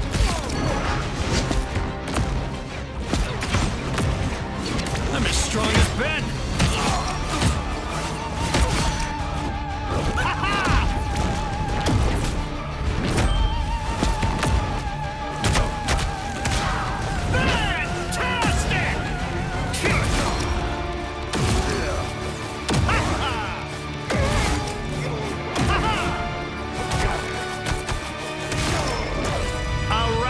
success!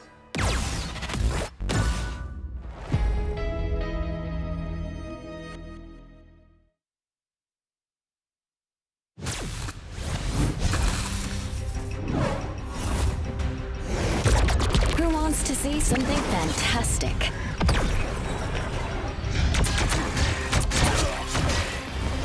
Next. Force burst! They'll never see me coming. Clear the way! You have no clue how long I've wanted to do that, Namor.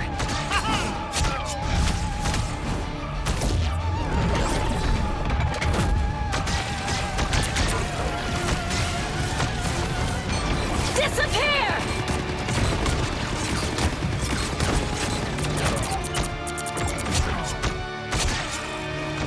A clear winner.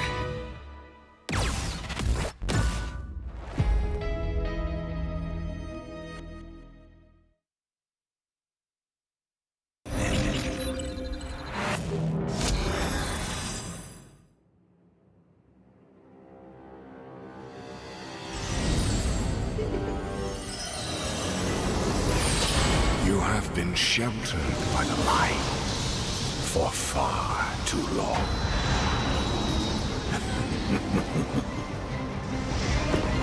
The time has come for darkness to reign.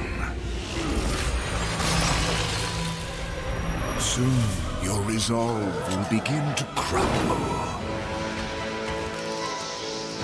You'll be stretched too thin.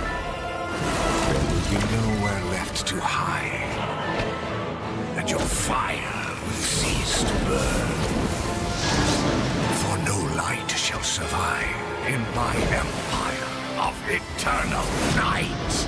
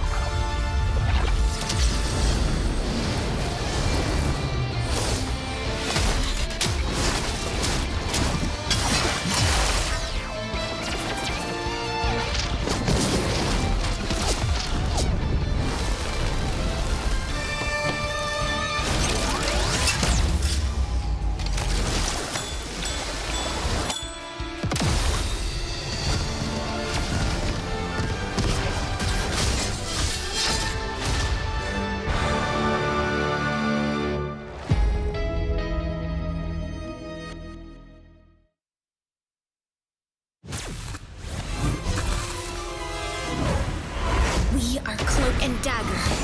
We are hope and fear. Score one for Tandy. Lights out. Score one for Ty. A boom of life. By the eye of Agamotto! My time to shine. Suffer in the darkness. Co-op time. Us against the world.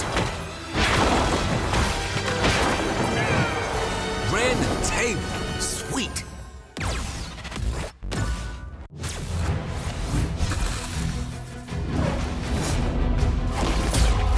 Widow standing by. Target neutralized. The Widow's bite is lethal. Hit them till they don't get up.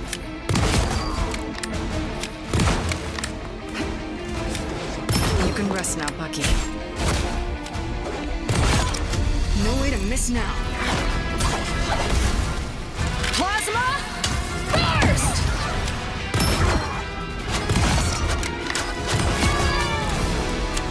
Widow style.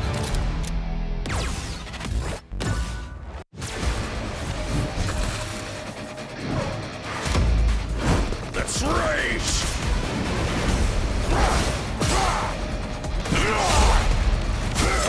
Yeah, they're coming. Don't get back up. Coming at you.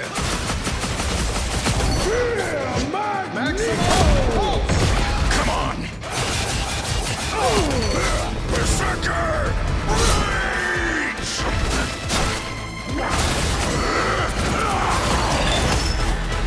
Told you I was the best.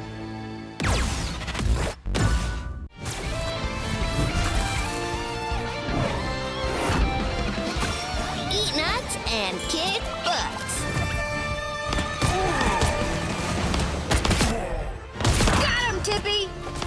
Hey, check out this big acorn!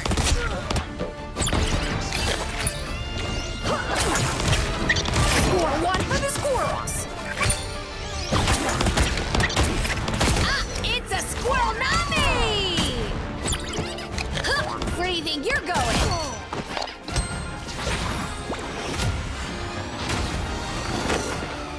Squirrel stampede!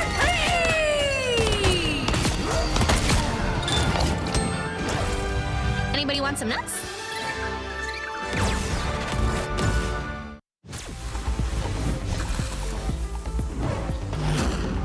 My power is a gift from Solal the Undying.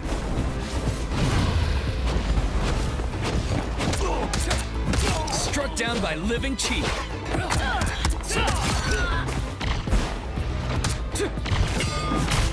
Dragon kick. 爆元手一。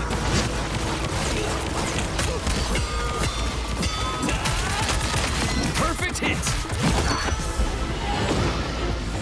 The dragon unleashed. 气贯长虹. My fist is unrivaled.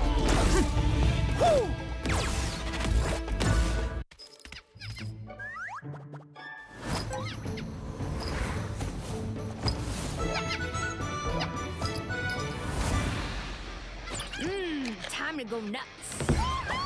Hey, check out this big acorn.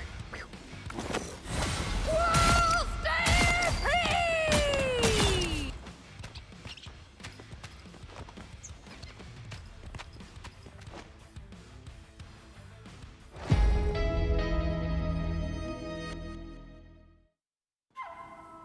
I tear through the cloudless night, just like the moon.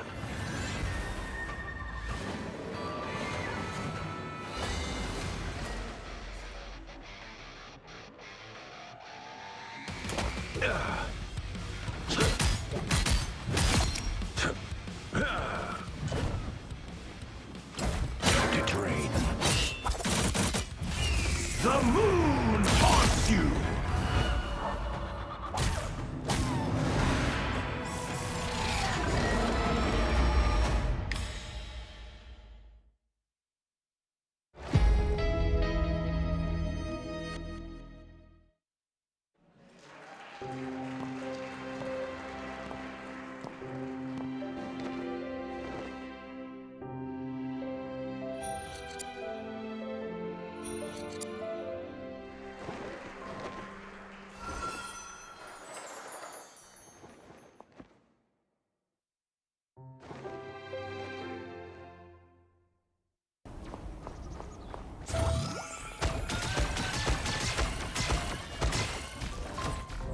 Psionic burst! Disappear!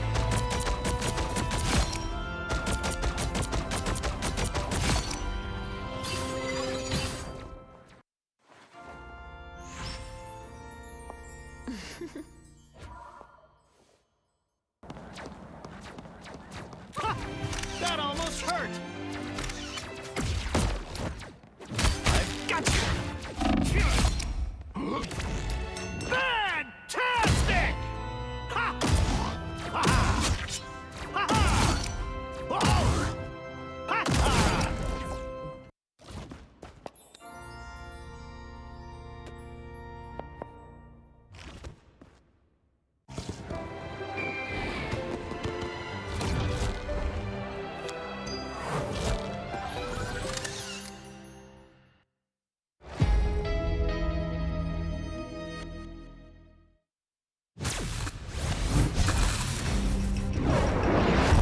something truly fantastic. That was simple. I've got you. Double the failure. Maximum. Let me return the favor.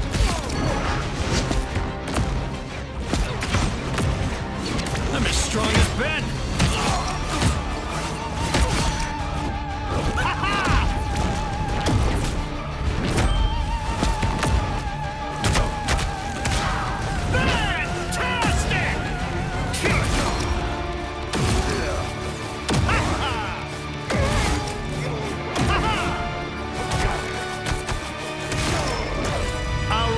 Success.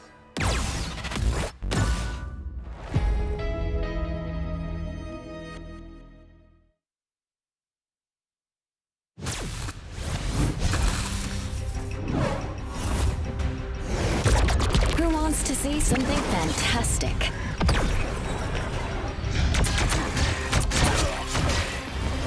Next.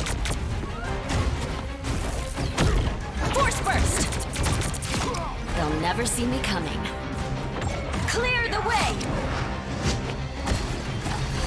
You have no clue how long I've wanted to do that, Namor.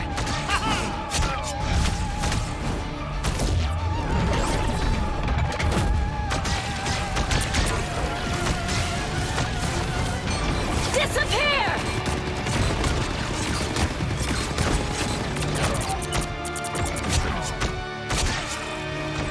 A clear winner.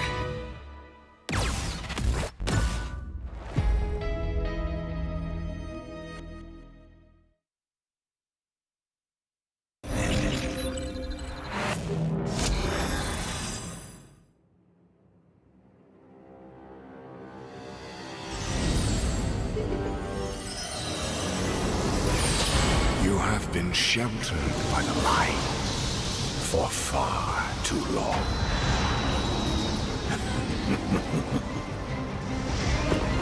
The time has come for darkness to reign.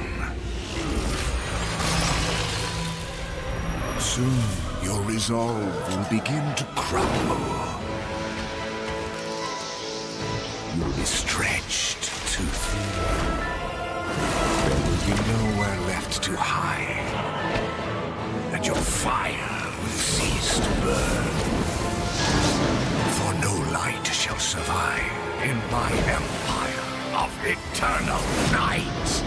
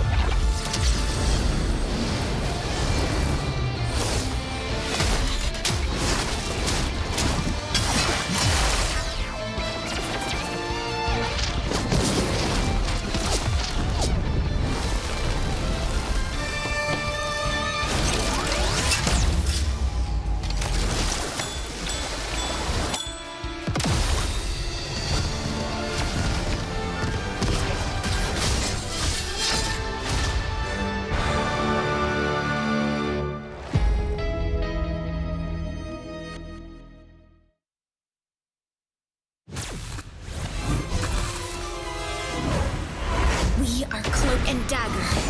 We are hope and fear. Score one for Tandy. Lights out. Score one for Ty. A Life! My time to shine! Suffer in the darkness. Co-op time! Us against the world!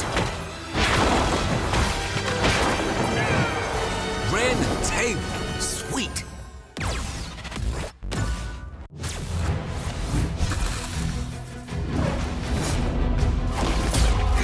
Widow standing by. Target neutralized. The Widow's bite is lethal. Hit them till they don't get up.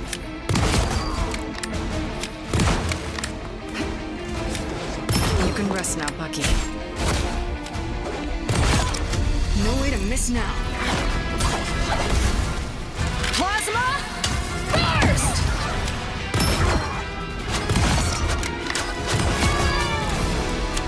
Widow style.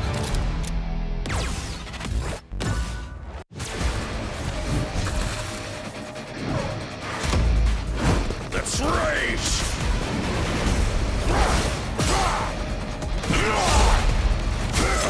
You had that coming. Don't get back up. Coming at you.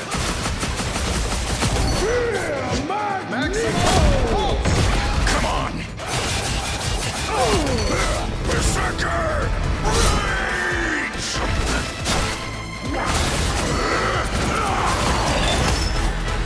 Told you I was the best.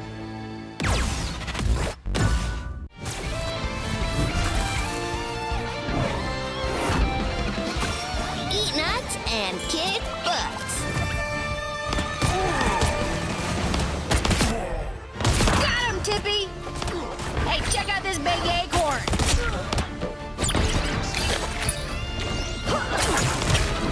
Score one for the squirrels! Ah, it's a squirrel nami! Where do you think you're going?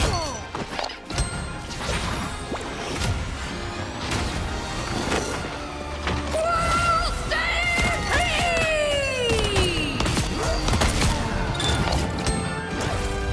Anybody want some nuts?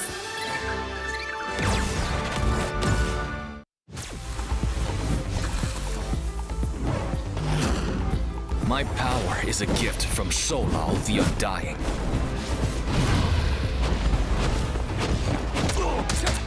Struck down by living chi.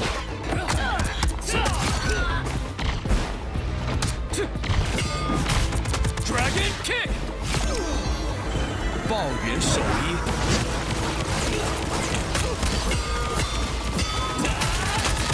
Perfect hit. The dragon unleashed. 气贯长龙. My fist is unrivaled!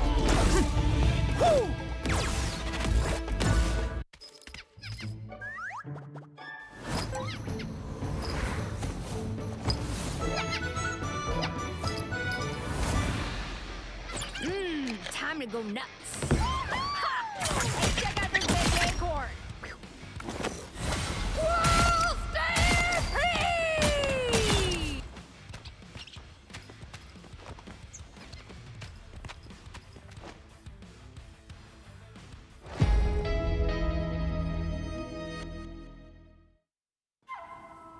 I tear through the cloudless night, just like the moon.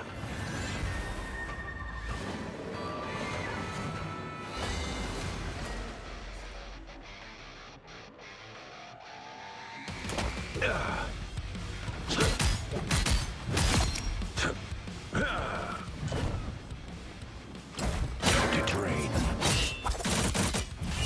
The moon haunts you!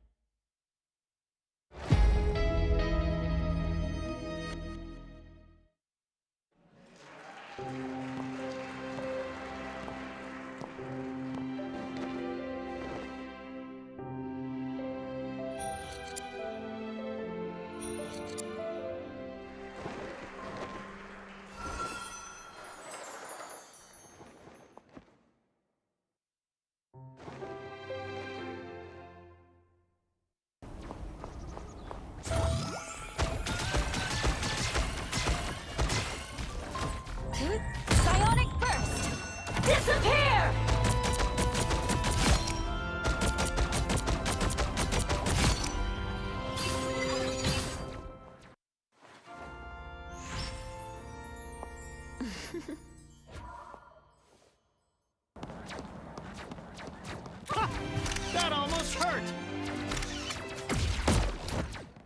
I've got you. Fantastic! Ha! Ha! Ha! Ha! Oh! Ha! Ha!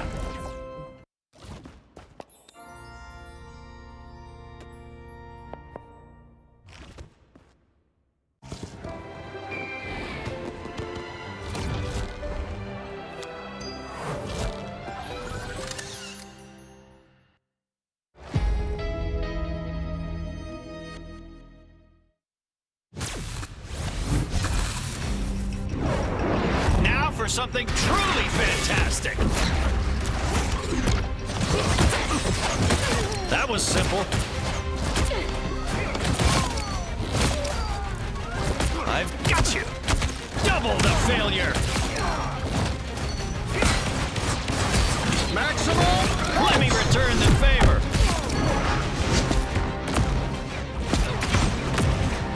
I'm as strong as Ben.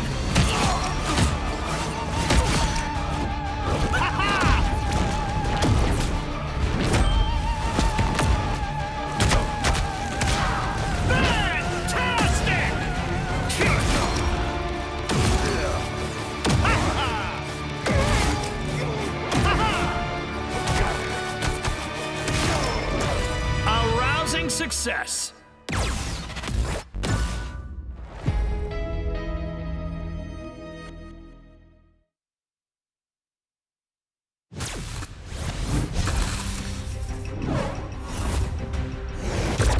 Who wants to see something fantastic?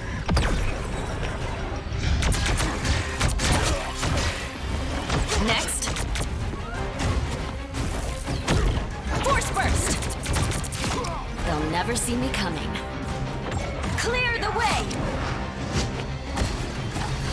You have no clue how long I've wanted to do that, Namor.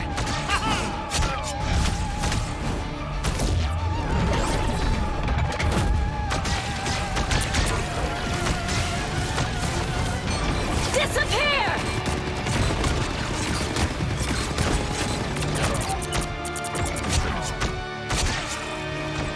A clear winner.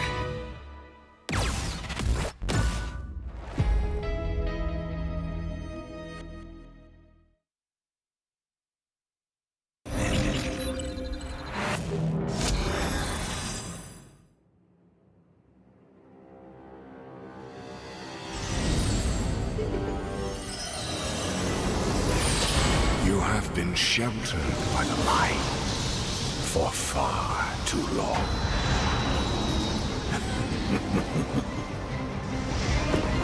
The time has come for darkness to reign. Soon your resolve will begin to crumble.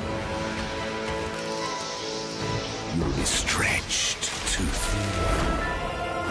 There will be nowhere left to hide, and your fire will cease to burn. For no light shall survive in my empire of eternal night.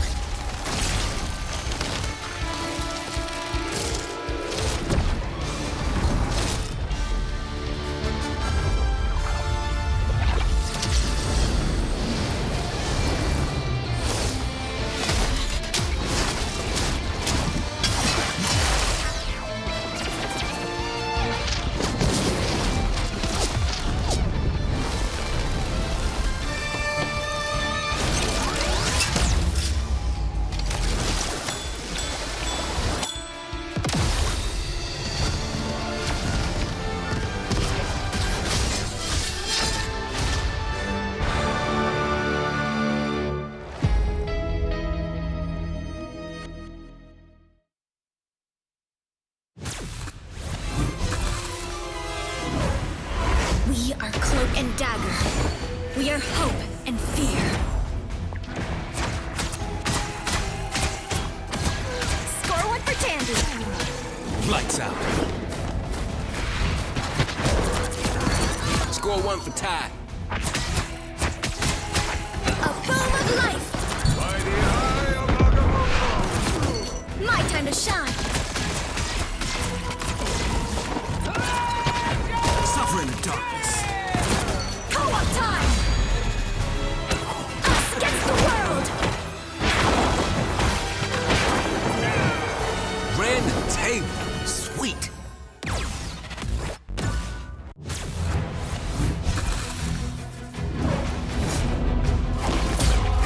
Widow standing by. Target neutralized. The Widow's bite is lethal.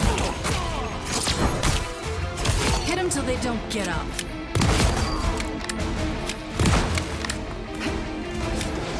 You can rest now, Bucky. No way to miss now. Plasma burst!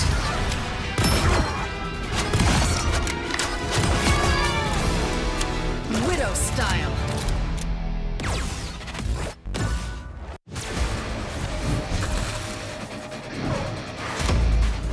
Let's race!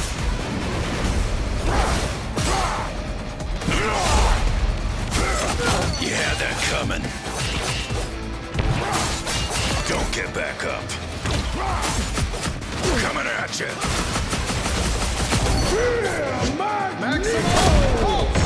Come on. Berserker! Rage!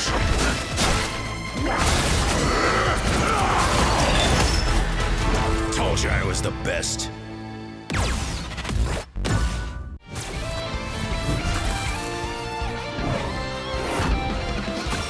Eat nuts and kick butts. Got him, Tippy! Hey, check out this big acorn!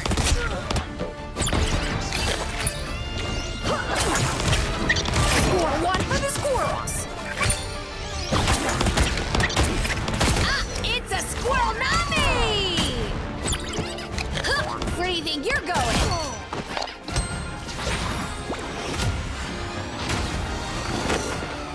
Squirrel stampede!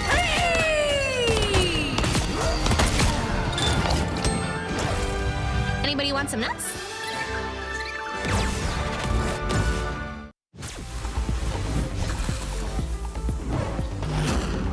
My power is a gift from Solal the Undying.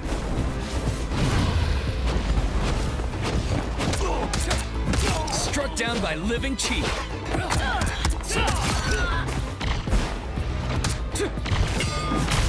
Dragon kick! Ball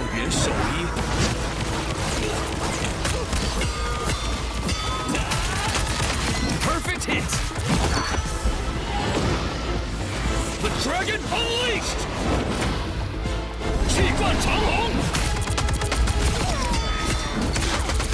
My fist is unrivaled!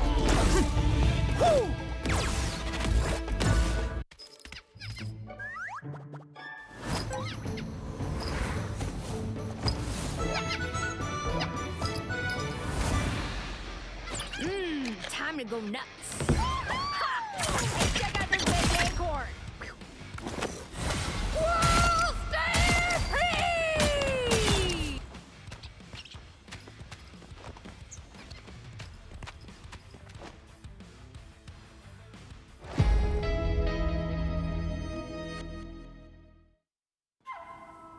I tear through the cloudless night, just like the moon.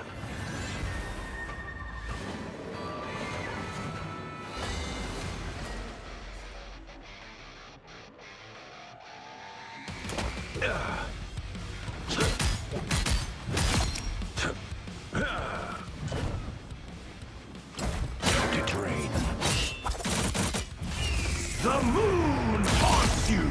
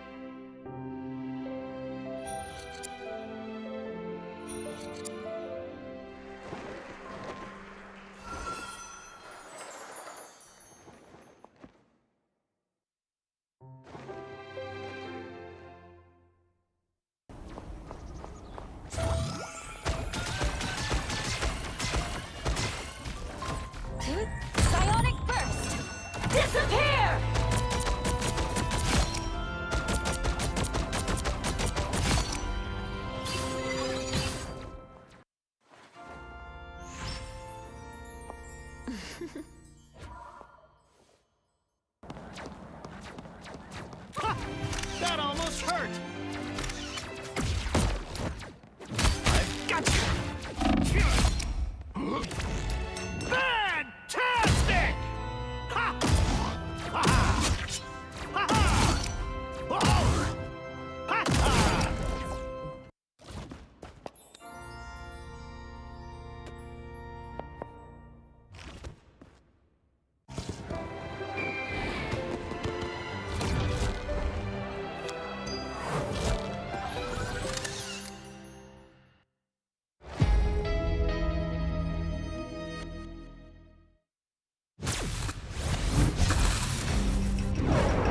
Now for something truly fantastic! That was simple. I've got you! Double the failure! Maximum! Let me return the favor!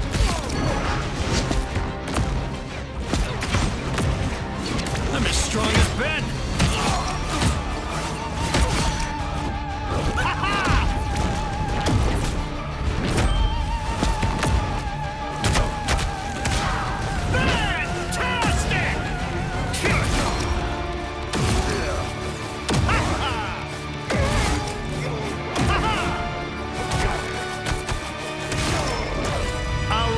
Success!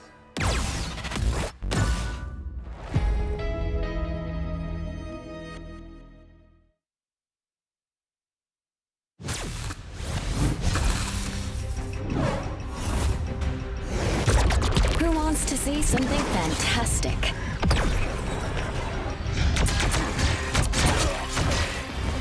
Next. Force burst! They'll never see me coming. Clear the way! You have no clue how long I've wanted to do that, Namor.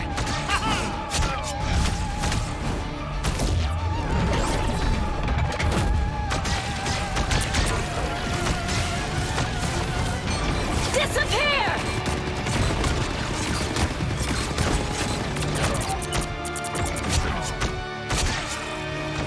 A clear winner.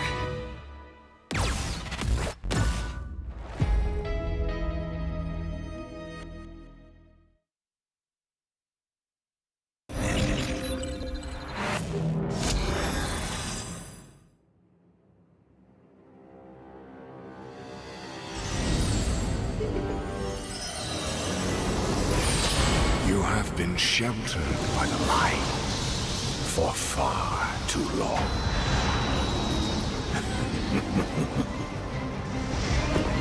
The time has come for darkness to reign. Soon your resolve will begin to crumble. You'll be stretched too thin. There will be nowhere left to hide, and your fire will cease to burn. For no light shall survive in my empire of eternal night.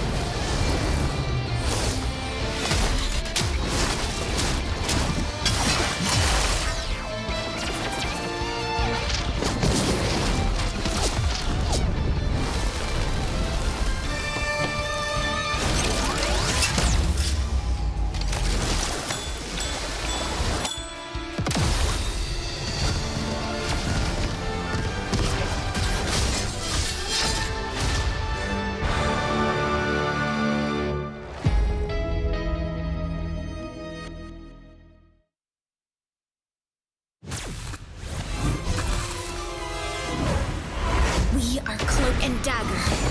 We are hope and fear. Score one for Tandy. Lights out. Score one for Ty. A boom of life. By the eye of Agamotto! My time to shine. Suffer in the darkness. Co-op time. Us against the world. Ran the table. Sweet.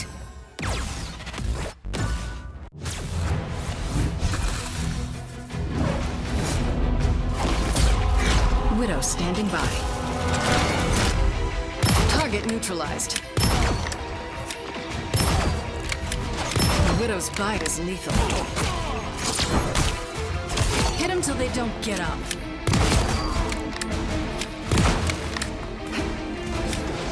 You can rest now, Bucky. No way to miss now. Plasma burst.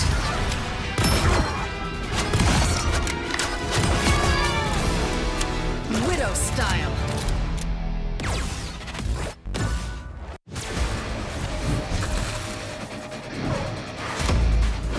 Let's rage!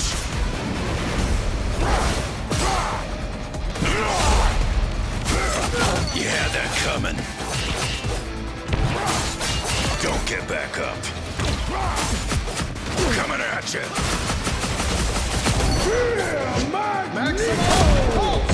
Come on. Berserker! Rage!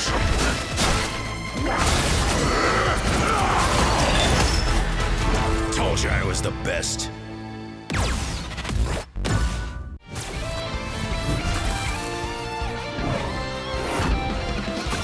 Eat nuts and kick butts. Got him, Tippy!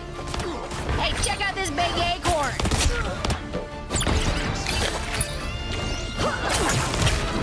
Score one for the squirrels!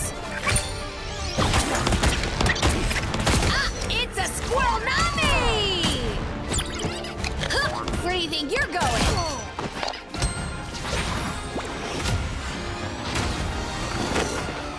Squirrel stampede!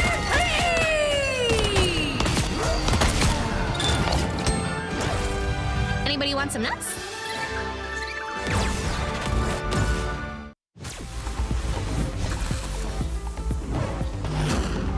My power is a gift from Solal the Undying.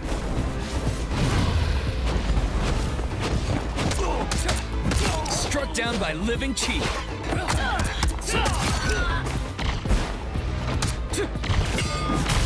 Dragon kick. 爆元手一。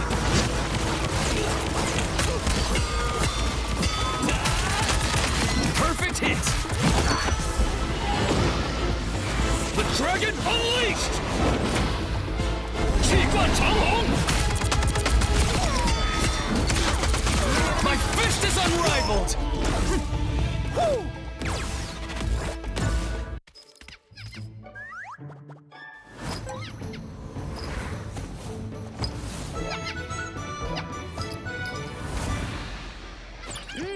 Time to go nuts. Ha!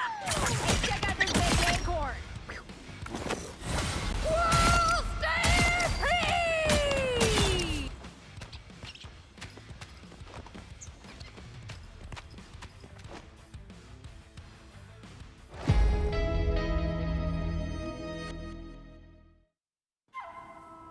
I tear through the cloudless night, just like the moon.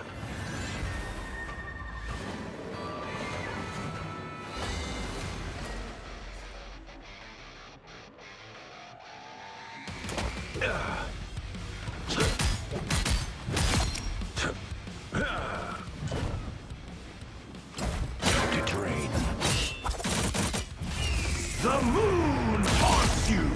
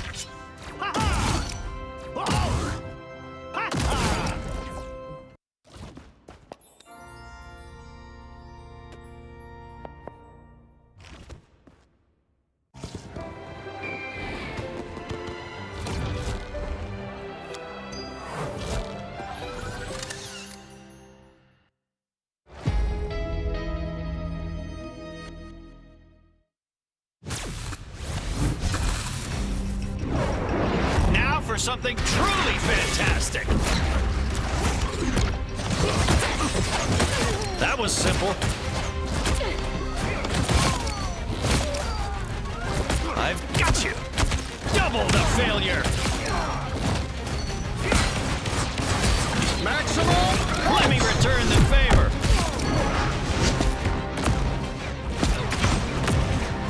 I'm as strong as Ben.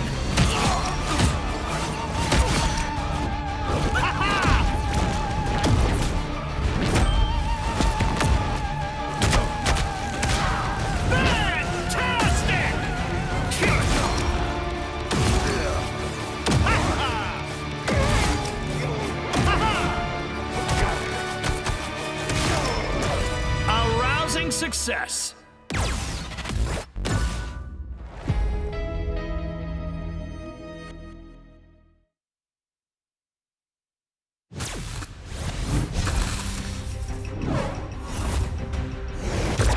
Who wants to see something fantastic?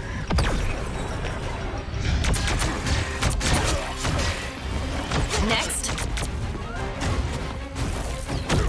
Force burst. They'll never see me coming. Clear the way! You have no clue how long I've wanted to do that, Namor.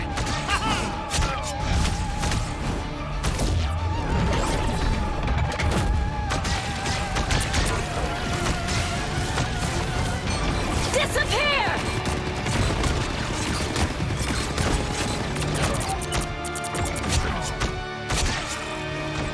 A clear winner.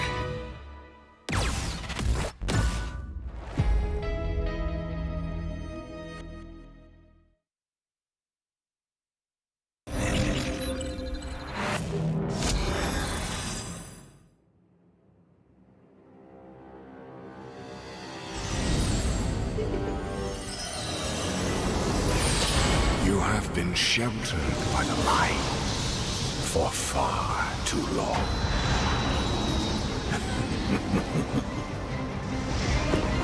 The time has come for darkness to reign. Soon your resolve will begin to crumble. You'll be stretched too thin.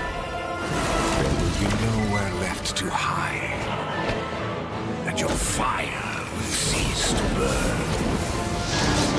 For no light shall survive in my empire of eternal night.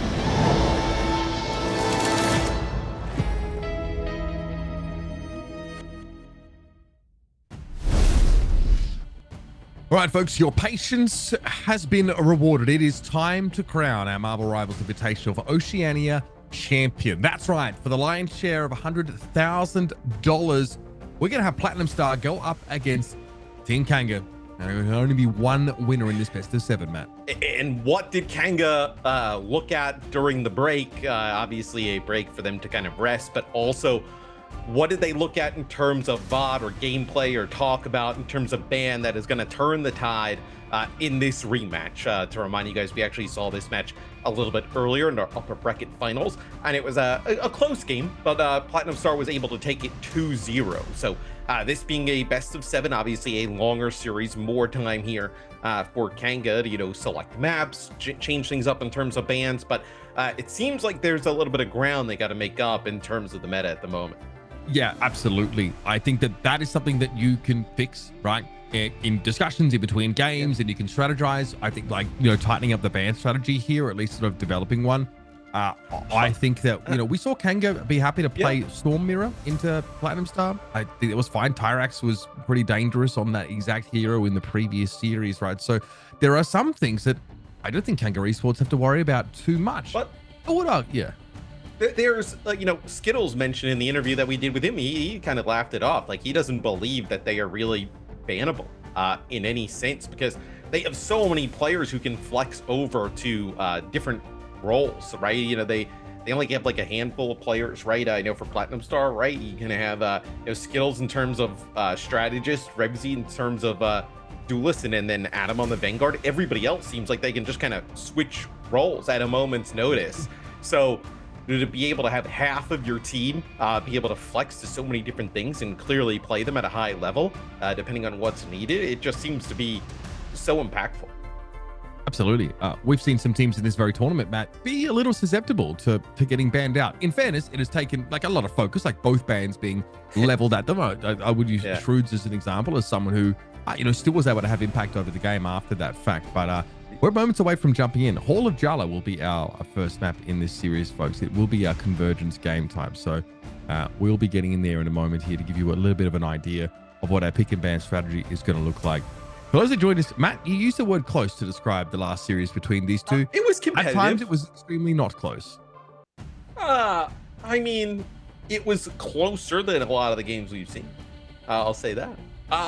I think there are moments that Kanga can actually kind of turn the tides in this, but I do think there is like a little bit of a gap, right, between these teams that we've seen. But I think in terms of a final, I think we'll get a pretty competitive back and forth game. Does that result in a close series score? Maybe not. We'll see now as we go in to the ban and protect phase, as that is a lightning fast Wolverine ban. Yeah, you don't want to chance it. Hypnotic has looked incredible on that, although Chronix also has played a great Wolverine over the course of the night. I think Donald and Texie have learned their lesson, though. They don't want to face that down. And Platinum Star said, I mean, Skittles was pretty honest about this. He's like, we really don't like dealing with the Groot. We sort of prefer to ban it out here. So that is going to be consistent with what we heard from them already. Now it's time for our protects.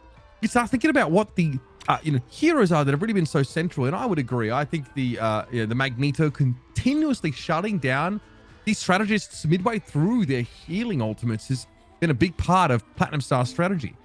Yeah, it also seems pretty fine to play the Magneto in terms of like a solo tank setup. So the protect on the other side of things for Kanga, that will be the Storm. So we've seen Storm be pretty strong here today, and that'll be a Winter Soldier ban for their final one. We'll get to see what Platinum Star decides to do here to end things off.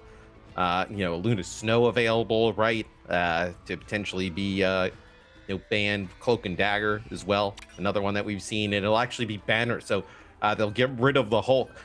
It seems like Platinum Star just wants to play like solo tank type stuff, but with Wolverine out, they might be forced into a little bit of a different setup. Yeah, they could also play the double shield comp, right?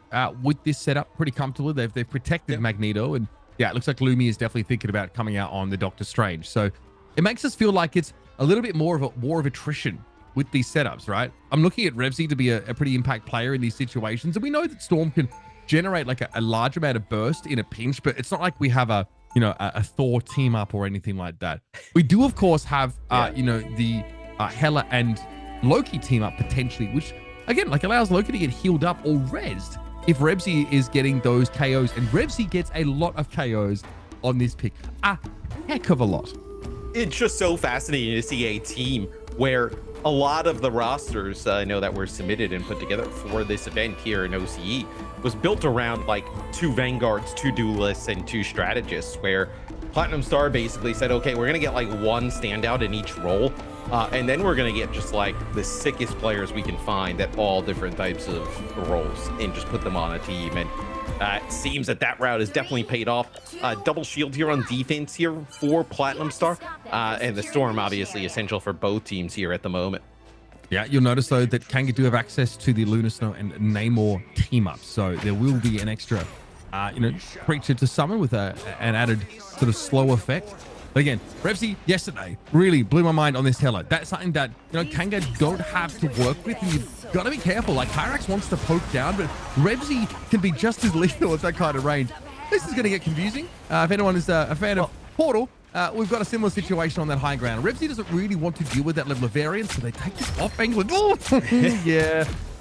They actually, that's really interesting. They use their strange portal as like they use both of them up on the high ground to kind of like block all that vision to create a little bit of an angle, right? Force Platinum Star off of that high ground, but it does not seem to matter, right? As 2 KOs come in for Platinum Star early on, but Pyrax continues to go pretty huge here on the Namor. It looks like they may be able to turn this.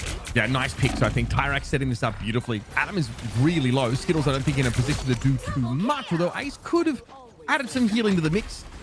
really just a numbers advantage here for Kanga. Well opened up though, and Donald's actually over on the Venom. So again, some pressure maybe to be put down on the Hela. I kind of like this look from Kanga. Definitely done their homework. Yeah, I mean, there's no Hulk, right? You want to get back as fast as possible, as it's going to be a TP here, plus the fate of both worlds from both sides. That's going to be a duplicate there from the God of Mischief. Just trying to get back on the point here for Platinum Star to hold on B.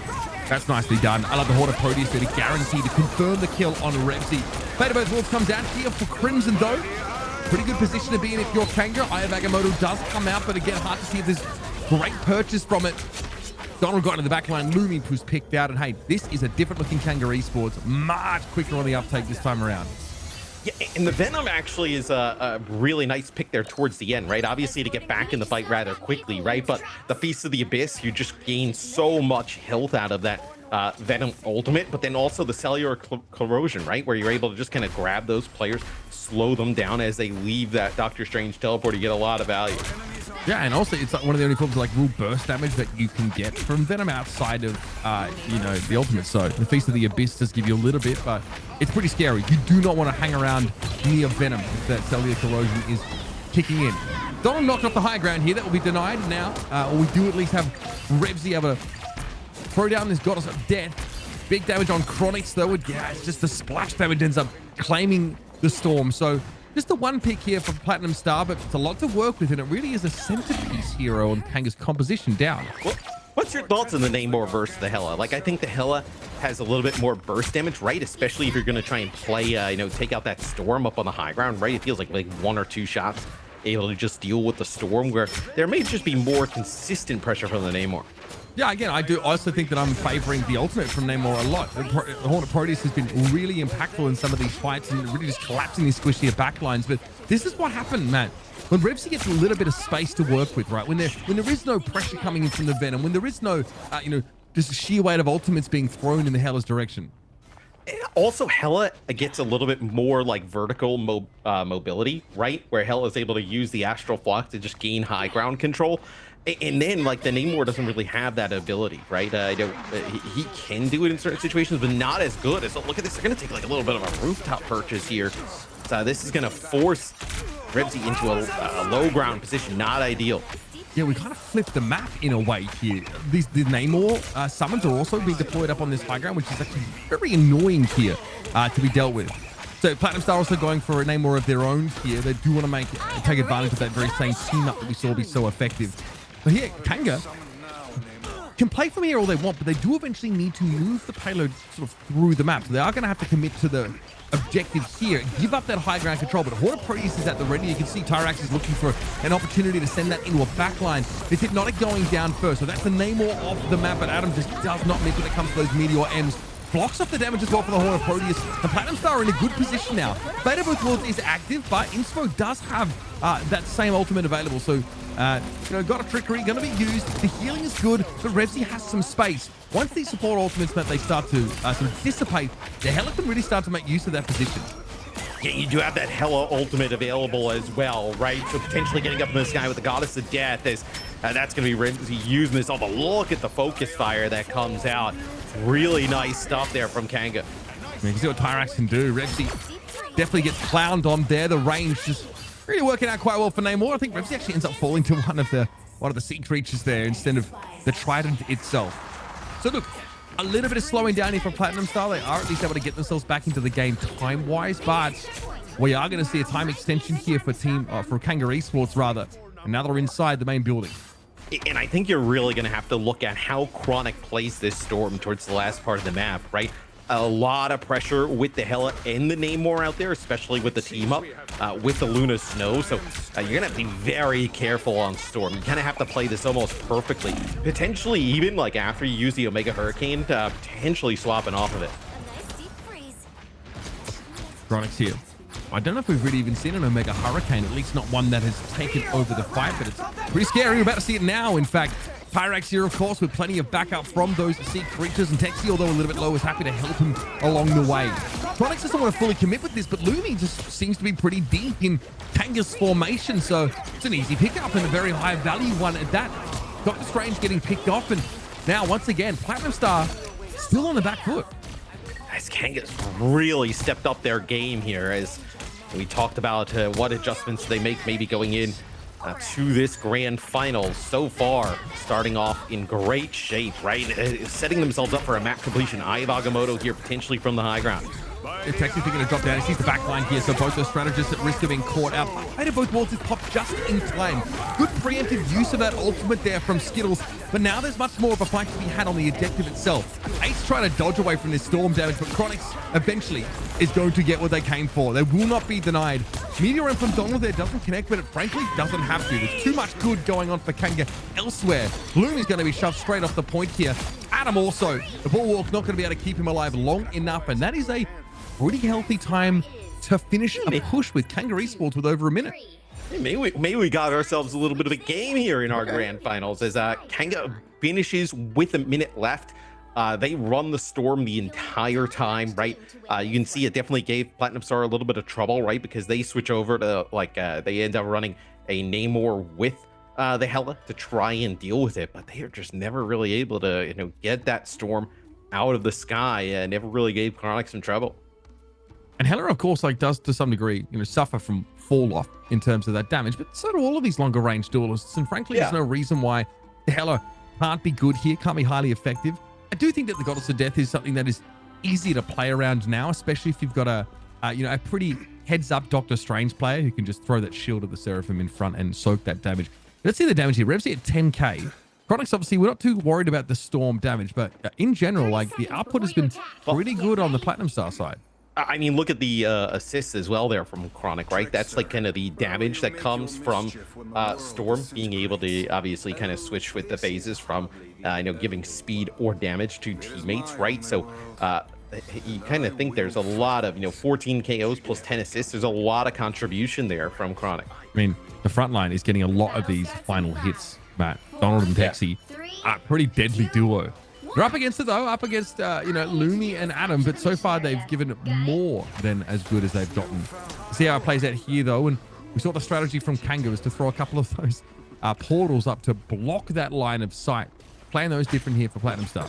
Are you a bit surprised that Platinum Star hasn't played like a triple duelist type of comp here, right? That's kind of what we were talking about in the first series. They were using the Wolverine as a pseudo tank, right? So Wolverine does get banned in this, and maybe that's kind of thrown things off a little bit, but it feels like there's still some options. The Winter Soldier also got banned, and that was Ace's flex when there is a triple duelist setup here. So I think Kanga targeted that comp especially.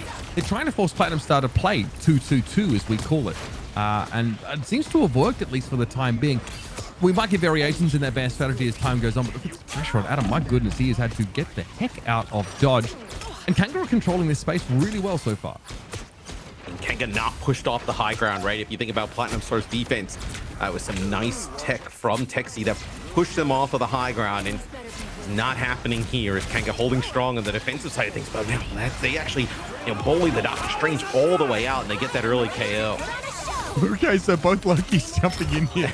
The dance floor is a little crowded right now as we have two Fate of Both Worlds. So what is that, 4 worlds that we're concerned about?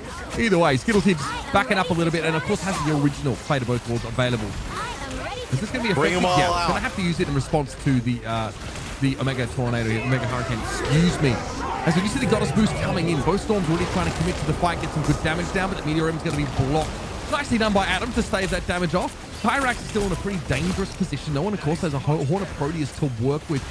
But we do have a Storm here again from Platinum Stars. They've gone back in that direction. They've sort of foregone the Namor once more. Chronic's trying to fight for that high ground here, but Revsy doesn't want to give it up. Unfortunately, they're not given any choice. Adam goes a little bit low. Horn of Proteus in the back line, but this Omega Hurricane could be a game changer. There's just not enough healing, though, for Hypnotic midway through. And Chronix gets yet another one. Kanga are the more solid team on this first point. The healing from Crimson in Inspo is really good there, right?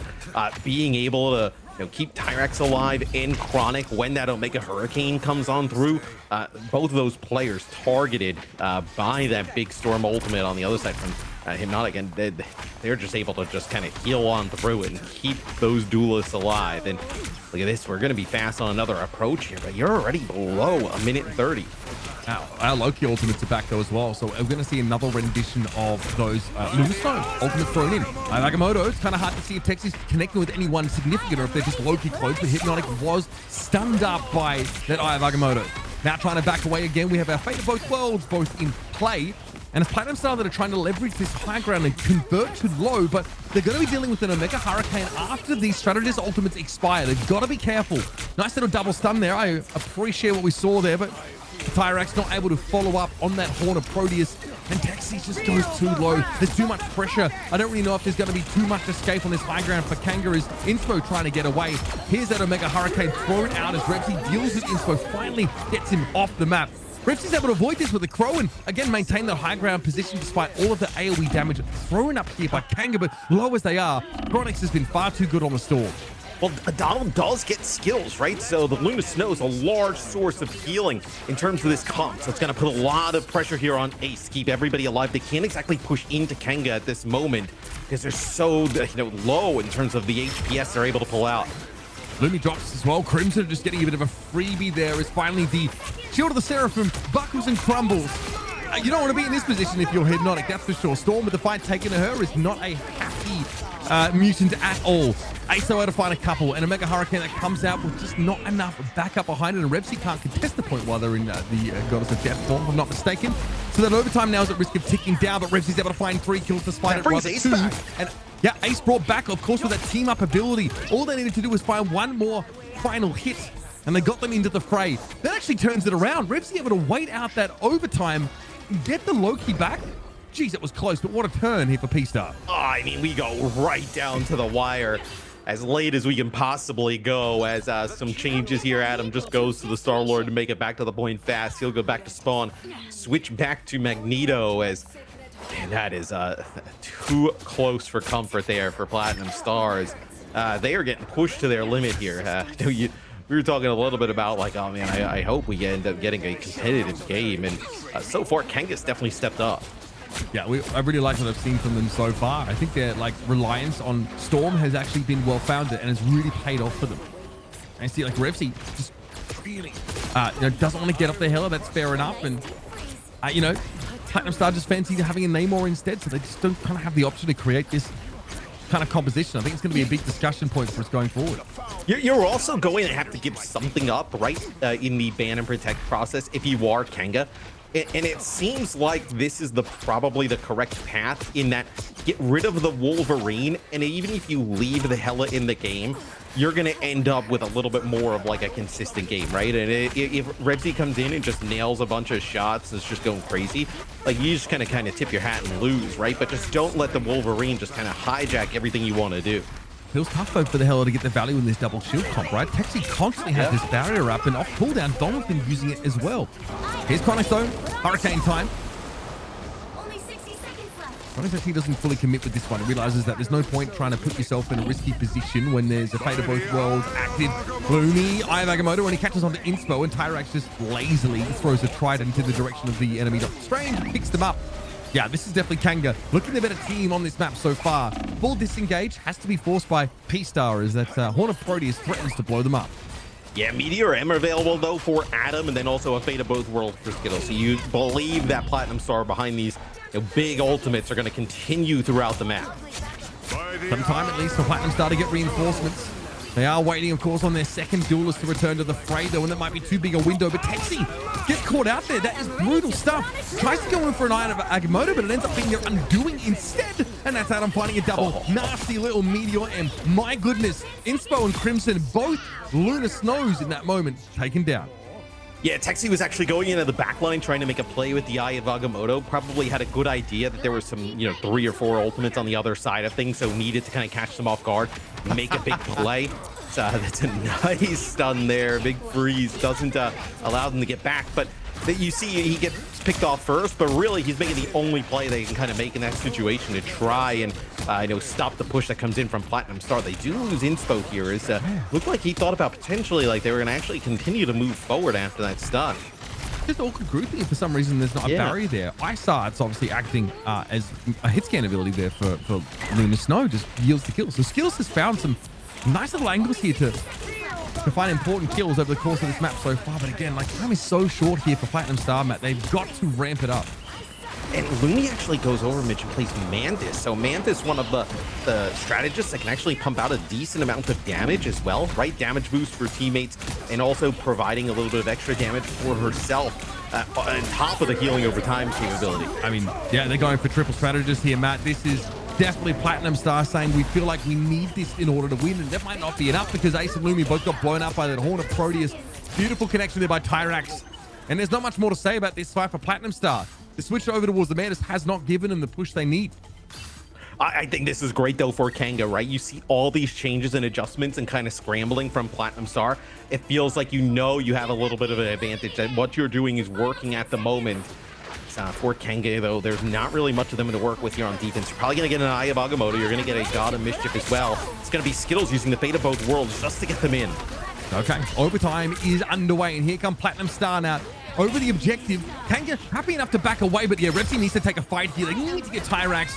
That would have been a problem in a longer fight. So that is the Namor down. Texida needs to go for a play. Eye of Agamotto comes out, catching on to Lumi. It's going to be the easy blow up on the Mantis, who's just about to get that Soul Resurgence available. However, Adam here with the Mag Cannon. Pretty scary stuff as Texi has to give room back up to the end of the map and allow the objective to continue advancing. Yeah, now you end up having Lumi pop that big Mantis with the Soul Resurgence here. It's going to be an Omega Hurricane coming in. See if this could end up being huge. It's actually going to be right on top of the point. They're trying to keep Adam up. Yeah, I like that. It's held for quite a long time by Hypnotic, and Texi actually gets caught out by it. Oh no, Kanga can't save the Doctor Strange. Tyrax here, hoping to build towards yet another Horn of Proteus, but Chronix has also fallen. This is scary now. P-Star's Storm able to get in there and take down their opposite number. A lot of those summons being set up now, and Crimson trying to buy some time here on the objective itself. Tyrax surging forward, Horn of Proteus, that was perfect. We said he was looking for a big one, Matt, and that's about as big as it gets. Oh, I mean, that is a huge Horn of Proteus thrown in towards the back line. Tegi's coming back in on the Venom using the Cellular Corrosion, capturing a few people. And that's Kanga getting on the board. I mean, they finish the map with a minute plus in the time bank, right? And then they get a hold on D. Really great start for Kanga. I'm loving this. From what we saw from Kanga early on today, I do really question if they'd even be able to win a single map against Platinum Star. That's how one-sided at time that game felt. But there's a big difference between a best of 3 and a best of 7. And let's have a little glance down these damage numbers here. Chronix with a pretty insane game in terms of output, and Tyrax as well, just a real nuisance on that name or across the entirety of it. Pretty nuts healing from Crimson. Beautifully done. 53k top in the lobby in that metric. Yeah, that was a good game. Pretty close. And I think we're going to be treated quite serious here. And dude, 41 KOs there from Tyrax. I mean, he's going crazy on the Namor. So I think though this is a good strategy and one that's like you can replicate again here for Kanga, right? I think the Wolverine should be just first ban all the time. Like if you can get rid of the Wolverine, that we talked a lot about in the last series that these teams made up. I felt like constantly they had no answer for it, right? And it was something that Platinum Star was able to use to great effect. If you get that out, they look a little bit more beatable, I think. Yeah, I mean, and we've seen this Kanga Esports team be more than happy to play like double shield Vanguards, right? I think like between Donald and Texi, you've got a pretty dynamic front line, but if they can just sit on their preferred heroes, then they're going to have a great time. A lot of these options from Platinum Star, like, off the table. No banner available, of course. No Winter Soldier. That was taken off. Like you mentioned, the Wolverine. So it's great to see so quickly his adaptations coming out from Kanga here and definitely targeting the strength of Platinum Star, which was that switch over towards that triple duelist setup. They attempted triple strategist at one point, and that's when you could see the Platinum Star were actually struggling, and maybe that extra scrim time, that extra time together as a roster for Kanga Esports is giving them the edge in these high stress matches. And potentially, right, this is where you have the VOD review, you have the extra time, being able to get these scrims and everything going, that this is where it all pays off, right? You've seen this Wolverine strategy, you've probably seen it from other teams as well in scrims leading up to this, and maybe you have a better chance of now adapting to it. So that's map number 1 of this best of 7 out of the way. Kanga Esports starting on the right foot here, getting out to an early lead. Don't go too far, a break, and then we return with map number 2 and see if Platinum Star can fire back for themselves.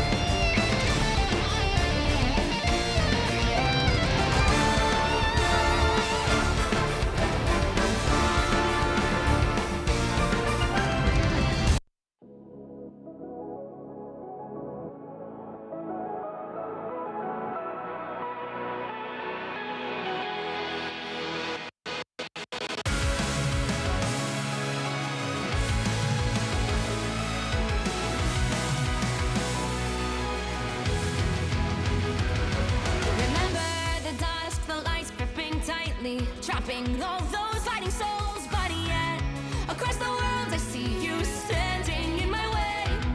And remember the time, the place we used to fight like the sun and moon, and I wonder if ever there was a time that we were friends. The night has fallen, shadows looming, and yes, that time has come for me to seek you out. We are set now for our last reunion. Break the chains, find your way, come find me.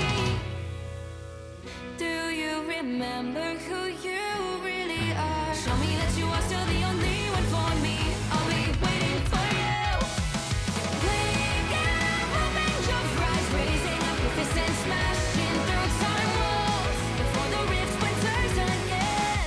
We are rivals till the end. Rise up, hoping your mind, hold on to your powers. No one can stop us.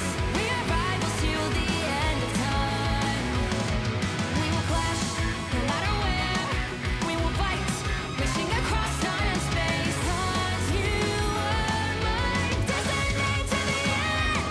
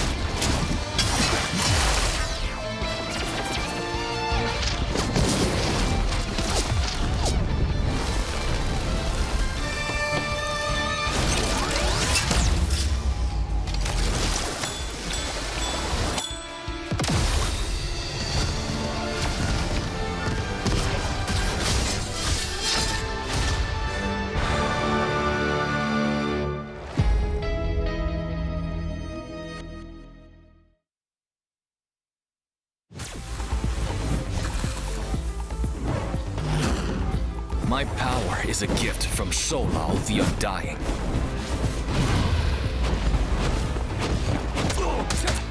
Struck down by living chi.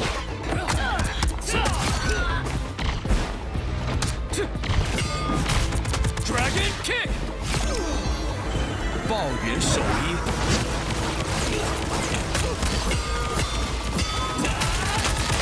Perfect hit. The dragon unleashed! Qiguan Changlong! My fist is unrivaled!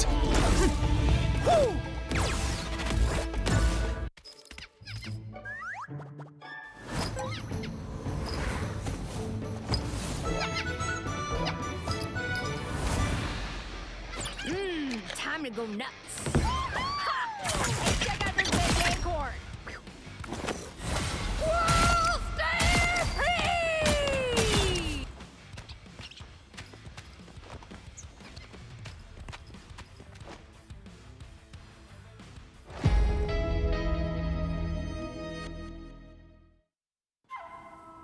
I tear through the cloudless night, just like the moon.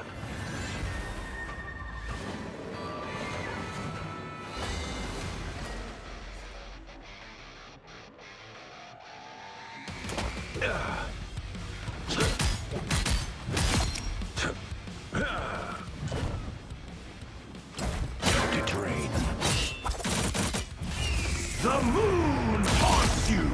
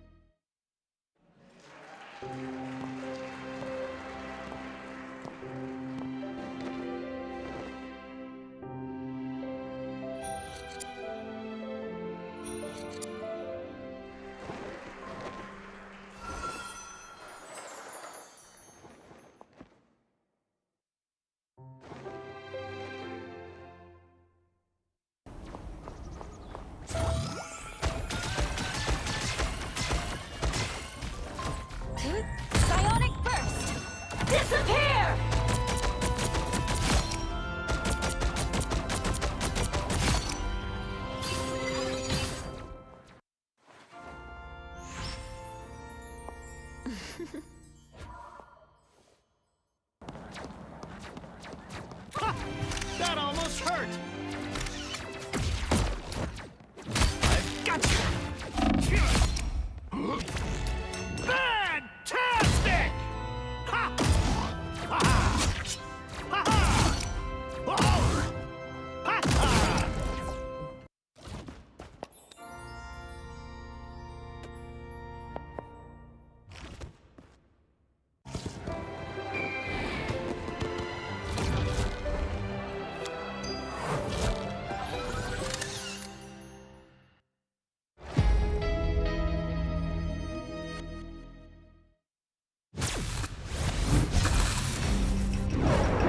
Now for something truly fantastic! That was simple. I've got you! Double the failure! Maximum! Let me return the favor!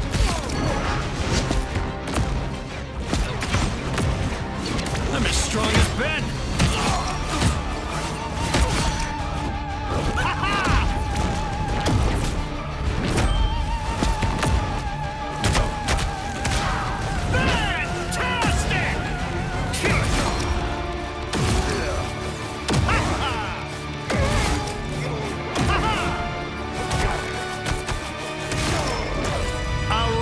Success!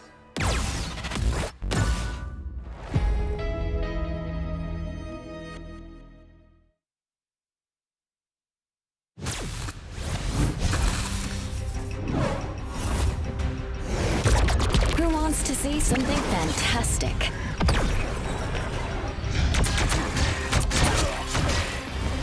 Next. Force burst! They'll never see me coming. Clear the way!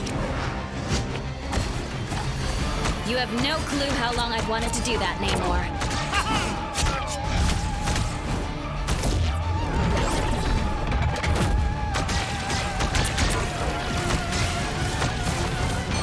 Disappear!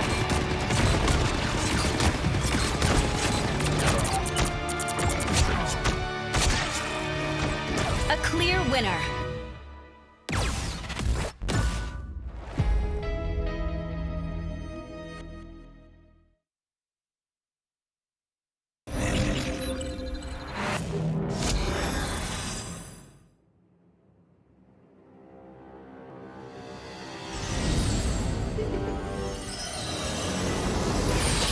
You have been sheltered by the light for far too long.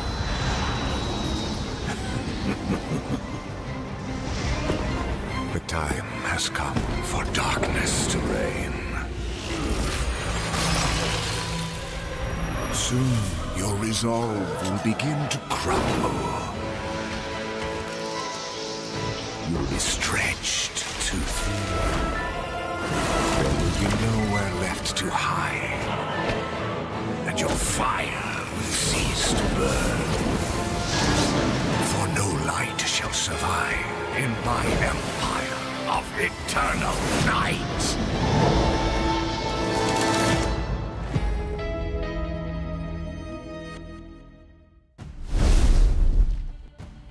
All right, one map into this best of 7 series, and already things are looking very different as compared to the last time Kanga Esports and Platinum Star threw down. Matt, great to have you back here in the booth. We're a little bit surprised to see how much use they've made of that 1 hour break that we had between their 2 games, because Platinum Star did not look themselves, or rather Kanga looked to be a much more potent version of themselves. Yeah, I think Kanga did a much better job in terms of like the ban and protect phase at really throwing a wrench in kind of what Platinum Star was effective with in the first series against them.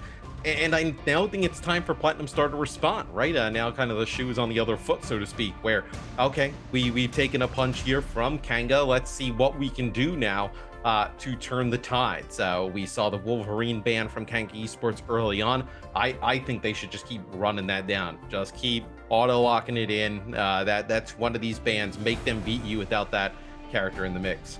And we're heading back to Symbiotic Surface here for this next map. And I wonder, because I think the Protect of Storm was actually from Platinum Star, if I'm not mistaken, right? You know, a hero that they honestly, like, you know, got on and off a little bit. There was some sort of rotations going on because Hypnotic, you know, tried the Namor on occasion. Rebsy was just adamant about, you know, playing Hela. You're convinced that she was the answer, and I'm not so sure that's true.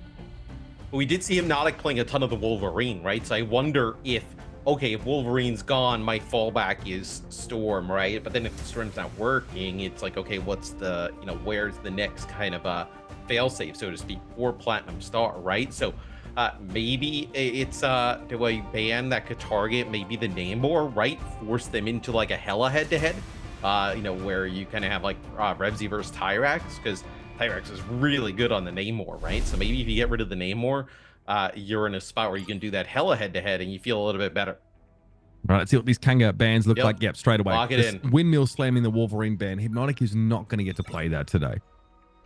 Not again, anyway. And they shouldn't allow him to.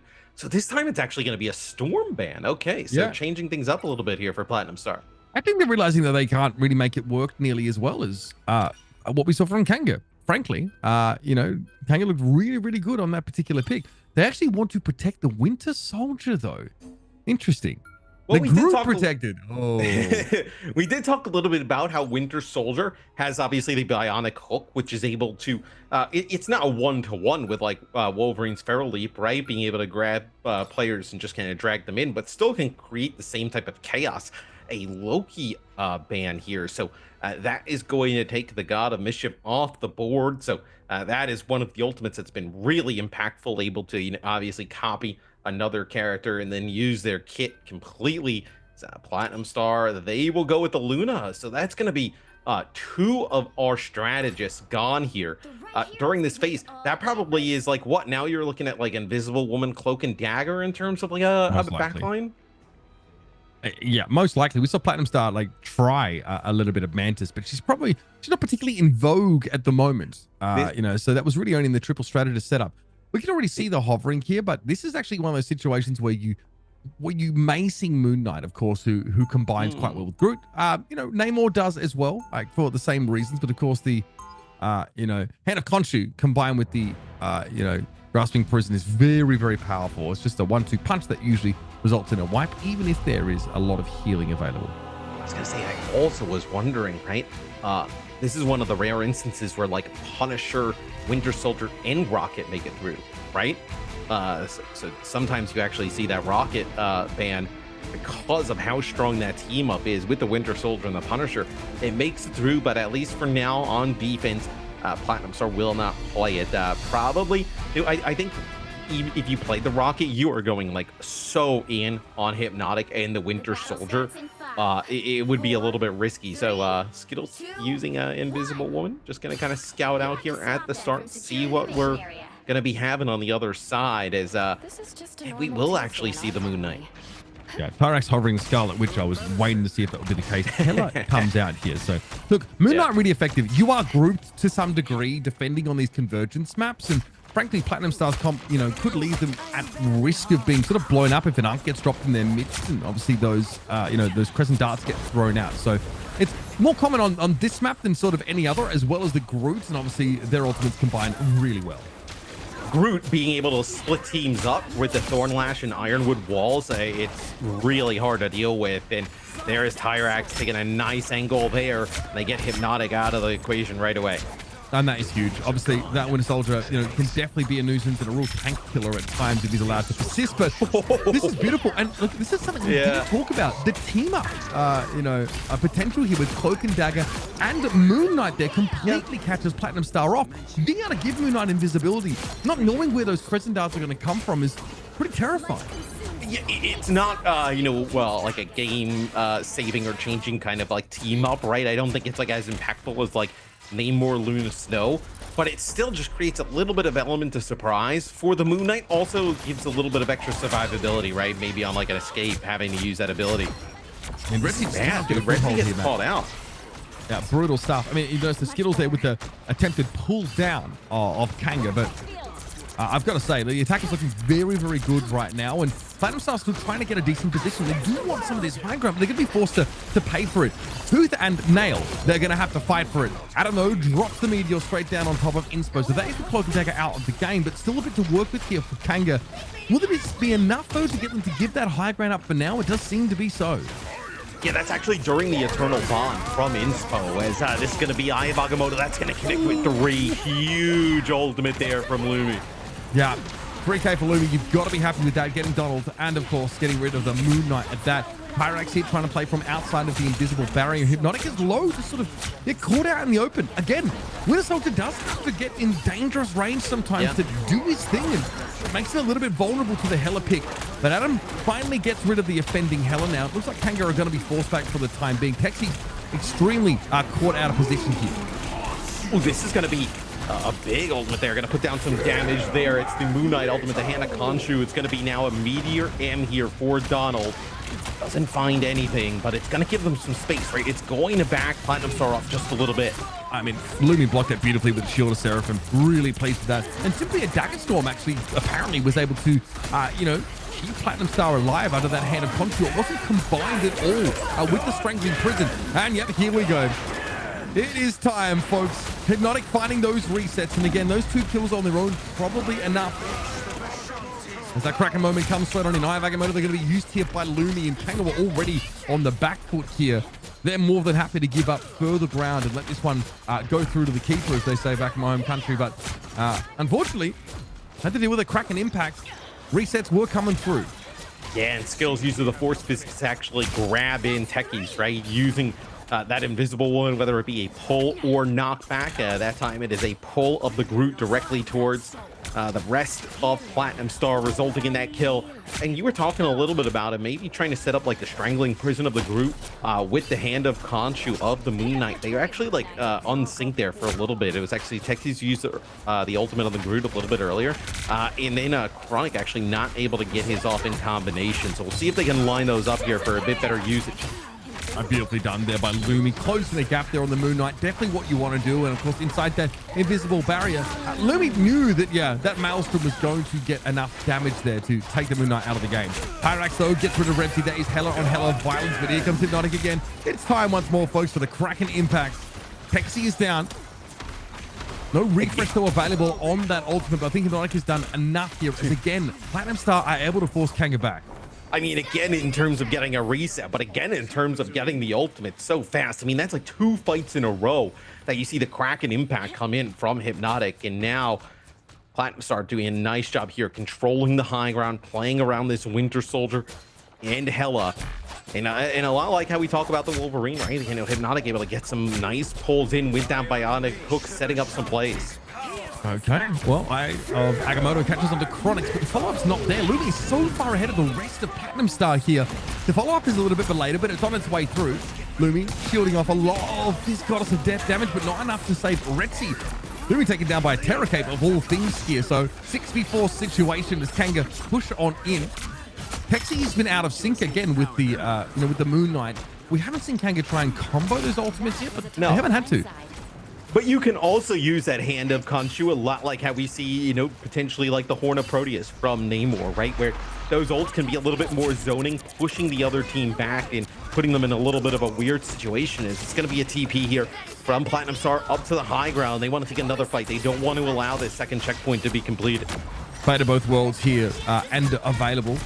It's definitely going to be effective. There will be an invisible boundary though thrown up here by Skittles. Oh, he's down. They've lost both of those key players in the blink of an eye. This Meteor M is mega charged up, by the way. Adam got farmed for whatever reason. Kanga just firing those projectiles to be sucked up by Magneto. Crimson in trouble here. Not exactly where you want to find yourself as Invisible Woman, but that Eternal Bond healing at least is going to keep that Invisible Woman standing. I've got news for you though. It's time for Kraken Edge once more. Inspo going to be hit by that one going low. That's the reset. And there's more where that came from. Crimson desperately trying to get away, but that tainted voltage will secure the kill and give another reset. Hypnotic using it more for mobility than anything else right now, which I think is completely fair, as Pixie will be surrounded and dragged down. And he's getting them coming out of the spawn through the TP. They know the reset is there, so they don't exactly want to just jump on through this. No. Now they have to wait it out. I was wondering if Hypnotic was going to be able to go through the teleport, right? Through the portal with that ability. I guess that maybe is a little bit unreasonable, but Inspo is down though. Red's able to find a key headshot here. And yeah, Platinum Star very much in control of things now. It was such a good start for Kanga. They had the right game plan, I think, for attacking the convergence point, but once that symbiote got moving, Platinum Star were back to their old tricks. Yeah, and I think it's really Platinum Star being able to control that high ground on the defense, right? They give up that checkpoint right at the start, but once the symbiote got moving, it was really just controlling that high ground, using, Lumi. It felt like every fight, Lumi and Hypnotic had their ultimates available, ready to use, whether it be the Kraken Impact or the Eye of Agamotto, and it seemed like just cycling those did not matter if there was support ults on the other side. That was a winning combination there for Platinum Star. Seemed a lot more comfortable for this Platinum Star team as well. Without a doubt. Even without the Wolverine in play, they make sure they secure a good pick for Hypnotic. It's something that they really seem like they want to do with regularity. Well, Hypnotic pays that back with interest, though. It's been very important on this Winter Soldier. And the Winter Soldier was gone in the previous map, right? And also, I think if you're gonna play the Winter Soldier, like, Storm is a pretty difficult target to hit if you're the Winter Soldier, right? Not a lot of ammo in Winter Soldier's clip. The range not super long, like you kind of get outranged potentially by Storm. It's also so a projectile, get rid of it. Not hit scan. Yes. So Rosterstern not great at like those super long range targets. Like Winter Soldier really is like a mid to closer range, hero despite all appearances. The battle starts in 5, 4, 3, 2, See We got- what we have on our defense. Really, the only change is Chronic going to play the Psylocke, right? So probably putting a little bit more pressure onto Chronic. So we'll see how that plays out. You gotta behave yourself. My goodness. So yeah, this is obviously Platinum Star on this attack side now. Very similar composition. They really like the Winter Soldier. This is definitely the optimal range for Bucky to play at for the most part. Don here thinking about making use of this cannon in a moment, but no viable targets. Texi's got to be careful. They are liable to be surrounded right now, and the burst damage is so great. They're able to take to the skies, though, and get some space. They need to be healed up pretty quickly, as Donald will take his place in the front line instead. Huge pressure onto the tanks here of Kanga. Donald barely clinging to life. This is busy stuff for Crimson here. Desperately here alongside Inspo, trying to keep those Vanguards standing, and it's worked out. Chronic's though taking a fair bit of damage, but they've made this space for Tyrax, and let's hope he delivers. And this is something where, like, Kanga, right, you would end up playing like a Loki, but Loki's gone, right? We've seen them time and time again use that regenerative domain when their tanks get low, but it's going to be Revsy with 2 KOs. They get Donald extremely low, and they're able to heal it up at the start, but not last for long as Revsy cuts them up. You see how much better Revsy looks at like a range like this as opposed to what we saw in the first map. This is really where Hela is going to thrive. This sort of again similar to what Winter Soldier offers in terms of effectiveness there. But Pixie was the first to go down, Matt. They really wanted to pressure that front line. Dude, time and time again when we watch Kanga, right, Texi taking a lot of damage, trying to take as much space as possible, trading the HP to do so. That time it does not work out. Once the aggressive around the box over the point and ends up falling in the end is a little bit of an off angle here. Ooh. Just a little bit more, it would have been done the job. Crimson is just able to get away. Goddess of Death, though, available. I do think the Shield of the Seraphim a bit of a concern. So Texi, needs to be neutralized to some degree before racing to go fully aggressive with this, but looks like Dance of the Butterfly is going to force the Hela's hand. Here's the TP across now. No shield in Revsy's face, but also nothing really to look at now. You're just trying to guess, throwing those shots inside the invisible boundary, and no eliminations as a result of that. Lumi, though, has Eye of Agamotto at the ready, and of course, Kraken Edge is locked and loaded. And again, Revsy's looking for this same flank angle. This time, might be looking to stick around. Inspo flattened a dirty flank here off their Hela, and this is going to be kind of falling to pieces. I was gonna say, where they've actually gotten the objective up until this moment, there's really not much more they need to do. And they're nice angle by Revsy. You get rid of the Invisible Woman off the start, and then the Kraken Impact starts to pick up there from Hypnotic, and we'll see. Do they have a teleporter to make it back here? They do have the Eternal Bond if they do have it at the ready, but at least it looks like, do not have a teleporter there for Kanga to make it on back. So that'll be Platinum Star firing back with a really strong map number 2. just convincing stuff here from Platinum Star. It's funny, these two teams definitely have some contexts or some maps where they look much stronger than otherwise. We heard Platinum Star say, we don't really like playing against the group. It makes us a bit uncomfortable. We prefer to try and ban it if they can. But leaving it open here basically dares Kanga to make use of it themselves. Texi and Donald seem to prefer to play their double shield. So, and they protected the group. They protected it. So that's a situation where Kanga are thinking, man, maybe we could have worked a little bit harder to get one of those key heroes available to us. Maybe protecting the Storm in the future might be a little bit better, because that was something that caused UFC problems at those long ranges. The hell looks incredible in this game, though, man. So it seems like if you do get rid of the Wolverine, right, they're going to get rid of the Storm because of the range that it deals with the Winter Soldier on the other side. And then they're going to get like the Protect, right, where you can actually protect that Winter Soldier. Because it seems like, okay, if we can't play the Wolverine and just like hijack your tanks, so to speak, your Vanguards, and bring them on in, we'll actually just move up behind our double shield and eventually just kind of create that type of situation with the Winter Soldier, right? With the damage also poking down at range with the hell on the shield. So now for Kanga, what do? Do you want to keep dealing with this? Do you want to let the Wolverine come back in? I think you probably have a better path this way than letting the Wolverine come back in, at least in my opinion. No, maybe just protect the Storm. You know what I mean? Continue to ban this Wolverine. I think that is entirely valid. I also would point out, we saw a flash to the scoreboard briefly, but Adam and Lumi both, as Vanguards, had the same amount of damage as their duelists. That front line really popped off in this game. And that's something like, as much as we're like talking about Texi and Donald, that looked very, very good. They're extremely experienced, especially in Marvel Rivals, just early on in the esport as we are. But these Platinum Star guys are terrifying. And you saw that second half, the push onwards Texi's position, just the health of that Doctor Strange dissipate very quickly. Well, we talk about like some of the roles that sometimes merge, right? Where like, a Wolverine or Miss Fantastic is like a duelist, but sometimes they play a little bit more like Vanguards. All the Vanguards can pump out a lot of damage, right? So having your Vanguards kind of take the full capabilities of their kits, right? And pump out like duelist type damage. I mean, that's a huge advantage. Absolutely, folks. We're going to be back after a short break. We're 2 maps down in this best of 7. We are 1 apiece. So we're going to leave you with some highlights of that previous map and get you ready for the next one.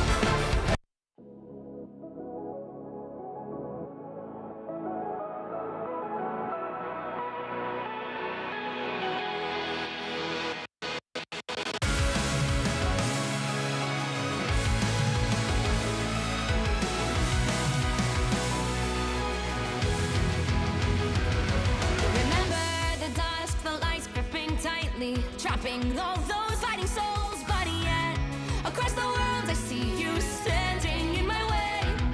And remember the time, the place we used to fight like the sun and moon. And I wonder if ever there was a time that we were friends. The night has fallen, shadows looming, and yes, that time has come for me to seek you out. We are set now for our last reunion. Break the chains, find your way, come fight me.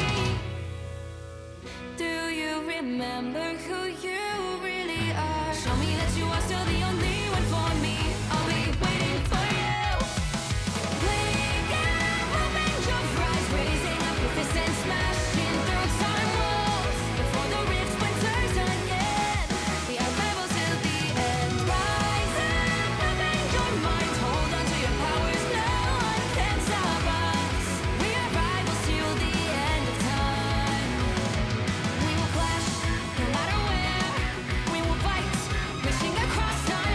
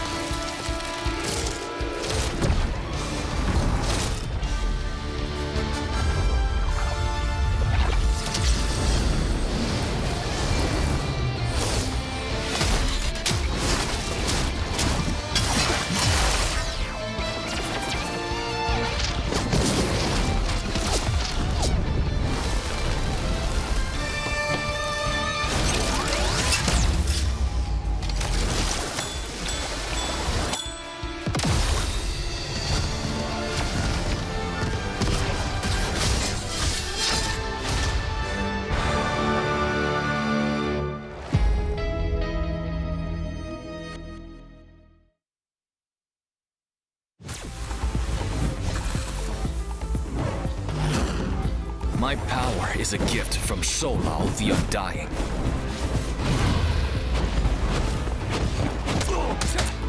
Struck down by living chi.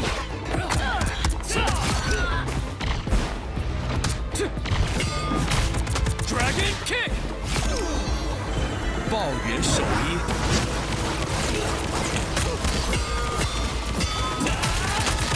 Perfect hit. The dragon unleashed. Qi Guan Changlong. My fist is unrivaled!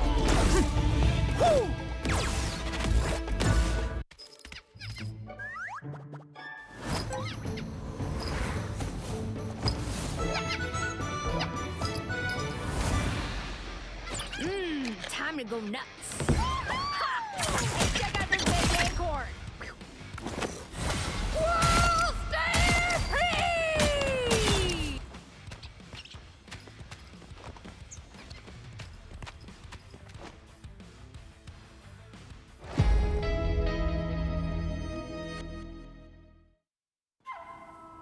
I tear through the cloudless night, just like the moon.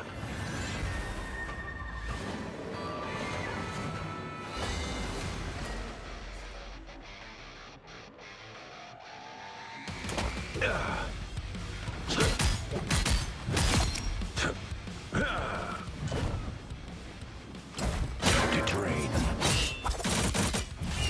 The moon haunts you!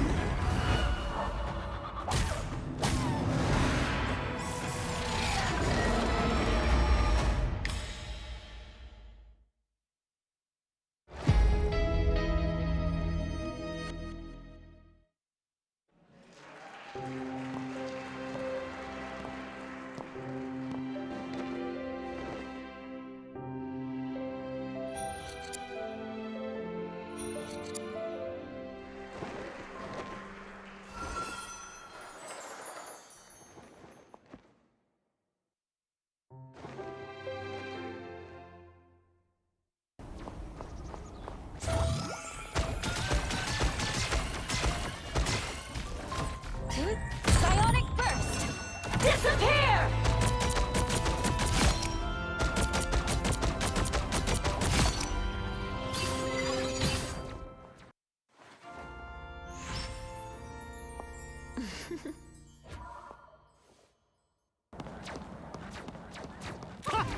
That almost hurt!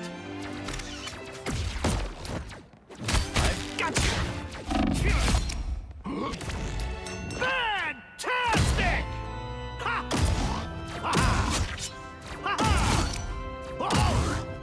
Ha! Ha!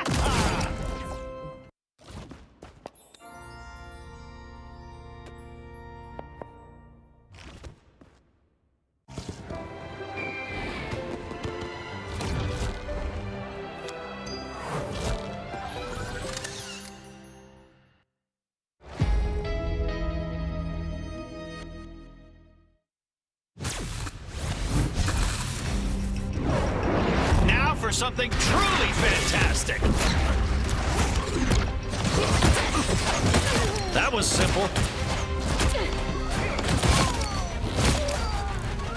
I've got you! Double the failure! Maximum! Let me return the favor!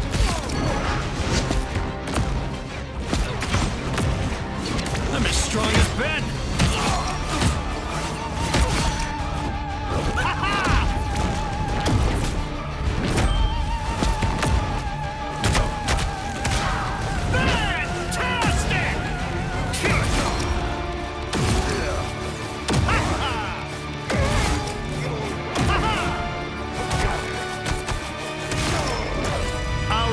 Success!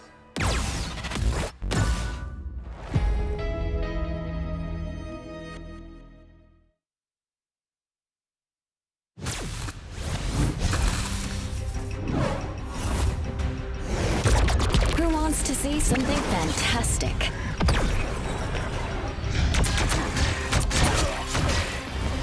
Next.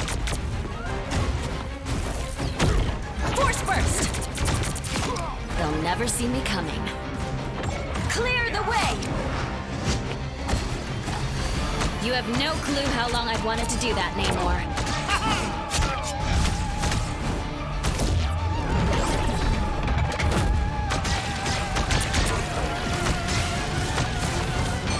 Disappear!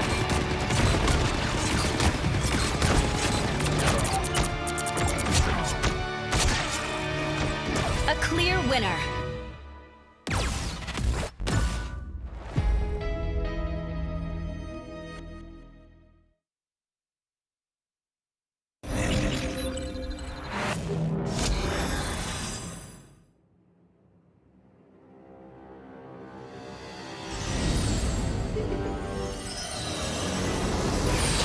You have been sheltered by the light for far too long.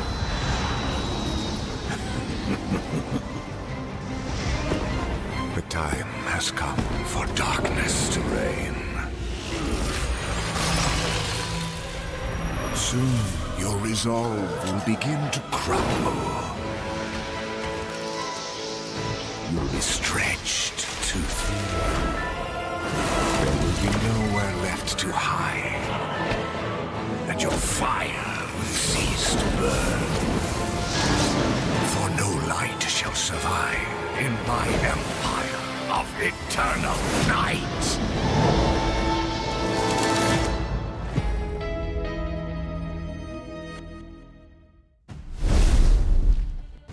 Well, folks, two different maps, two very different looking Platinum Stars, I've got to say. A slow start to this series. We see them bounce back pretty quickly in that second Convergence map, Matt. A lot of it, I mean, is about Revsy. I really think this Hela, especially when she's able to play in situations that play to her strengths, like being at medium range. We see a completely different performance out of her, and one that kind of takes over the game. Yeah, and with loser pick, right, in terms of the map, this will be Kanga's opportunity to pick a map, and it looks like they're going to actually go for Empire of Eternal Night, so Midtown, so the convoy map, which it's a little bit more close quarters, so like maybe not as great sight lines for the Hela, right? So potentially that is a way using like the map pick and geometry of the map to kind of go at Revsy's really nice pick on Platinum Star. I do think that we might see it anyway, especially with Wolverine potentially banned on this kind of map. Again, there's so much higher ground that can be used to set up those like backline dives or to give you opportunities to just kidnap the tank, send them into your front line and blow them up. Those familiar with Wolverine play don't need it explained to them. We've seen it many times on this very stream over the last couple of days. The Platinum Star clearly have some very obvious strengths that they're trying to play to, and I don't, I think their fear of Groot or their, the disinterest in playing it probably shouldn't be too much of a concern. Maybe not even worth using a ban slot on here. Well, I believe we actually even saw this map in the first series, right? It was, I think it was actually Kanga who got really close to taking that first point, but not able to do so. So get a little bit of a rerun of it. But the Wolverine was in that matchup, which at least so far, it seems like Kanga has decided to just insta-ban that right off the rip. Yeah, obviously there's always the surprise factor with a team like Platinum Star, especially if they're not one that Kanga has scrimmed against much. Now though, they've seen enough. They've at least seen enough to know where like the real standout strengths of Platinum Star are, who are already jumping into our bans, have already taken Storm away. So yep, they're convinced they don't want to deal with that. Flying. They know. I mean, these teams are pretty familiar at this point now. I do think the protects on each map will differ and will be quite interesting. Kanga, I have to consider like what they really value. They obviously don't have the option to, guarantee that the storm will come through. We're actually protecting a lunar snow here. So this tells me they really want to play towards potential like name or team up buff. Yeah, potentially. I also think this kind of actually Platinum Star, they'll protect the Bucky. So they want to have the Hypnotic on that Winter Soldier yet again. You'll see what they decide to ban out here. So they ban out the Namor, so that takes a team up off the table. Yeah, obviously Lunar Snow is still great to play, and you'll probably see it without a Namor here. She's just the healer right now, kind of does everything. And Kanga take Loki away. Don't want to deal with that.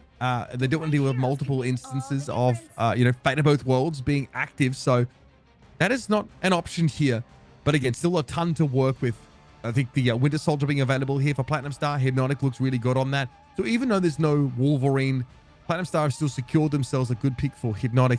On the other side of things, though, like we can quite easily see like a Cloak and Dagger, Lunar Snow backline, very reasonable, very serviceable. Tyrax again will look to sort of challenge on this Hela. There will be a Psylocke though brought in.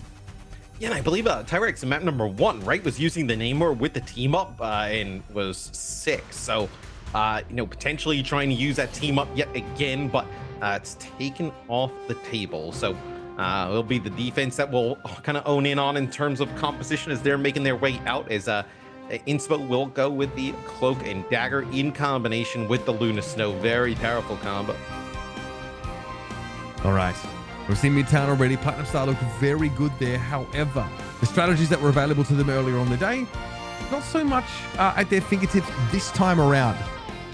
I think the Hela battle is going to be interesting. There is a lot of escape potential for Hela. Like, she needs to get up to that high ground or cross to another, you know, balcony. She can do so. Hard to lock her down.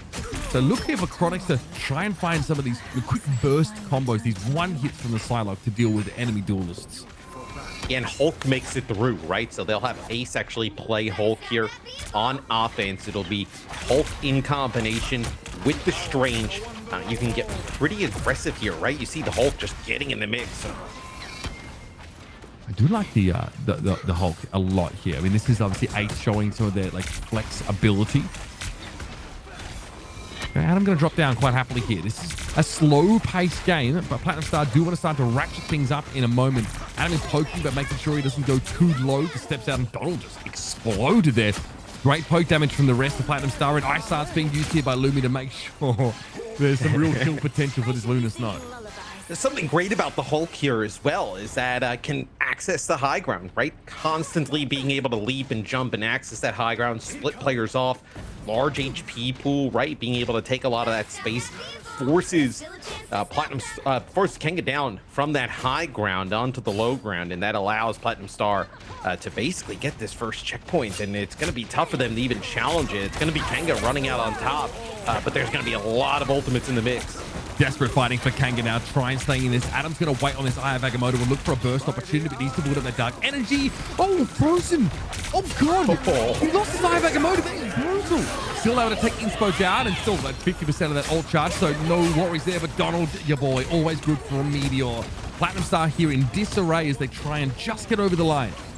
Yeah, I think that would be kind of the difference, right, between having the Magneto or the Hulk, because the Magneto ultimate is so strong. But Tyrax here going to take to the sky, see if he can finish off. Ace does so. Kanga will get a hold right before it would have gotten that first checkpoint. Donald yet again with the Meteor M coming up huge. Yep, and again, doing more than just bursting one individual down, which quite often you're more than happy with, but continuing to get more value than otherwise expected and having an outsized impact on these fights. Donald, pretty nasty on the tank.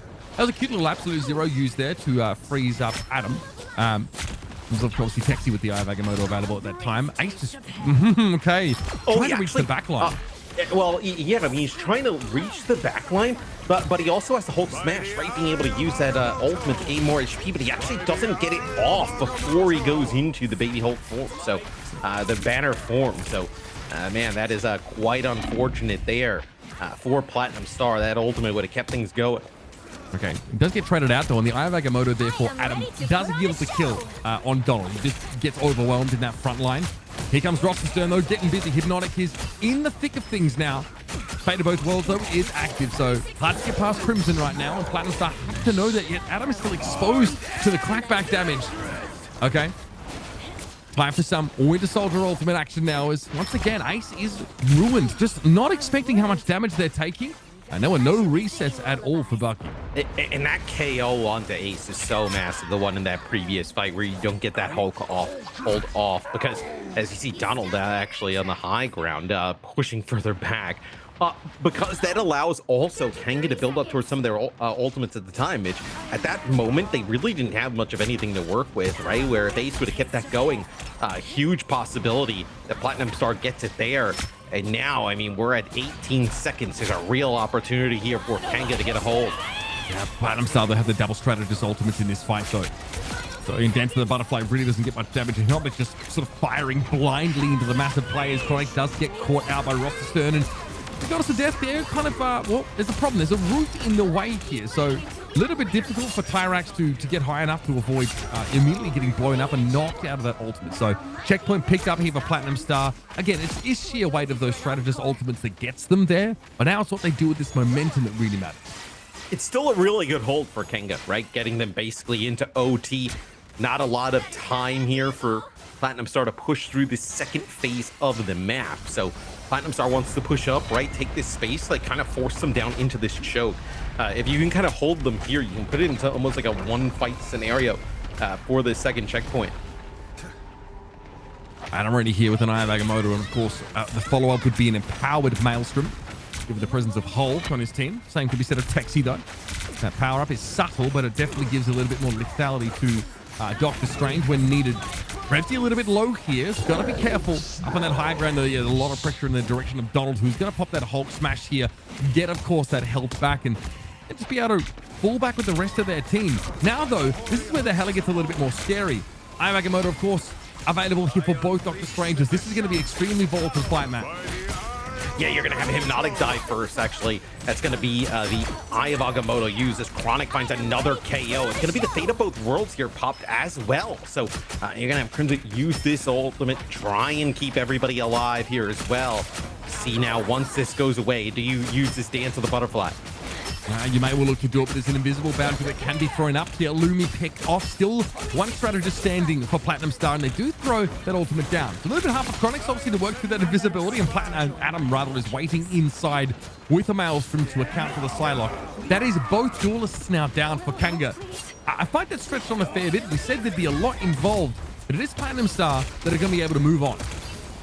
Just at the final moments, it feels like Platinum Star is able to come up clutch as if not, you get to hear the ultimate of the Kraken impact popping up on the objective.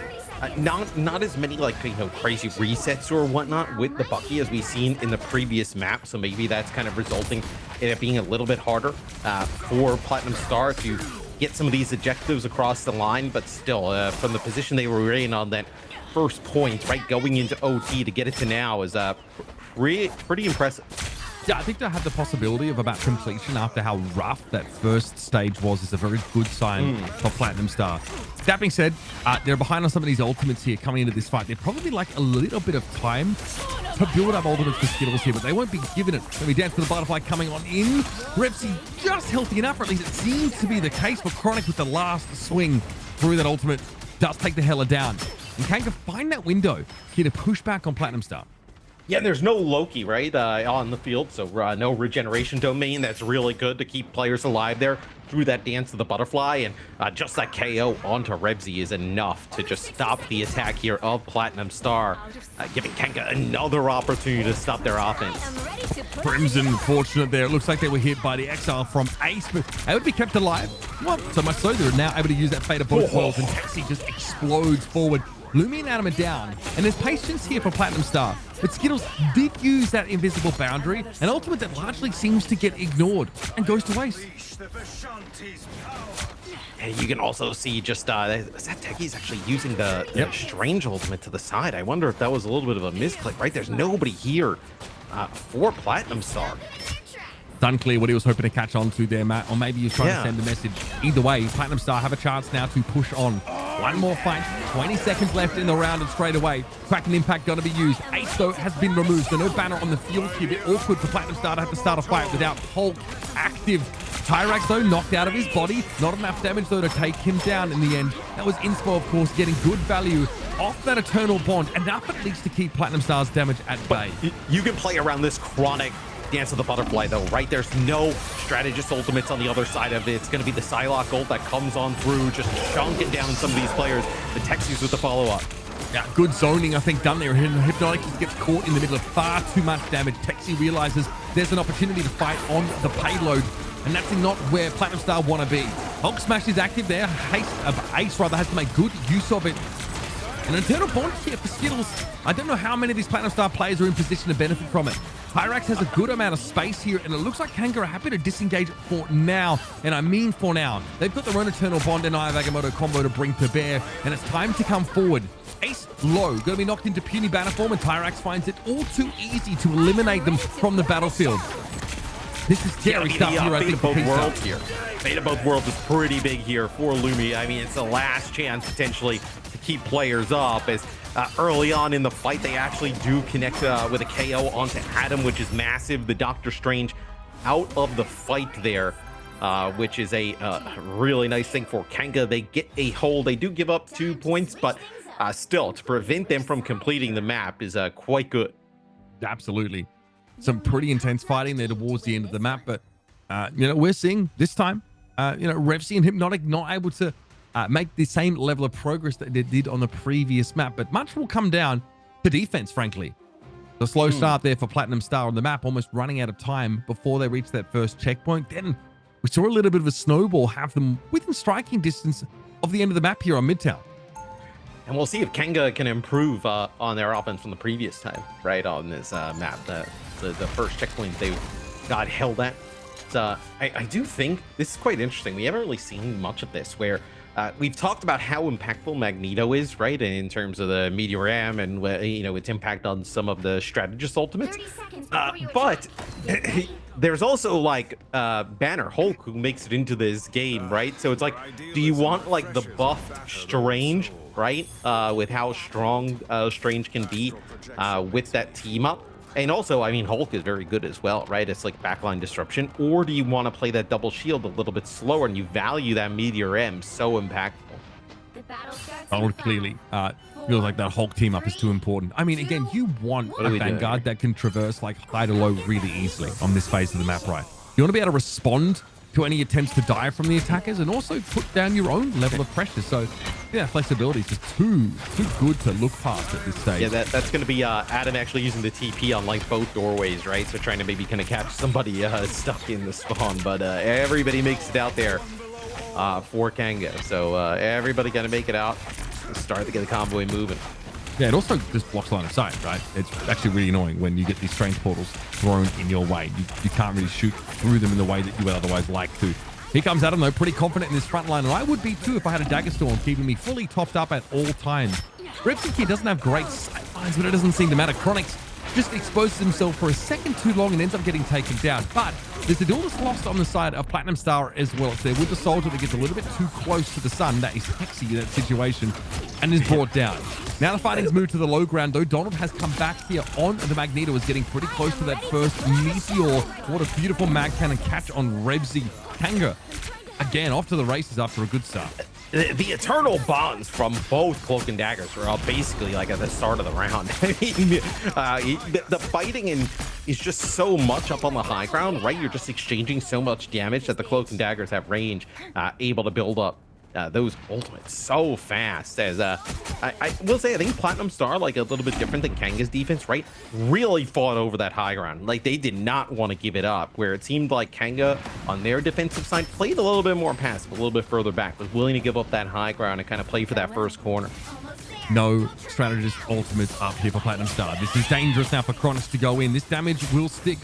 Again, the Dagger Storm, though, good in the pinch for AoE healing. If you don't have one of those strategist ultimates, Pyrax, I think this is going to be way too much now. It is going to be a complete wipe, folks. Pyrax for 3. Absolutely dirty stuff with the Goddess of Death.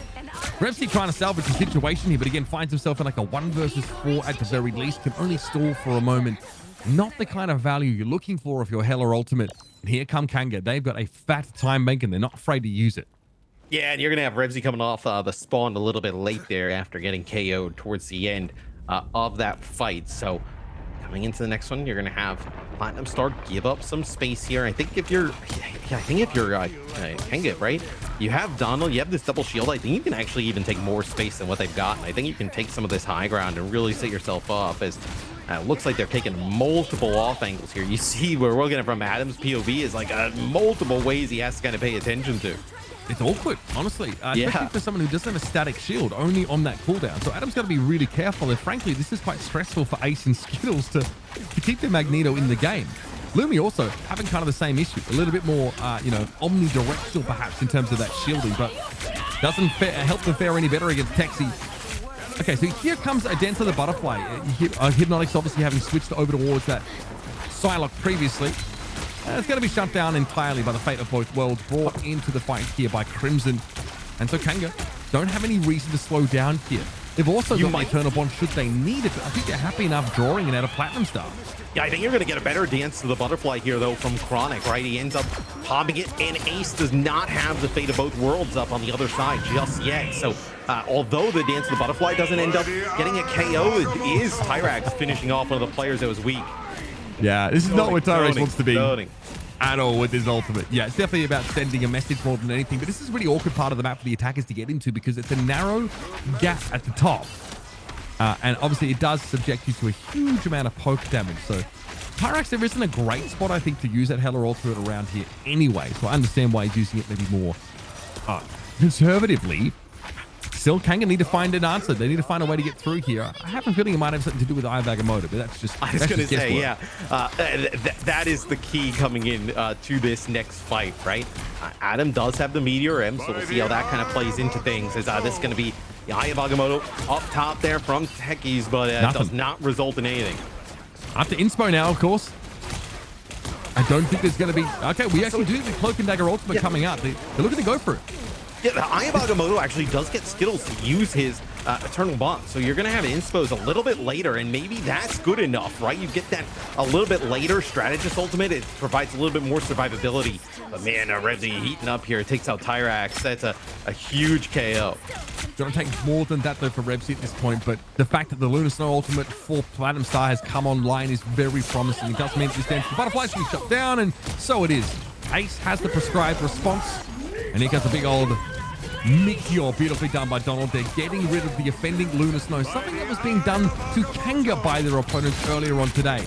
Eye of Agamotto for Lumi, though, great way to break into the fight, finding two, and Revsy has a pretty safe vantage point to deal with Crimson. This is Platinum Star mounting a defense, and honestly, Kanga don't have oodles of time, and they are walking into Strategist ultimates that they have to deal with, namely, of course, that Eternal Bond.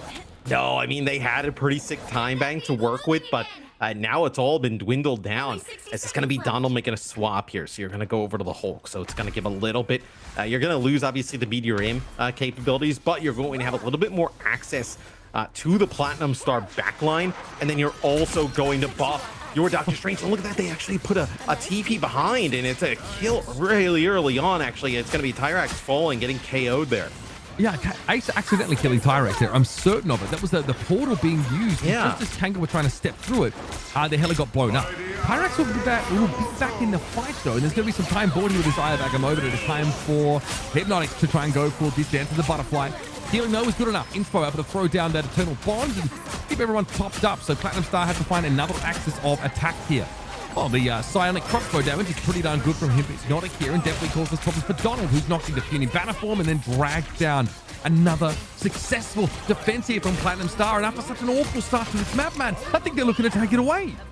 Yeah, they did not look good at the start on defense. Kanga really took it to him on that first point, but as soon as we got to that choke, it was all Platinum Star as they take a lead in the series, as they take Midtown here.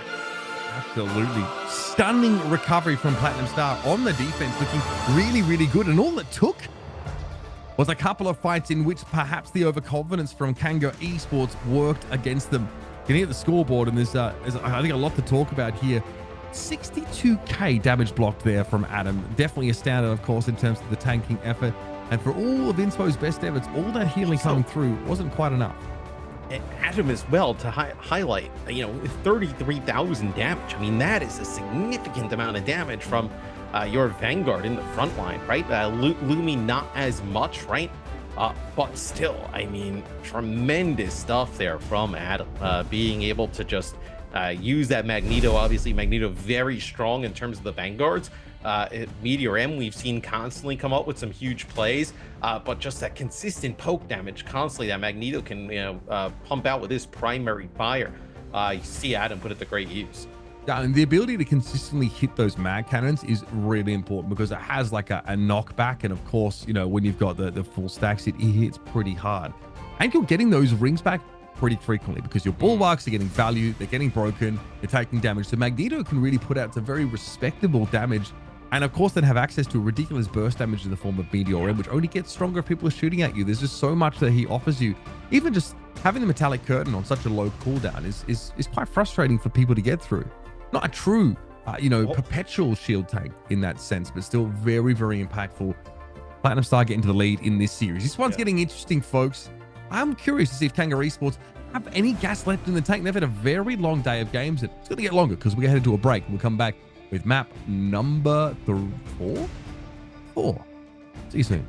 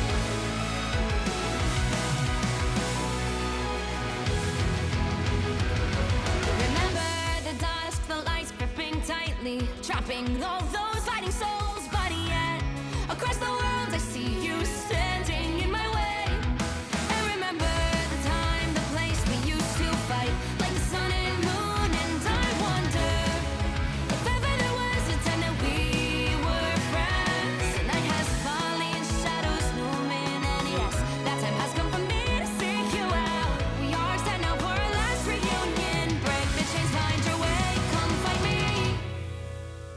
Do you remember who you really are? Show me that you are still the only one for me. I'll be waiting for you. Playing out, open your eyes, raising up your fists and smashing through time walls. Before the rift splinters again, we are rivals till the end. Rise up, open your mind, hold on to your powers. No one can stop us. We are rivals till the end of time. We will clash, no matter where. We will fight, reaching across time and space. 'Cause you are my destiny to the end.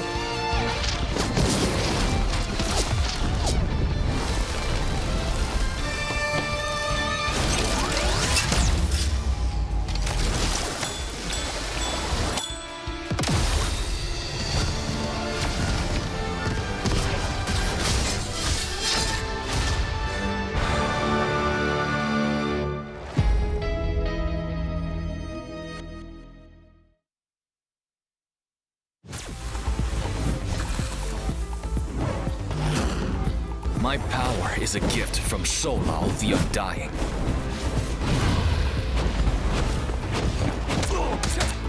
Struck down by living chi.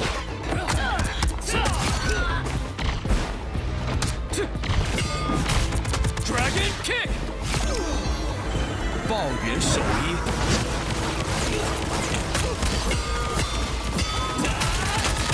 Perfect hit.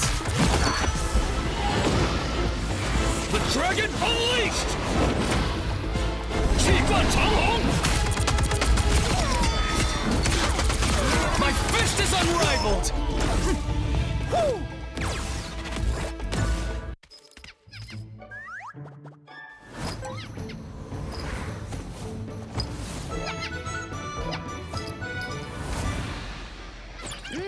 Time to go nuts. Hey, check out this big acorn. Whoa, stay free!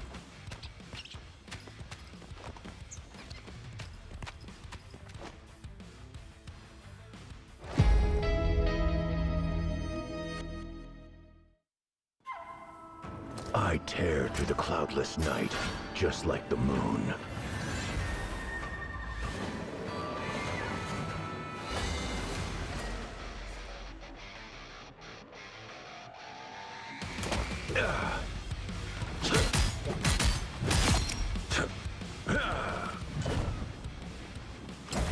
To drain.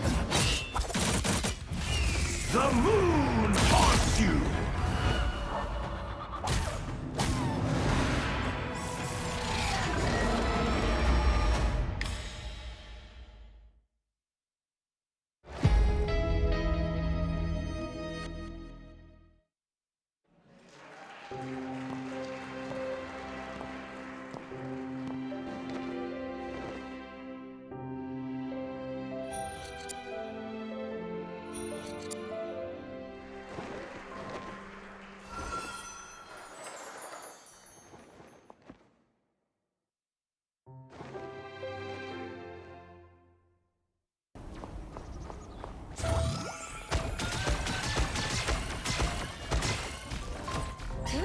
Psionic burst! Disappear!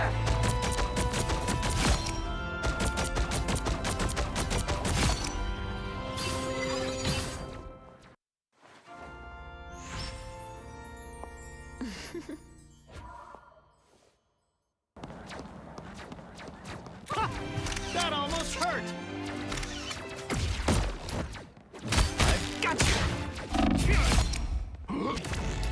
Fantastic! Ha! Ha! Ha! Ha! Oh! Ha! Ha!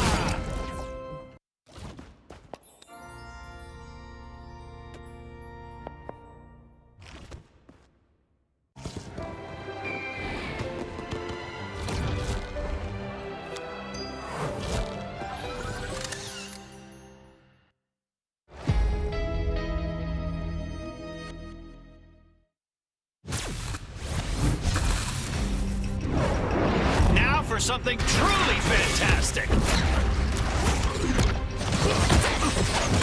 That was simple.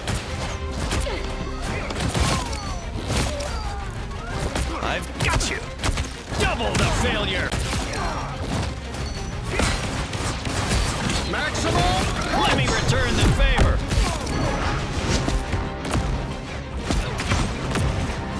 I'm as strong as Ben.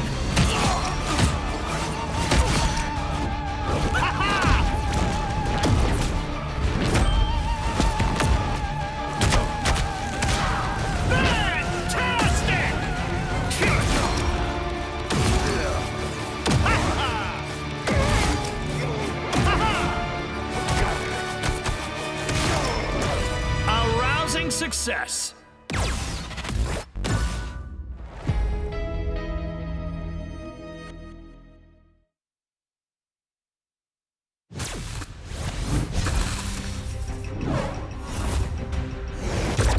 Who wants to see something fantastic?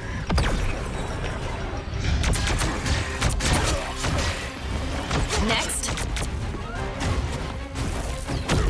Force burst! They'll never see me coming. Clear the way! You have no clue how long I've wanted to do that, Namor.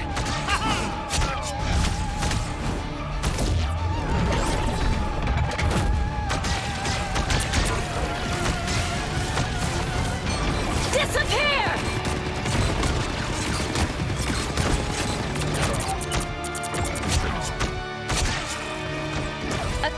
winner.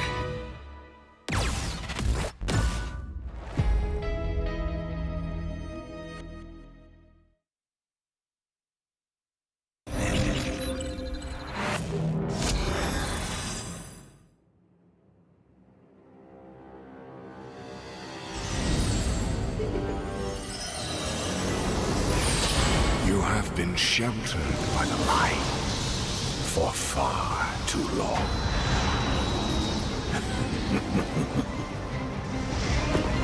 The time has come for darkness to reign. Soon, your resolve will begin to crumble. You'll be stretched too thin. There will be nowhere left to hide, and your fire will cease to burn. For no light shall survive in my empire of eternal night.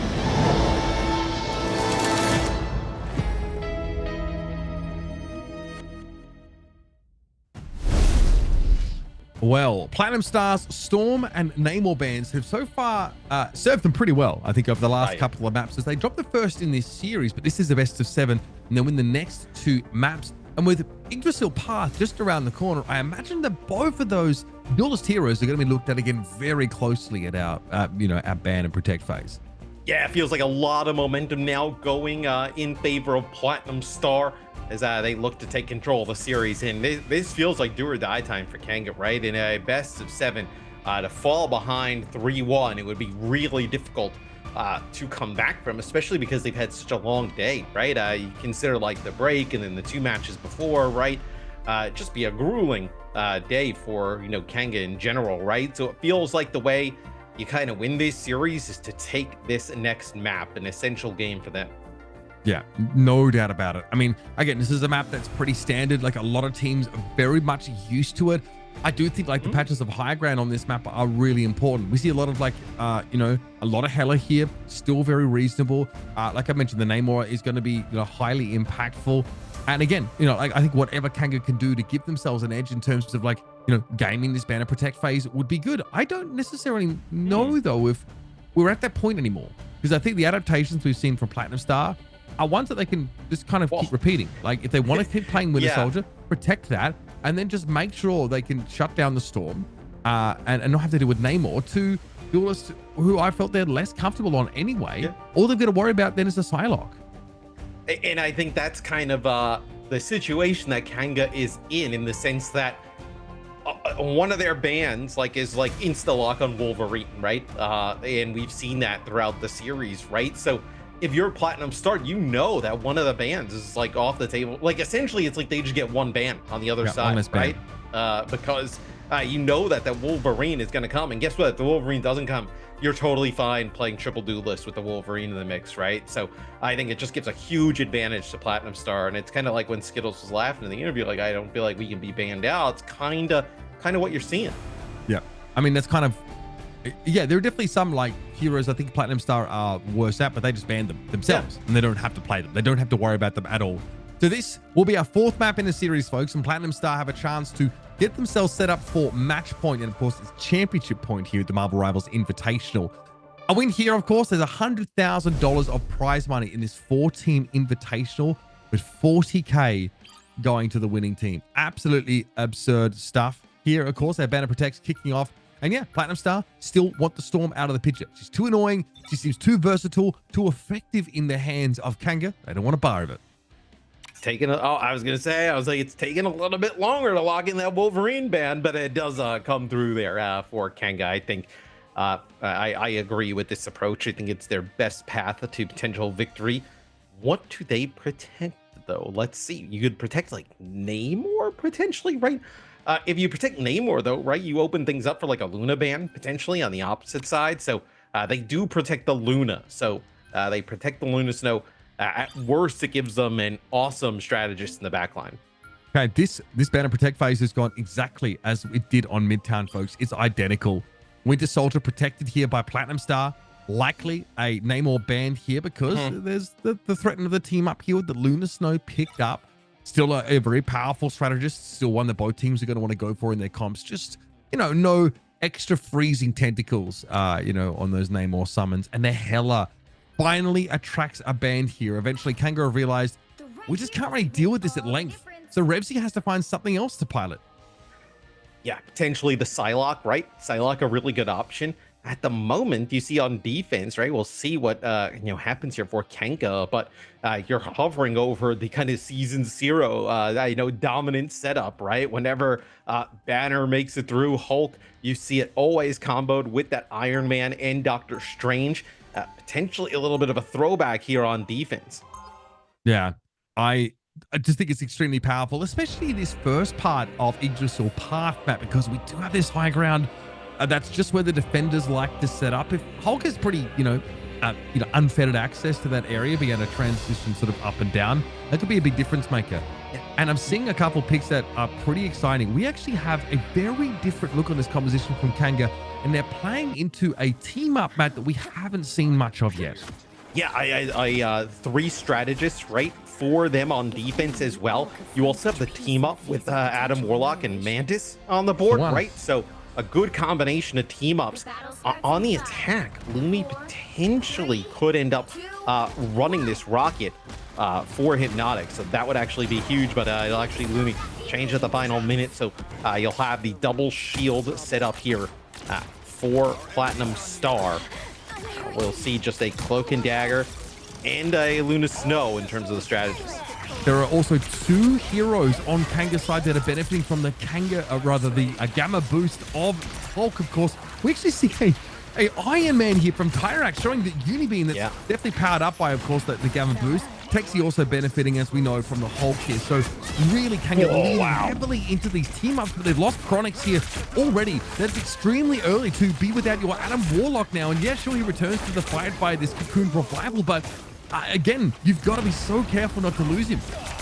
It's a really fast KO from Revsy off the start, and a decent amount of progress made towards the objective, and you see just the Tyrax going crazy here on the Iron Man up in the sky. So it's also a lot like Storm, not really great effective range for the Winter Soldier to deal with, right? A little bit harder to engage with that Iron Man up in the sky. Yeah, absolutely. And again, in the same way as Storm does, obviously fully airborne sort of all the time, but you can use that little dash to sort of get away. And when you hide around the corner like this, it's really difficult to dig them out. Oh my goodness.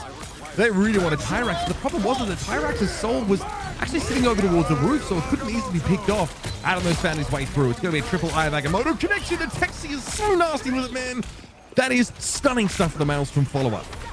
Yeah, and that is an Iron Man ultimate use there, right? The invincible pulse cannon. But it is Adam using that Meteor M of Magneto, sending all that damage right on back. Okay, we are resetting yet again. This annoying triple strategist comp from Kanga is working out beautifully. And again, that team up means that, Inspo is returning to the fight. I do think that, the ultimates of 2 out of 3 of these strategists a little less impactful on the side of Kanga. I do think, though, that, Karmic Revival is massive if it's able to be used properly, and Soul Resurgence has its place. So they're all available right now. Platinum Star need to figure this out. Just a lot of survivability, right? With the 2 strategist ultimates, plus Donald being able to go, into that Hulk mode, right? And just gain so much HP. That's going to be the use of the Kraken impact. Doesn't really get much of anything. No, not what they were looking for at all. Dance of the Butterfly didn't connect. Tyrax was healed too well. Inspo able to get that Soul Resurgence off at just the right time, and the Karmic Revival is still up here for Chronic. This Adam Warlock might actually be the difference maker. Okay, Pulse Cannon comes in though. Ace is instantly blown up now, and Platinum Star are floundering. We got 1 minute and 10 seconds left for them to figure this out, but so far, not enough of these ultimates have been drawn out of Kanga on defense. And because the Namor and the Hela are both gone, what do you do to really give trouble to this Iron Man up in the sky? Like, do you want to play like a Punisher? It feels quite poor to have to play the Punisher in this type of situation. Lumi actually ends up playing Star-Lord here, so they're gonna go with a triple duelist setup here. Adam, the solo Vanguard. And the Star-Lord actually is really effective at accessing Iron Man, right? Can get up there in the sky and just burst him down. Oh, nice grab there from Hypnotic. That'll lead to a KO onto Tyrax, but they're going to use that Adam Warlock ult with the Karmic Revival to bring him on back. That's how important it is for them to keep Tyrax in the fight, apparently. Oh, this is interrupted bionic arm catch was stunning from Hypnotic. And that is going to be insult to injury there for Texi. We'll have some of that refunded at least, but yeah, that was a dirty interrupt on the Eye of Agamotto. Now it's going to be a fate of both worlds being used here by Kanga as they realize the pressure is mounting. They've got a Soul Resurgence to lean on as well, so a lot of healing available with all of these strategists. But they need to find some damage now. Platinum Star starting to get into this game, but it might be too late. We're in overtime, and that is a stunning Eye of Agamotto connection there. Texi, beautiful. It's chef's kiss stuff. 2 KOs picked off with that one, and Tyrax is back to be a nuisance as always. This gambit has worked out for Kanga. So we've seen triple strategist compositions like work their way into the highest levels of ranked and competitive in the game, as now we see it here brought out in the OCE finals. If you remember back to like map number 1, right? Platinum Star tried it like towards the end of their map, a triple strategist composition. Didn't exactly work out, but here for Kanga, built around all of this extra damage that you kind of funnel in with the team up to the Iron Man and the Doctor Strange. You think that extra damage, the buff on those 2 characters, leads you to enough damage that you can run this triple strategist, and it works out. All right. Beautifully done here. But Adam, though, did quite well considering that, you know, they were in a sort of solo Vanguard position, but I love this look from Kanga. I think you sort of highlighted his strengths pretty effectively, and they might just stick with this on this attack side now. It's so... I mean, the strategists are so sticky. The fact that it's so easy to bring the Mantis back into the fight on the rare occasion that, you know, she is actually picked off first, which just doesn't seem to happen. You also, like, I think the Soul Bond is quite effective, especially against some of these burst windows that Platinum Star were trying to make use of here. So I personally hope Kanga stay with the same comp, and we can see how it operates on the other side of the map. I think they're going to stay with it. I mean, there's no real reason for them to make an adjustment and swap. You can just kind of back them up constantly, right? With the Hulk jumping on in, the extra damage from the Iron Man, and push in behind that. So see here how things go. It's just Tyrax at the start, going over the Black Widow, maybe see if you can get a shot off there, get a cheeky pick off the rip, and now going back to Iron Man. Now, we've seen it before, honestly. Yeah, the Black Widow on this part of the map, it's definitely a gamble. I'll say that much. Adam with the Maelstrom at the ready here. We're going to send that one in. Damage on Texi here is going to have to make him respect it. Tyrax a little bit low, and Donald's seen better days. So the defense here of Platinum Star, plenty of damage to dish out. And that's without Revsy fully committing to any sort of engagement. But they might consider it now. Psychic Stealth activated. Lumi frozen stiff by that absolute zero. And Adam wants to get a little bit of breathing room there. Takes to the skies briefly. But this is scary for Platinum Star. Their defenses are starting to buckle. Yeah, they're going to lose Ace here. And you just see the HP bars of Platinum Star just get deleted away here as the KOs start to rack up for Kanga as Tyrax taking out 2. It's going to be fate of both worlds here used. So you're going to have to back up just a little bit. Yeah, Armor Overdrive active here, so Tyrax that much more deadly. And Inspo able to shoot Hypnotic down as they get chased into the sky by Texi by the looks of things. And, oh yeah, Fate of Both Worlds does not help against the Pulse Cannon. It is invincible, folks. Tyrax with 2 comfortable kills above that fight. And that's it for Platinum Star. They are absolutely cooked, folks. We're headed to a map number 5 of the Tide series. Yeah, not really a lot of great moments for Platinum Star during that, right? The only one I can think of is like Adam on the Magneto with the Meteor M, negating the Iron Man ultimate and turning it into a 2K with the Meteor M. But man, other than that, it was really all Kanga. Just a very good comp built around a season 0 favorite, right? With the Hulk, Doctor Strange, Iron Man combination. Combine that with triple strategist, and you get a clean win here. Look at Texi absolutely dishing it out. The amount of damage done and damage blocked combined is absolutely absurd. Yep, big fan of that guy's Strange here in tries at a might. I think he had one opportunity. There was one moment I think we interrupted a Tyrax ultimate, like one of those pulse cannons there, which was pretty sick. It happened off screen, but yeah, it wasn't really enough to make the difference here. And we've finally seen it. It's taken a number of maps for the dastardly triple strategist comp to rear its head. And a lot of the discussion has been about like how that is countered, right? We saw triple duelist attempted to sort of unravel it here, but the Iron Man for me was especially nasty, Matt, especially with Hela off the table. And it seems like at no Hela point and did Platinum Namor Star really want to try and play any other hit scan like the Punisher to do anything about this. Yeah, Hela and Namor off the table, right? So with those two gone, it's Winter Soldier on the other side, which we know Hypnotic's going to play. Doesn't really engage at great range with the Iron Man, and obviously not going to end up trying to play like a Punisher or anything like that, right? Because I know the hooks that Hypnotic is able to get there and drag people into the team is so impactful for what Platinum Star decides to do, right? It's a kind of same strategy they were using with their Wolverine earlier on. So the Iron Man is a really nice selection. Yeah, I mean, the game's starting to get to fever pitch, folks. We are getting a full series now. It's a best of 7. We're 4 maps in, so still at least 3 to go potentially. I hope you've got your fingers crossed for that. I know that I do. We are here to find our current champion of the Marvel Rivals Invitational in Oceania. 2 teams remain, Kanga Esports and Platinum Star, and there'll be more from this series after a short break.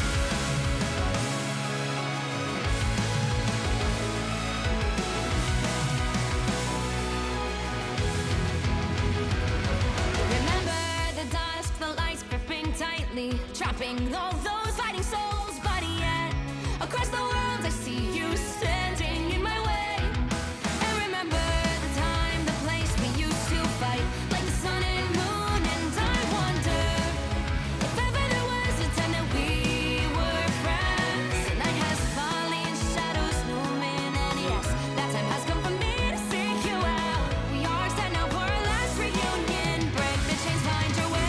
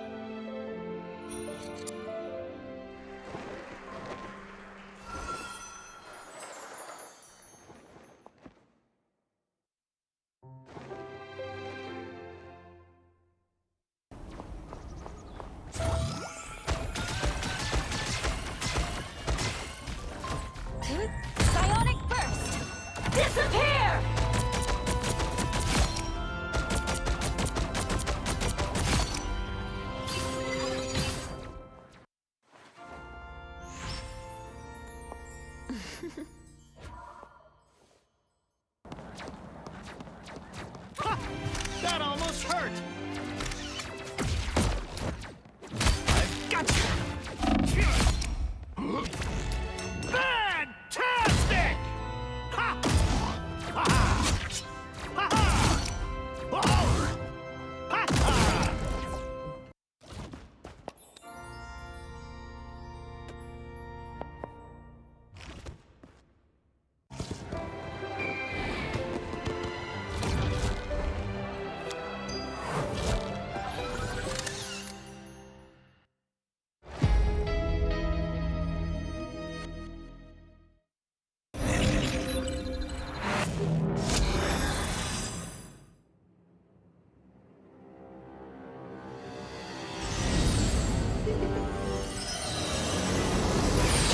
You have been sheltered by the light for far too long.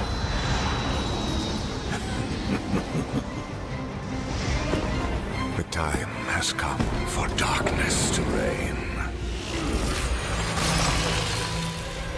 Soon your resolve will begin to crumble. You'll be stretched too thin. There will be nowhere left to hide, and your fire will cease to burn. For no light shall survive in my empire of eternal night.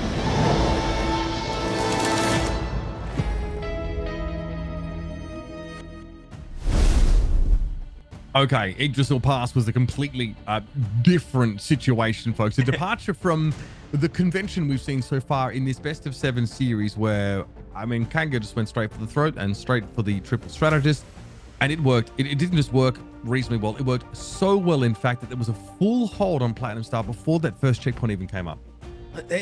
Obviously, the meta is completely different, right, from Season 0 to Season 1, but if you think back to Season 0, Hulk was pretty much a standard ban because of the combination, right, with the Hulk, Doctor Strange, and then also throwing Iron Man in the mix. But here in Season 1, with obviously some balance that comes with Season 1, other things have risen to the top, being more prioritized in terms of the banning phase, but it kind of sneaks on in that previous map, and they get a huge win with it. I mean, that kind of saves Kanga in this series, right? You lose that one, you're down 3-1, you're in a world of trouble. 2-2, you got a ball game. Man, yeah, it's sick. I'm glad we got here. So now, either way, we are going to get a minimum of 6 maps in this best of 7 series.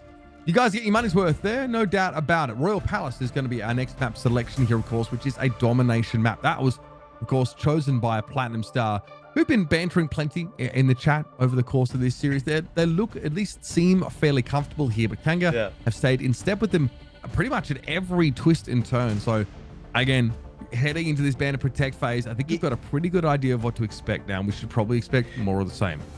I also think throughout the series, I've grown to have more respect even for Hypnotic's Wolverine, because think about the first series, about how that looked and how Platinum Stars looked with the Wolverine in play.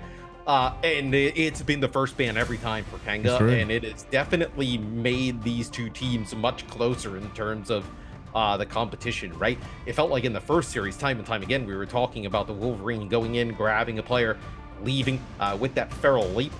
But now it's kind of just moved away completely from that. As we go into this domination map, I am curious if we decide to change things up a little bit in terms of the bans here for these teams. So Platinum Star, they will get the first ban. We'll see what they decide to go with. Storm, that's been their kind of go-to.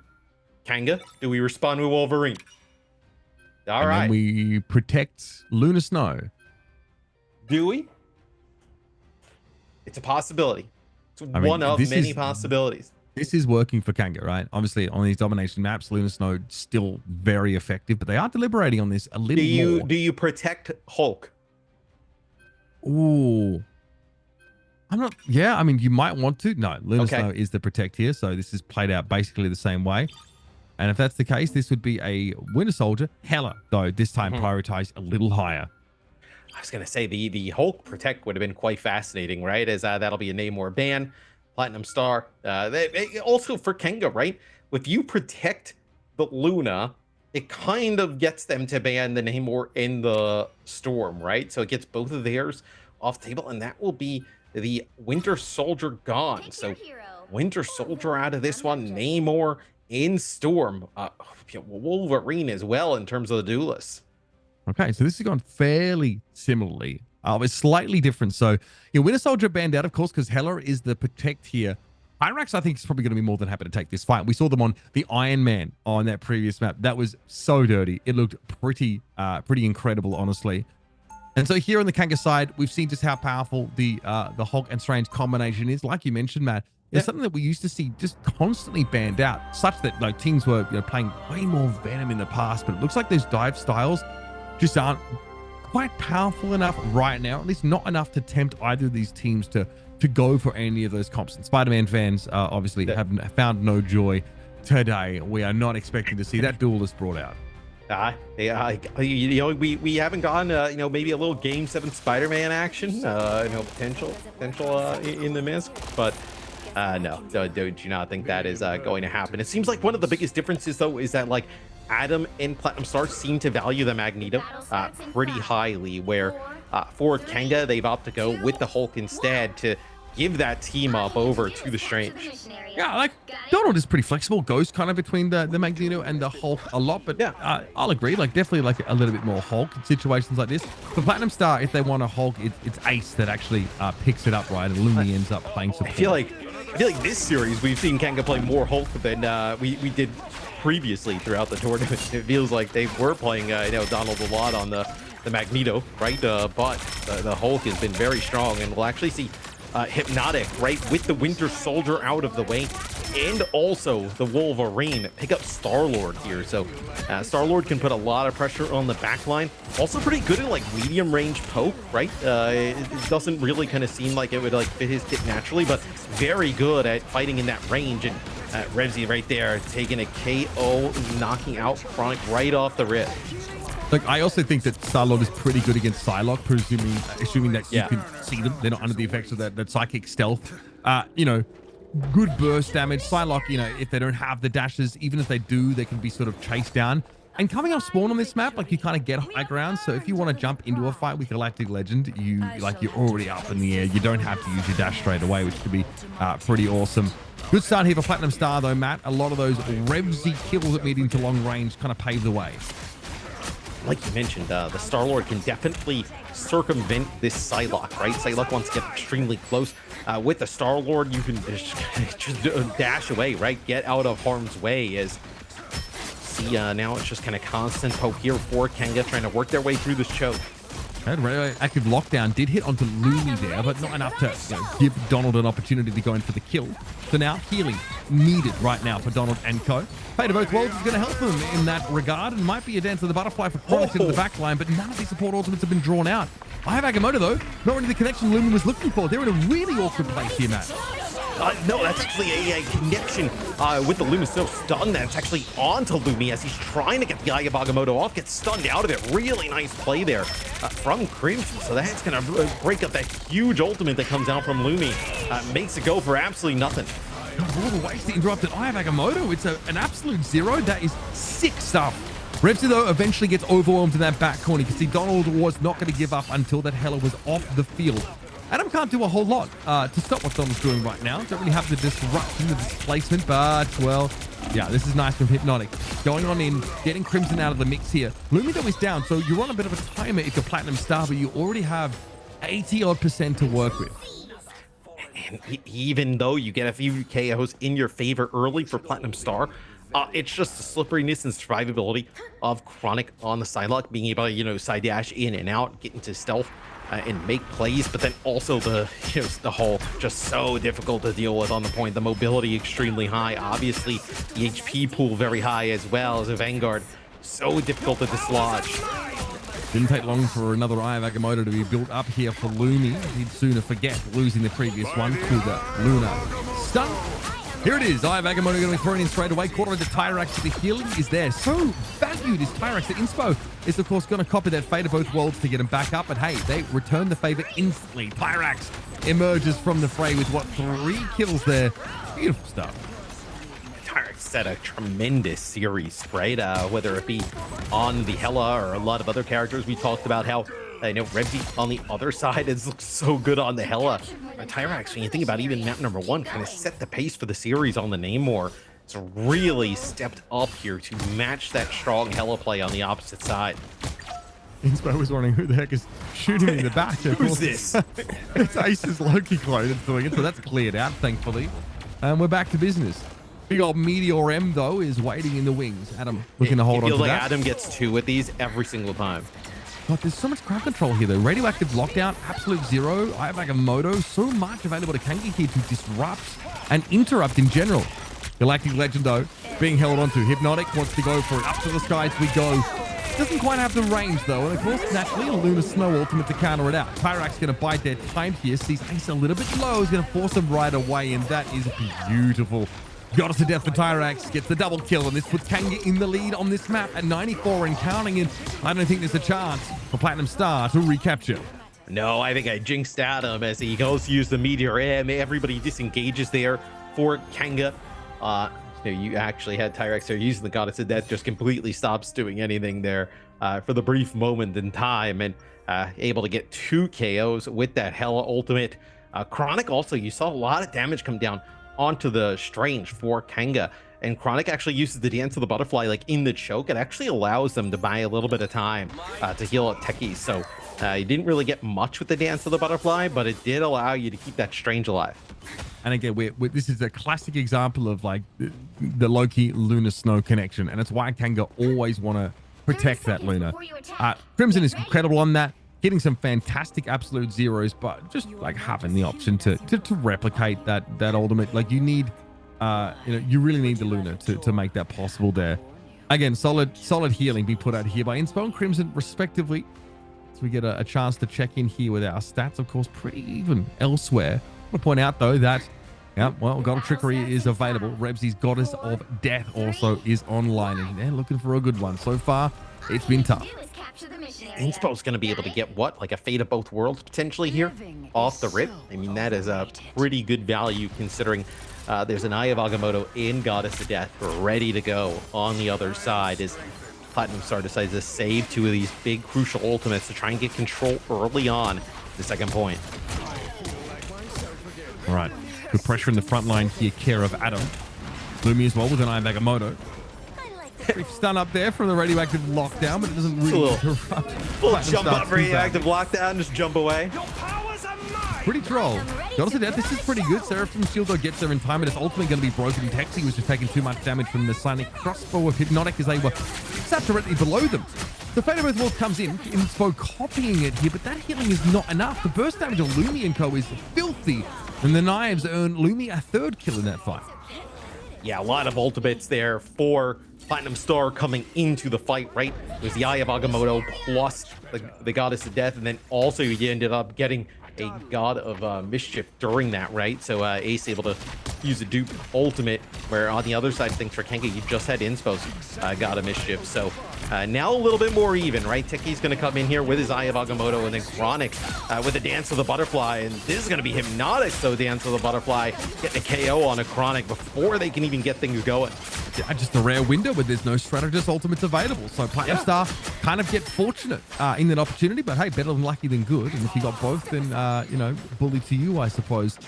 Now, Crimson, has built up that ultimate. Pretty great use case for it now, especially not up against the Meteor M. So Kanga are going to have to find a way to cobble a strategy together for this next fight now that they have so much bloody healing.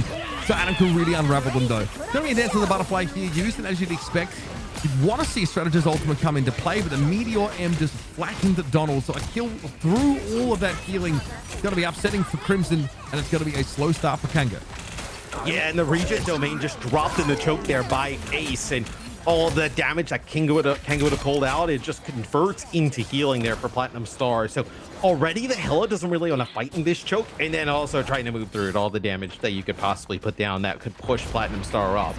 He's just converted into healing, right? So a really difficult situation to be in here if you are Kanga. And I think with the amount of percentage here on the point, Mitch, do you think about maybe like, okay, can we trade out, let's say, a God of Mischief to potentially end up getting some of these ultimates out for a final round? Like, I think you obviously take this fight, but you have to look forward a little bit as well. Oh my god. Everybody turning up on Tyrax there as he just goes for an ultimate from up above. That is so filthy. Platinum Star had a protocol ready to fight against that goddess of death, and Tyrax didn't know what hit him. So, but this also isn't the worst thing in the world, right? Because that is 3 ultimates used there at the end of the round for Platinum Star. And you're going to come into this next round where Kanga is actually going to hold on to a few of these. So we'll take a look here at the scoreboard in just a second. But that was at least, I know, the Rebsy ultimate of the goddess of death. You also had a Dance of the Butterfly used there from Hypnotic. And then Ace ends up using the God of Mischief, right? So 3 ultimates used there towards the end. That gives an opportunity, a little bit of a window here for Kanga, right? Where you have the Eye of Agamotto, you have the God of Mischief here to kick things off. A brief window of opportunity where potentially you could end up using some of these key ultimates and taking it. You are not as human as you All right, we'd be looking at a triple strategist here from Kanga, but Chronix will go back over to the Psylocke. Inspo having a pretty nasty game so far. Some huge healing ultimates copying what Crimson has been able to do. And like you mentioned, Matt, the ultimate economy after that last fight definitely leaves Kanga in a more favored position. Carrying those ultimates in between rounds here sets them up for an early advantage. And Platinum Star, if they've tracked these, as in Skittles is supposed to be really masterful ult tracker according to Potato, have an idea that they're going to be unfavored in this first fight. Yeah, and if you're just joining us, it is 2-2 in the series between Platinum Star and Kanga. This is a huge map, right? Pushes the winner to game point here in our best of 7 finals. We get TP here that gets to the point early on. Eye of Agamotto is actually blocked. Yeah, beautifully done there. That's Adam just getting that curtain up in time. And again, there's a shield to stop it, so it could be hard to get value from those. Texas, though, still isn't going to feel good about letting that ultimate go for nothing. Meteor M here is pretty sick if you're taking a bunch of fire. And yeah, there's an opportunity to go for it here. Up we go. Already 58 charge, so big damage coming in. But of course, we have the fate of both worlds here from both sides. That's right, Lunarstorm ultimates covering the point here. Now that they've dissipated, sort of, Inspo might copy one here. There's an opportunity to go forward. Inspo, nicely done with the Ice Arts, actually copied damage coming through. Being able to take a kill with that hit scan element of Lunar Snow's damage coming through. Skittle's also down by a headshot, and Kanga just win the war of attrition.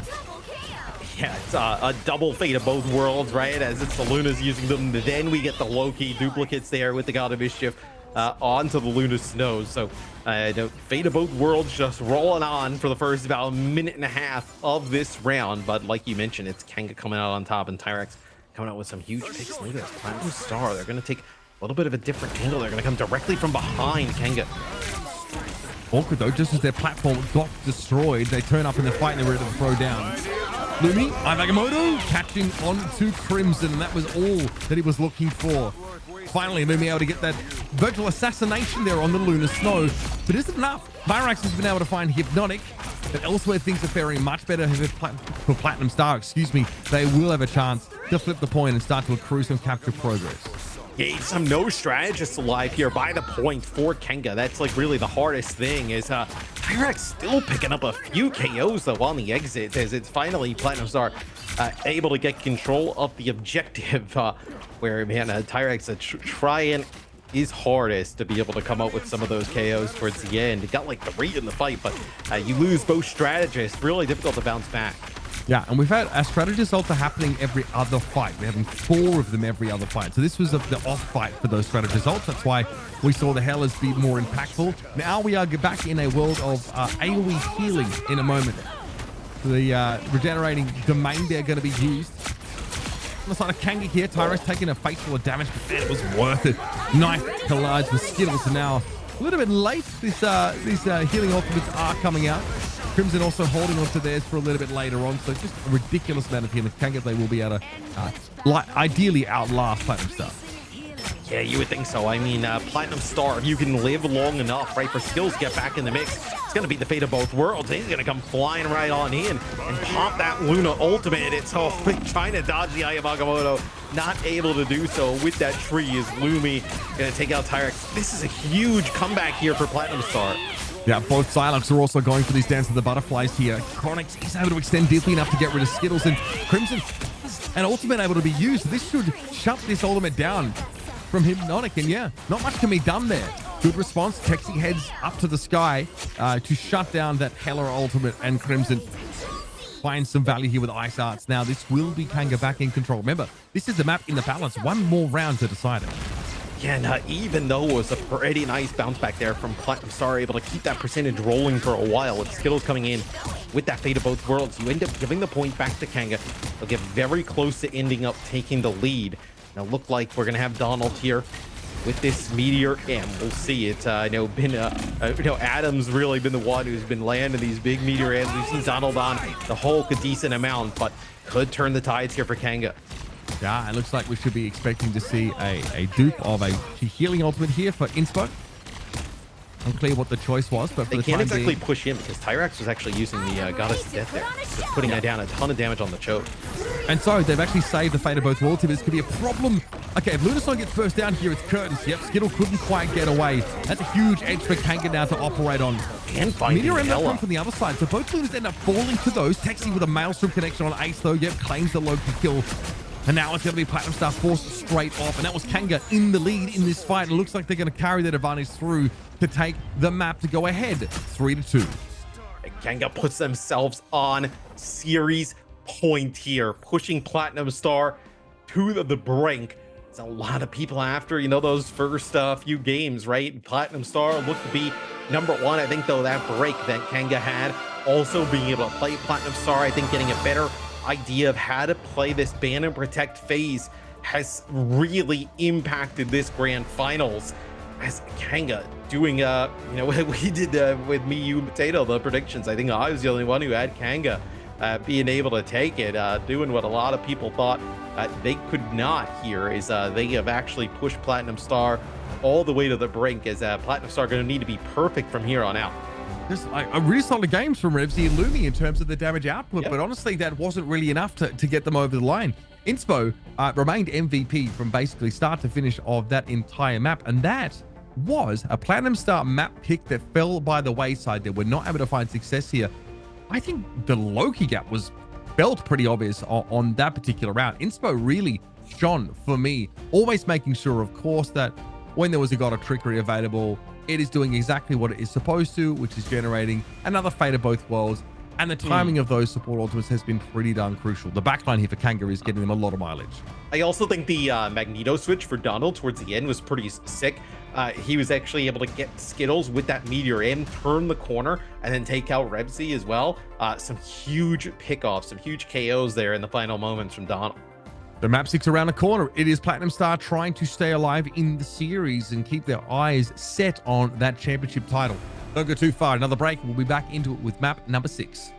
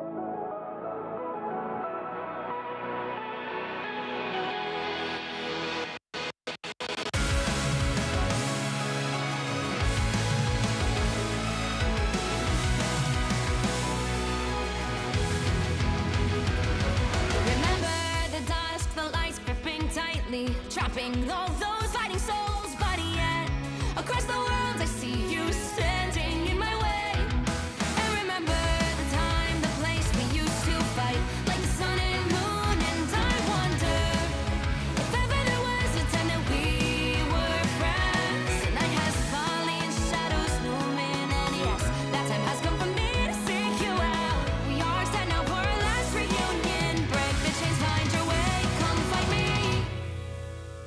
Do you remember remember who you really are. Show me that you are still the only one for me. I'll be waiting for you. Wake up, open your eyes, raising up your fists and smashing through time walls. Before the rift winters again, we are rivals till the end. Rise up, open your minds, hold on to your powers. No one can stop us. We are rivals till the end of time. We will clash, no matter where. We will fight, reaching across time and space. 'Cause you are my destiny to the end.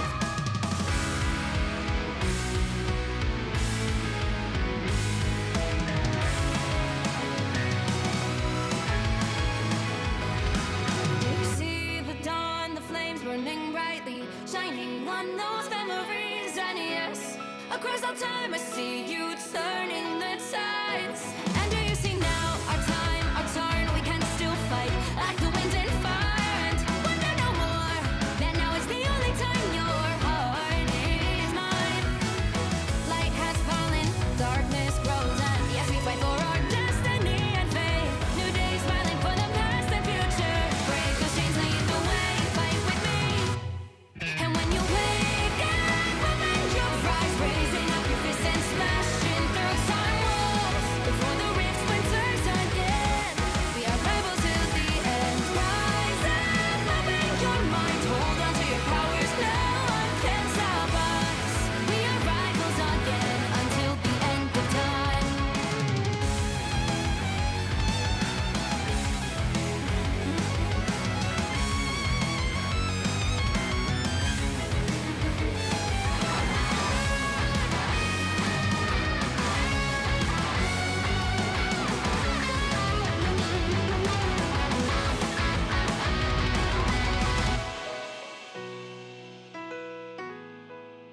Show me that you are still the only one that matters for me. I'll be waiting for you. Wait up, open your hands, holding on to your heart. Look inside you. Can you feel it? The sparks in you. Light it up, unleash it up. Wake up, open your eyes, raising up your fists and smashing through time.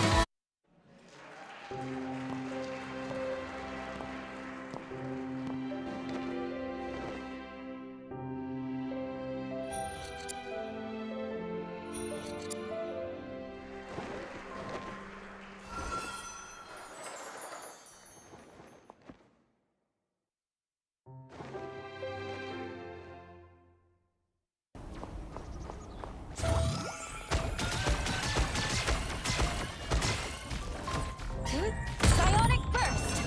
Disappear!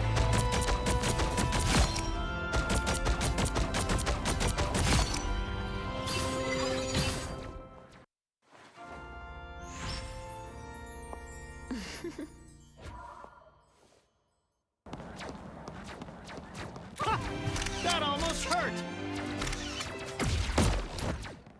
I've got you! Fantastic! Ha! Ha! Ha! Ha!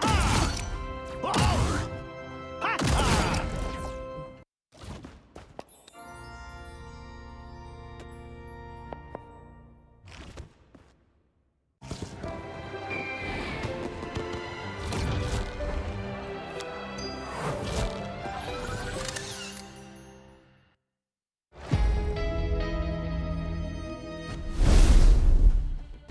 All right, folks, we have a match point now. It has been quite the series. And for these two teams, it's been grueling. It's been extensive, even more so for Kanga, who had to play a best of 5 to even get to this game.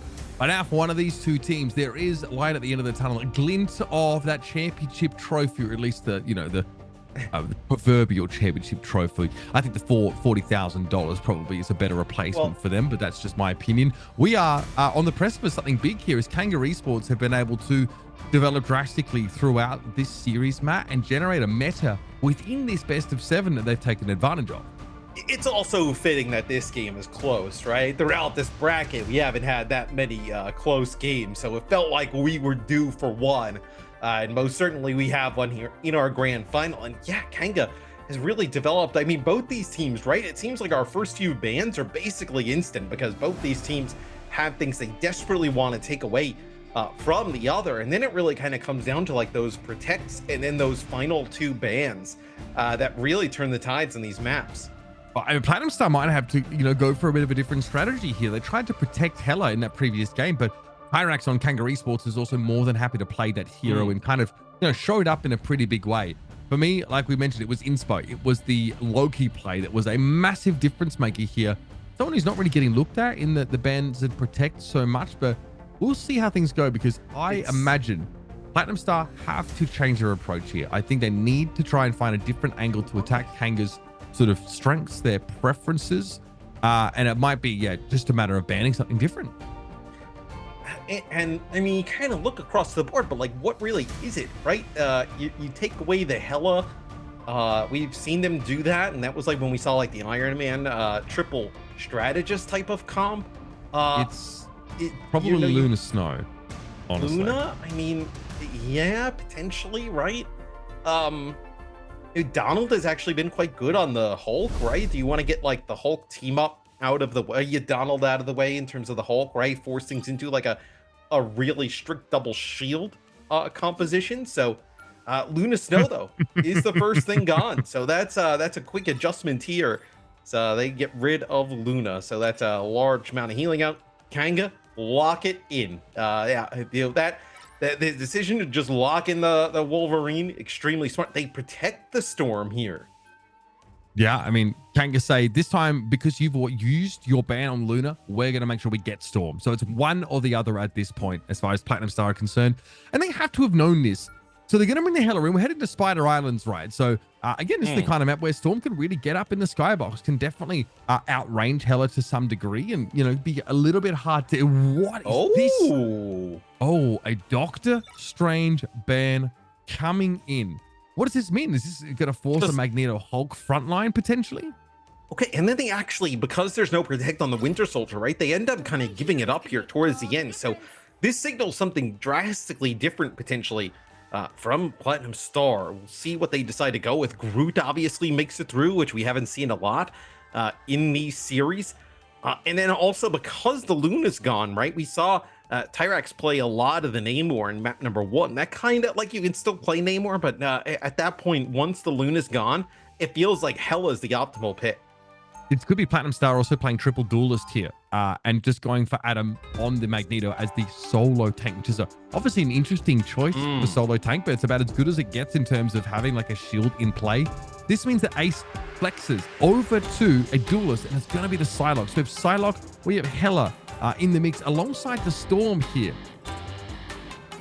And I think this is going to come down to like, if you're going to play this solo Magneto, can you keep Adam alive through a lot of this pressure, right? Because Chronic on the Storm is obviously going to be able to add a ton of damage to the rest of the team, but then also constantly pepper Adam down at range. So Adam has actually been tremendous on the Magneto throughout the entire tournament. So if there's one player you're going to trust here to make it work, would be him.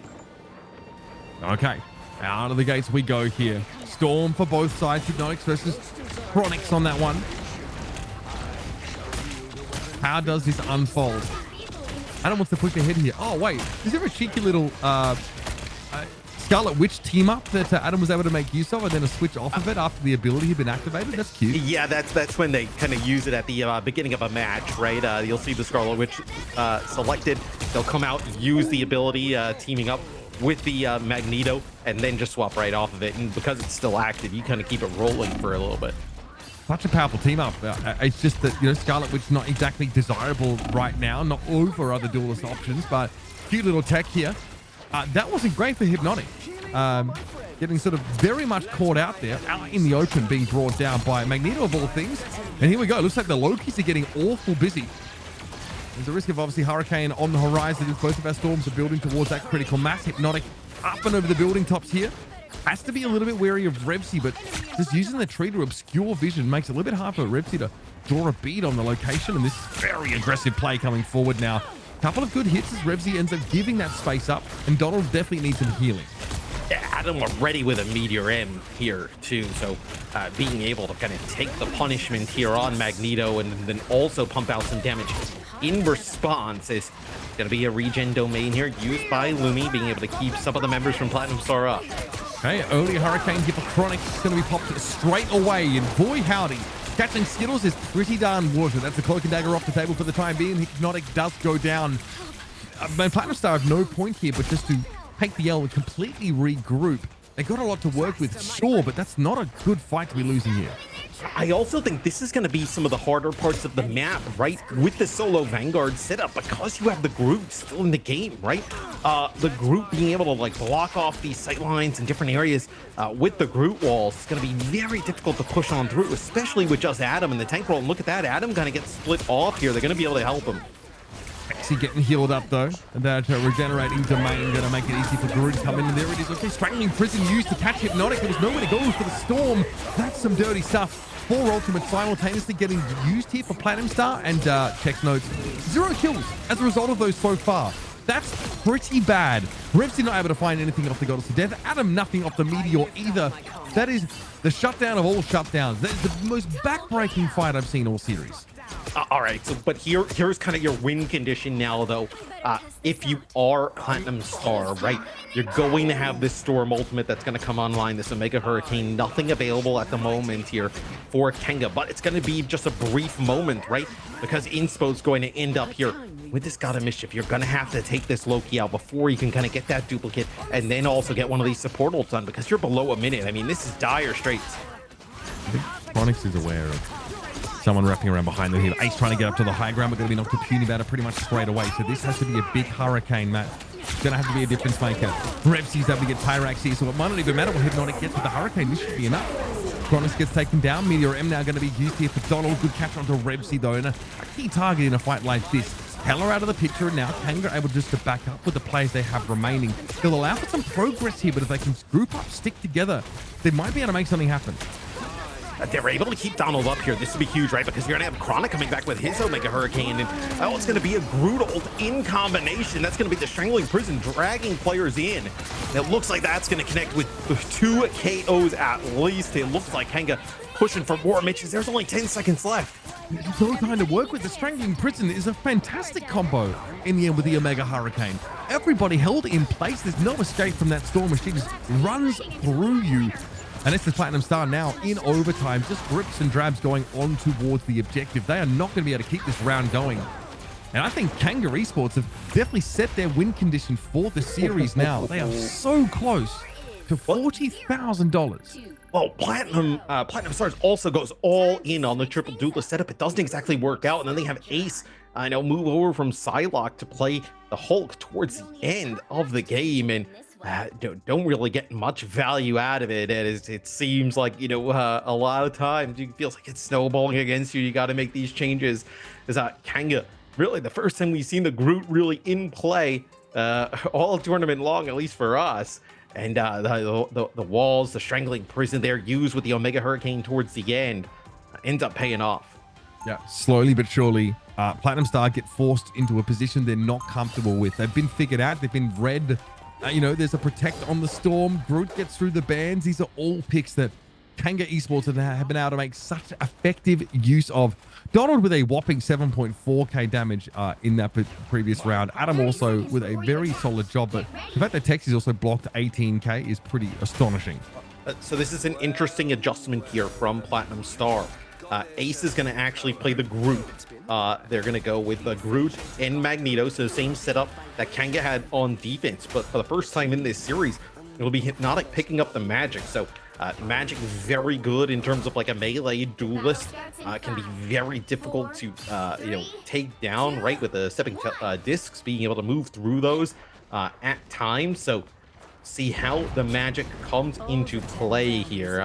Can you kind of get good value out of the Magic? Doesn't exactly replace the Wolverine in terms of disruption, but can definitely brawl out a little bit in these shows. Yeah, she's a bit of a bruiser, right? Umbral Incursion, the knockup that's associated with that, plus the mobility it gives you, is a very effective ability. But if you can sort of see Magic coming, it's Well, hard for her to get value. It may not matter here. Platinum Star are crumbling. I think they just might have been completely overcome after that last round. Hypnotic's caught out in the open, not where you want to be as Magic and, oh, buddy, Kanga clearly have a dinner reservation. A Thorn Lash Wall splits off Adam, and then you're able to just converge on him and get a KO. And look at that, you can kind of see it here. So Techie's, oh, well, look at this. I mean, using some tech, just building up to the high ground there with the Groot also blocking off one of the exits. Yeah, they're getting awfully close, and there's no chance for Platinum Star to touch, folks. We have a Marvel Rivals Invitational champion. It is Kanga Esports, bouncing back from a brutal game against this very same Platinum Star roster. They make great use of that 1 hour in between games to develop a draft strategy that frankly can't be beat. And look, I took Kanga Esports a little bit at the beginning because I believe that they put in a lot of time coming into this event. Although Platinum Star, I mean, they definitely made me second guess it a little bit throughout the tournament as they had looked fantastic. I think just kind of like that extra screen time, being able to kind of work on some different compositions, knowing what you could kind of go to and fall back on and certain maps, and just having more reps going through that ban and protect phase, right? And seeing what teams are going to focus on in certain areas and be able to adjust. That allows Kanga to kind of come out on top in the end. I thought their adjustment here into the series in the grand finals from the first one they got ran over by Platinum Star. The Wolverine was just kind of devouring them. They said, if you are going to beat us, you're not going to beat us with that hero. That is the first thing gone off the board every single time. And it evened the odds between these teams. Yeah, it's crazy what a different game Marvel Rivals can be when you have access to be able to ban those really problematic heroes, the ones that just seem to be punishing you over and over again. And unfortunately, that was something that Platinum Star couldn't really do. There were too many of those problematic heroes that they had to deal with, right? They ended up banning Lunar Snow in that last map. They allow the Groot through. There's a Protect of the Storm, something that Chronix had been causing them headaches with ever since the very first map in this series. And there were moments for Platinum Star, right? I think there's plenty to hang their hat on. Revsy looked really good on the Hela. Yes. Maps where Ace could flex over towards a Winter Soldier, or, you know, even Hypnotic could play that one, looked really good. But they're bannable. They just don't have the same level of depth here, the same sort of expansive hero pool as Kanga do. Yeah, absolutely. I mean, I think you see there's also no hero like Wolverine in the pool, right? So when you get rid of Wolverine, there's nothing you can do to really kind of replicate that type of playstyle. I mean, let's get an interview here with the winning team. I think this is a golden opportunity to poll a very, probably pretty tired here, but I'm sure very elated Kanga Esports roster who've come a long way throughout this tournament. Definitely touted as one of the favorites here, but many people saw Platinum Star creeping up, yesterday and then into today. So I'm sure they'll be very pleased. We'll have that interview for you in just a moment, folks, and we can jump in and get some thoughts. I think that, sometimes, Matt, there's a lot to be said for not having that break, not getting cold, playing, all your series back to back and staying warmed up. A lot of teams, I think, would almost opt to just kind of play through it, right? So for Kanga, they use this opportunity, though, to be able to take a little bit of break, work on some of the ban strategy. And I believe we do have Donald here from Kanga with us, talk a little bit about the grand finals and everything that transpired in their big comeback. Hey, Donald, mate. Boys? Thanks for joining us again, buddy. Thanks for having me.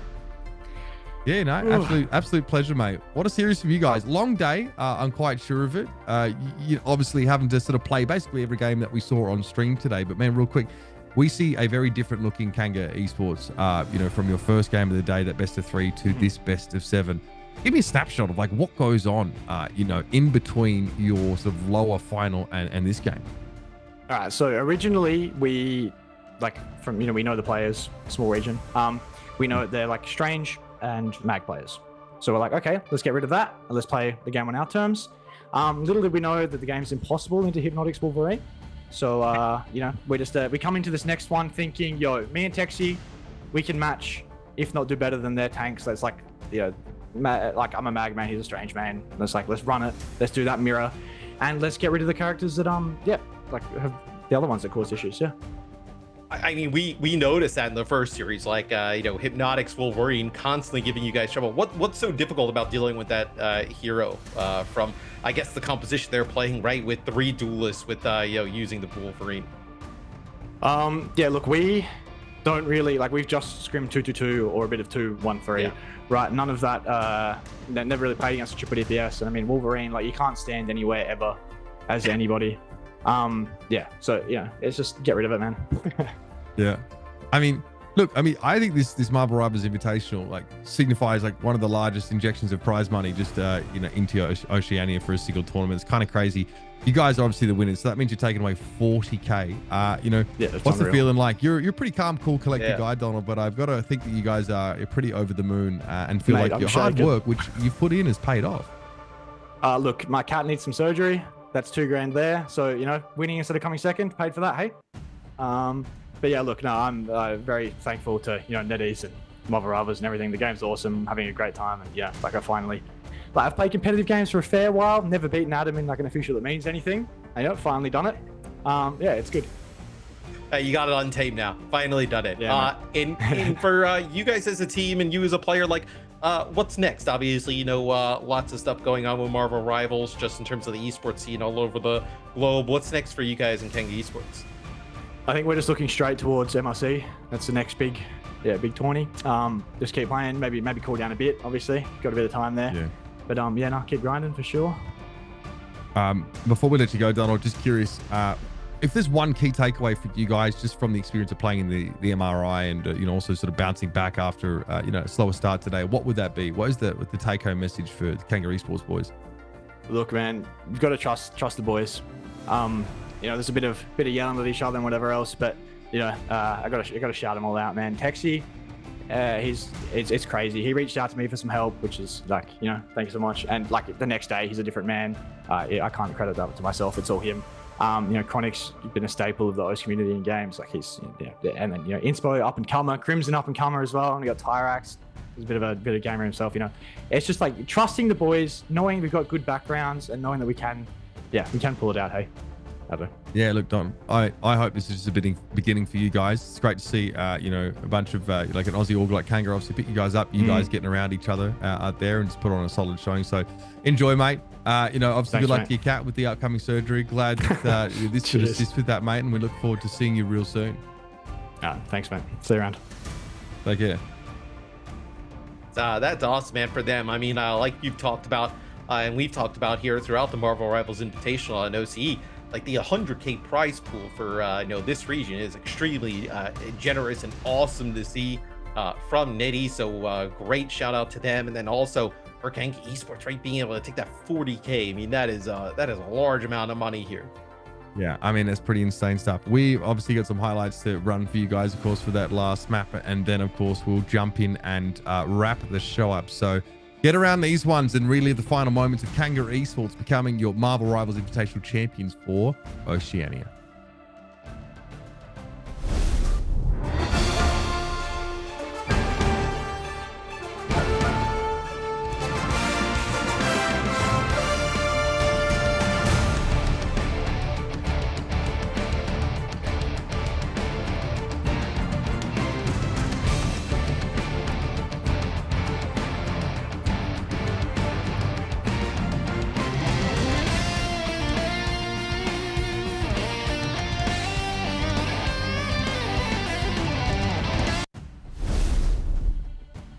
Matt, I can't help but be reminded of how quick, short-lived that Spider Island stint was, mate. It was Kanga just really rolling downhill with that momentum.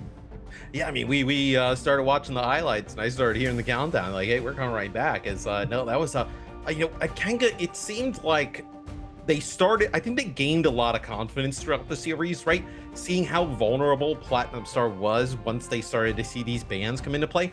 And then I think like how Donald mentioned in the interview, right? You start to trust more of the team and hey, we know what we can play. We know how good we are. Why kind of give in to what we're seeing on the other side, right? And it ends up resulting in a completely different series than we saw the first time.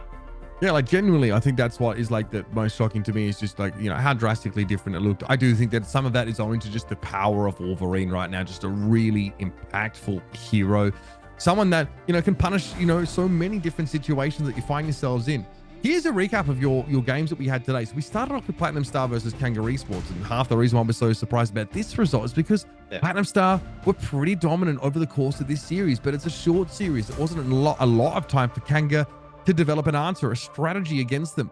Then, though, Kanga got to keep playing the game. 3-0 over Fury Global in that lower bracket best of 5. And at that point, I thought we might have a pretty short day on our hands. But Kanga come out, they deliver, Matt. They win the first map of the best of 7 grand finals. And it's a bit of a tussle, isn't it? But they close things out in style, looking utterly dominant.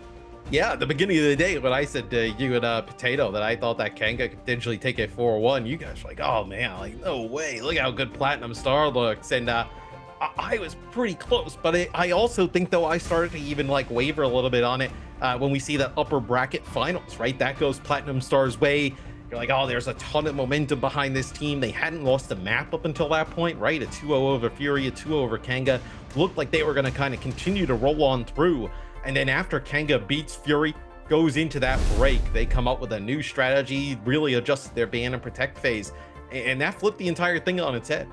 Yeah, I mean, there's just so much to be said, I think, for, taking a break and getting a fresh perspective on the game, especially one where you've got some level of strategic depth, some tactical depth, outside of, getting into the server and starting to click heads here. Been able to revise their pick ban strategy. And it wasn't long before we actually realized Platinum Star's lack of depth maybe in some of those hero pools was exposed rather quickly. So moving right along here, guys, I want to remind you that the 60th anniversary, or rather 60th wedding anniversary bundle for these fantastic characters here, Mr. Fantastic and of course Invisible Woman, is out in the store right now. Both look extremely dapper, and it's 57% off. Very significant number, I'm sure. So get in and check that out right now. More than just the skins, of course, highlight intros and other cosmetics. They both look fantastic. Yeah, and all the costumes here, Marvel Rivals, like they have like a little bit of extra flair. There's some cool music kind of attached to the characters with these skins, so definitely ones you want to pick up. 2 characters. Mr. Fantastic is the go-to troll pick. Kind of always is a little bit funny, but Invisible Woman, extremely strong in terms of the meta right now. Can't go wrong with selecting her, so make sure to pick those up. Yeah, I tell you what, like for my money, it's been about 10 years since I've lived in Australia. I miss it very much. Great to get to reconnect a little bit with the community and see what some of those games are churning out. So myself and Mr. X, our debut here at Marvel Rivals has been an absolute fantastic time. Thanks, of course, to you guys out in the chat for joining us. It's been a ton of fun. We hope to bring more action to you, maybe even in the Oceanic region in the future, if I can afford the lost hours of sleep. But Matt, any thoughts before we start to wrap this one up, big fella?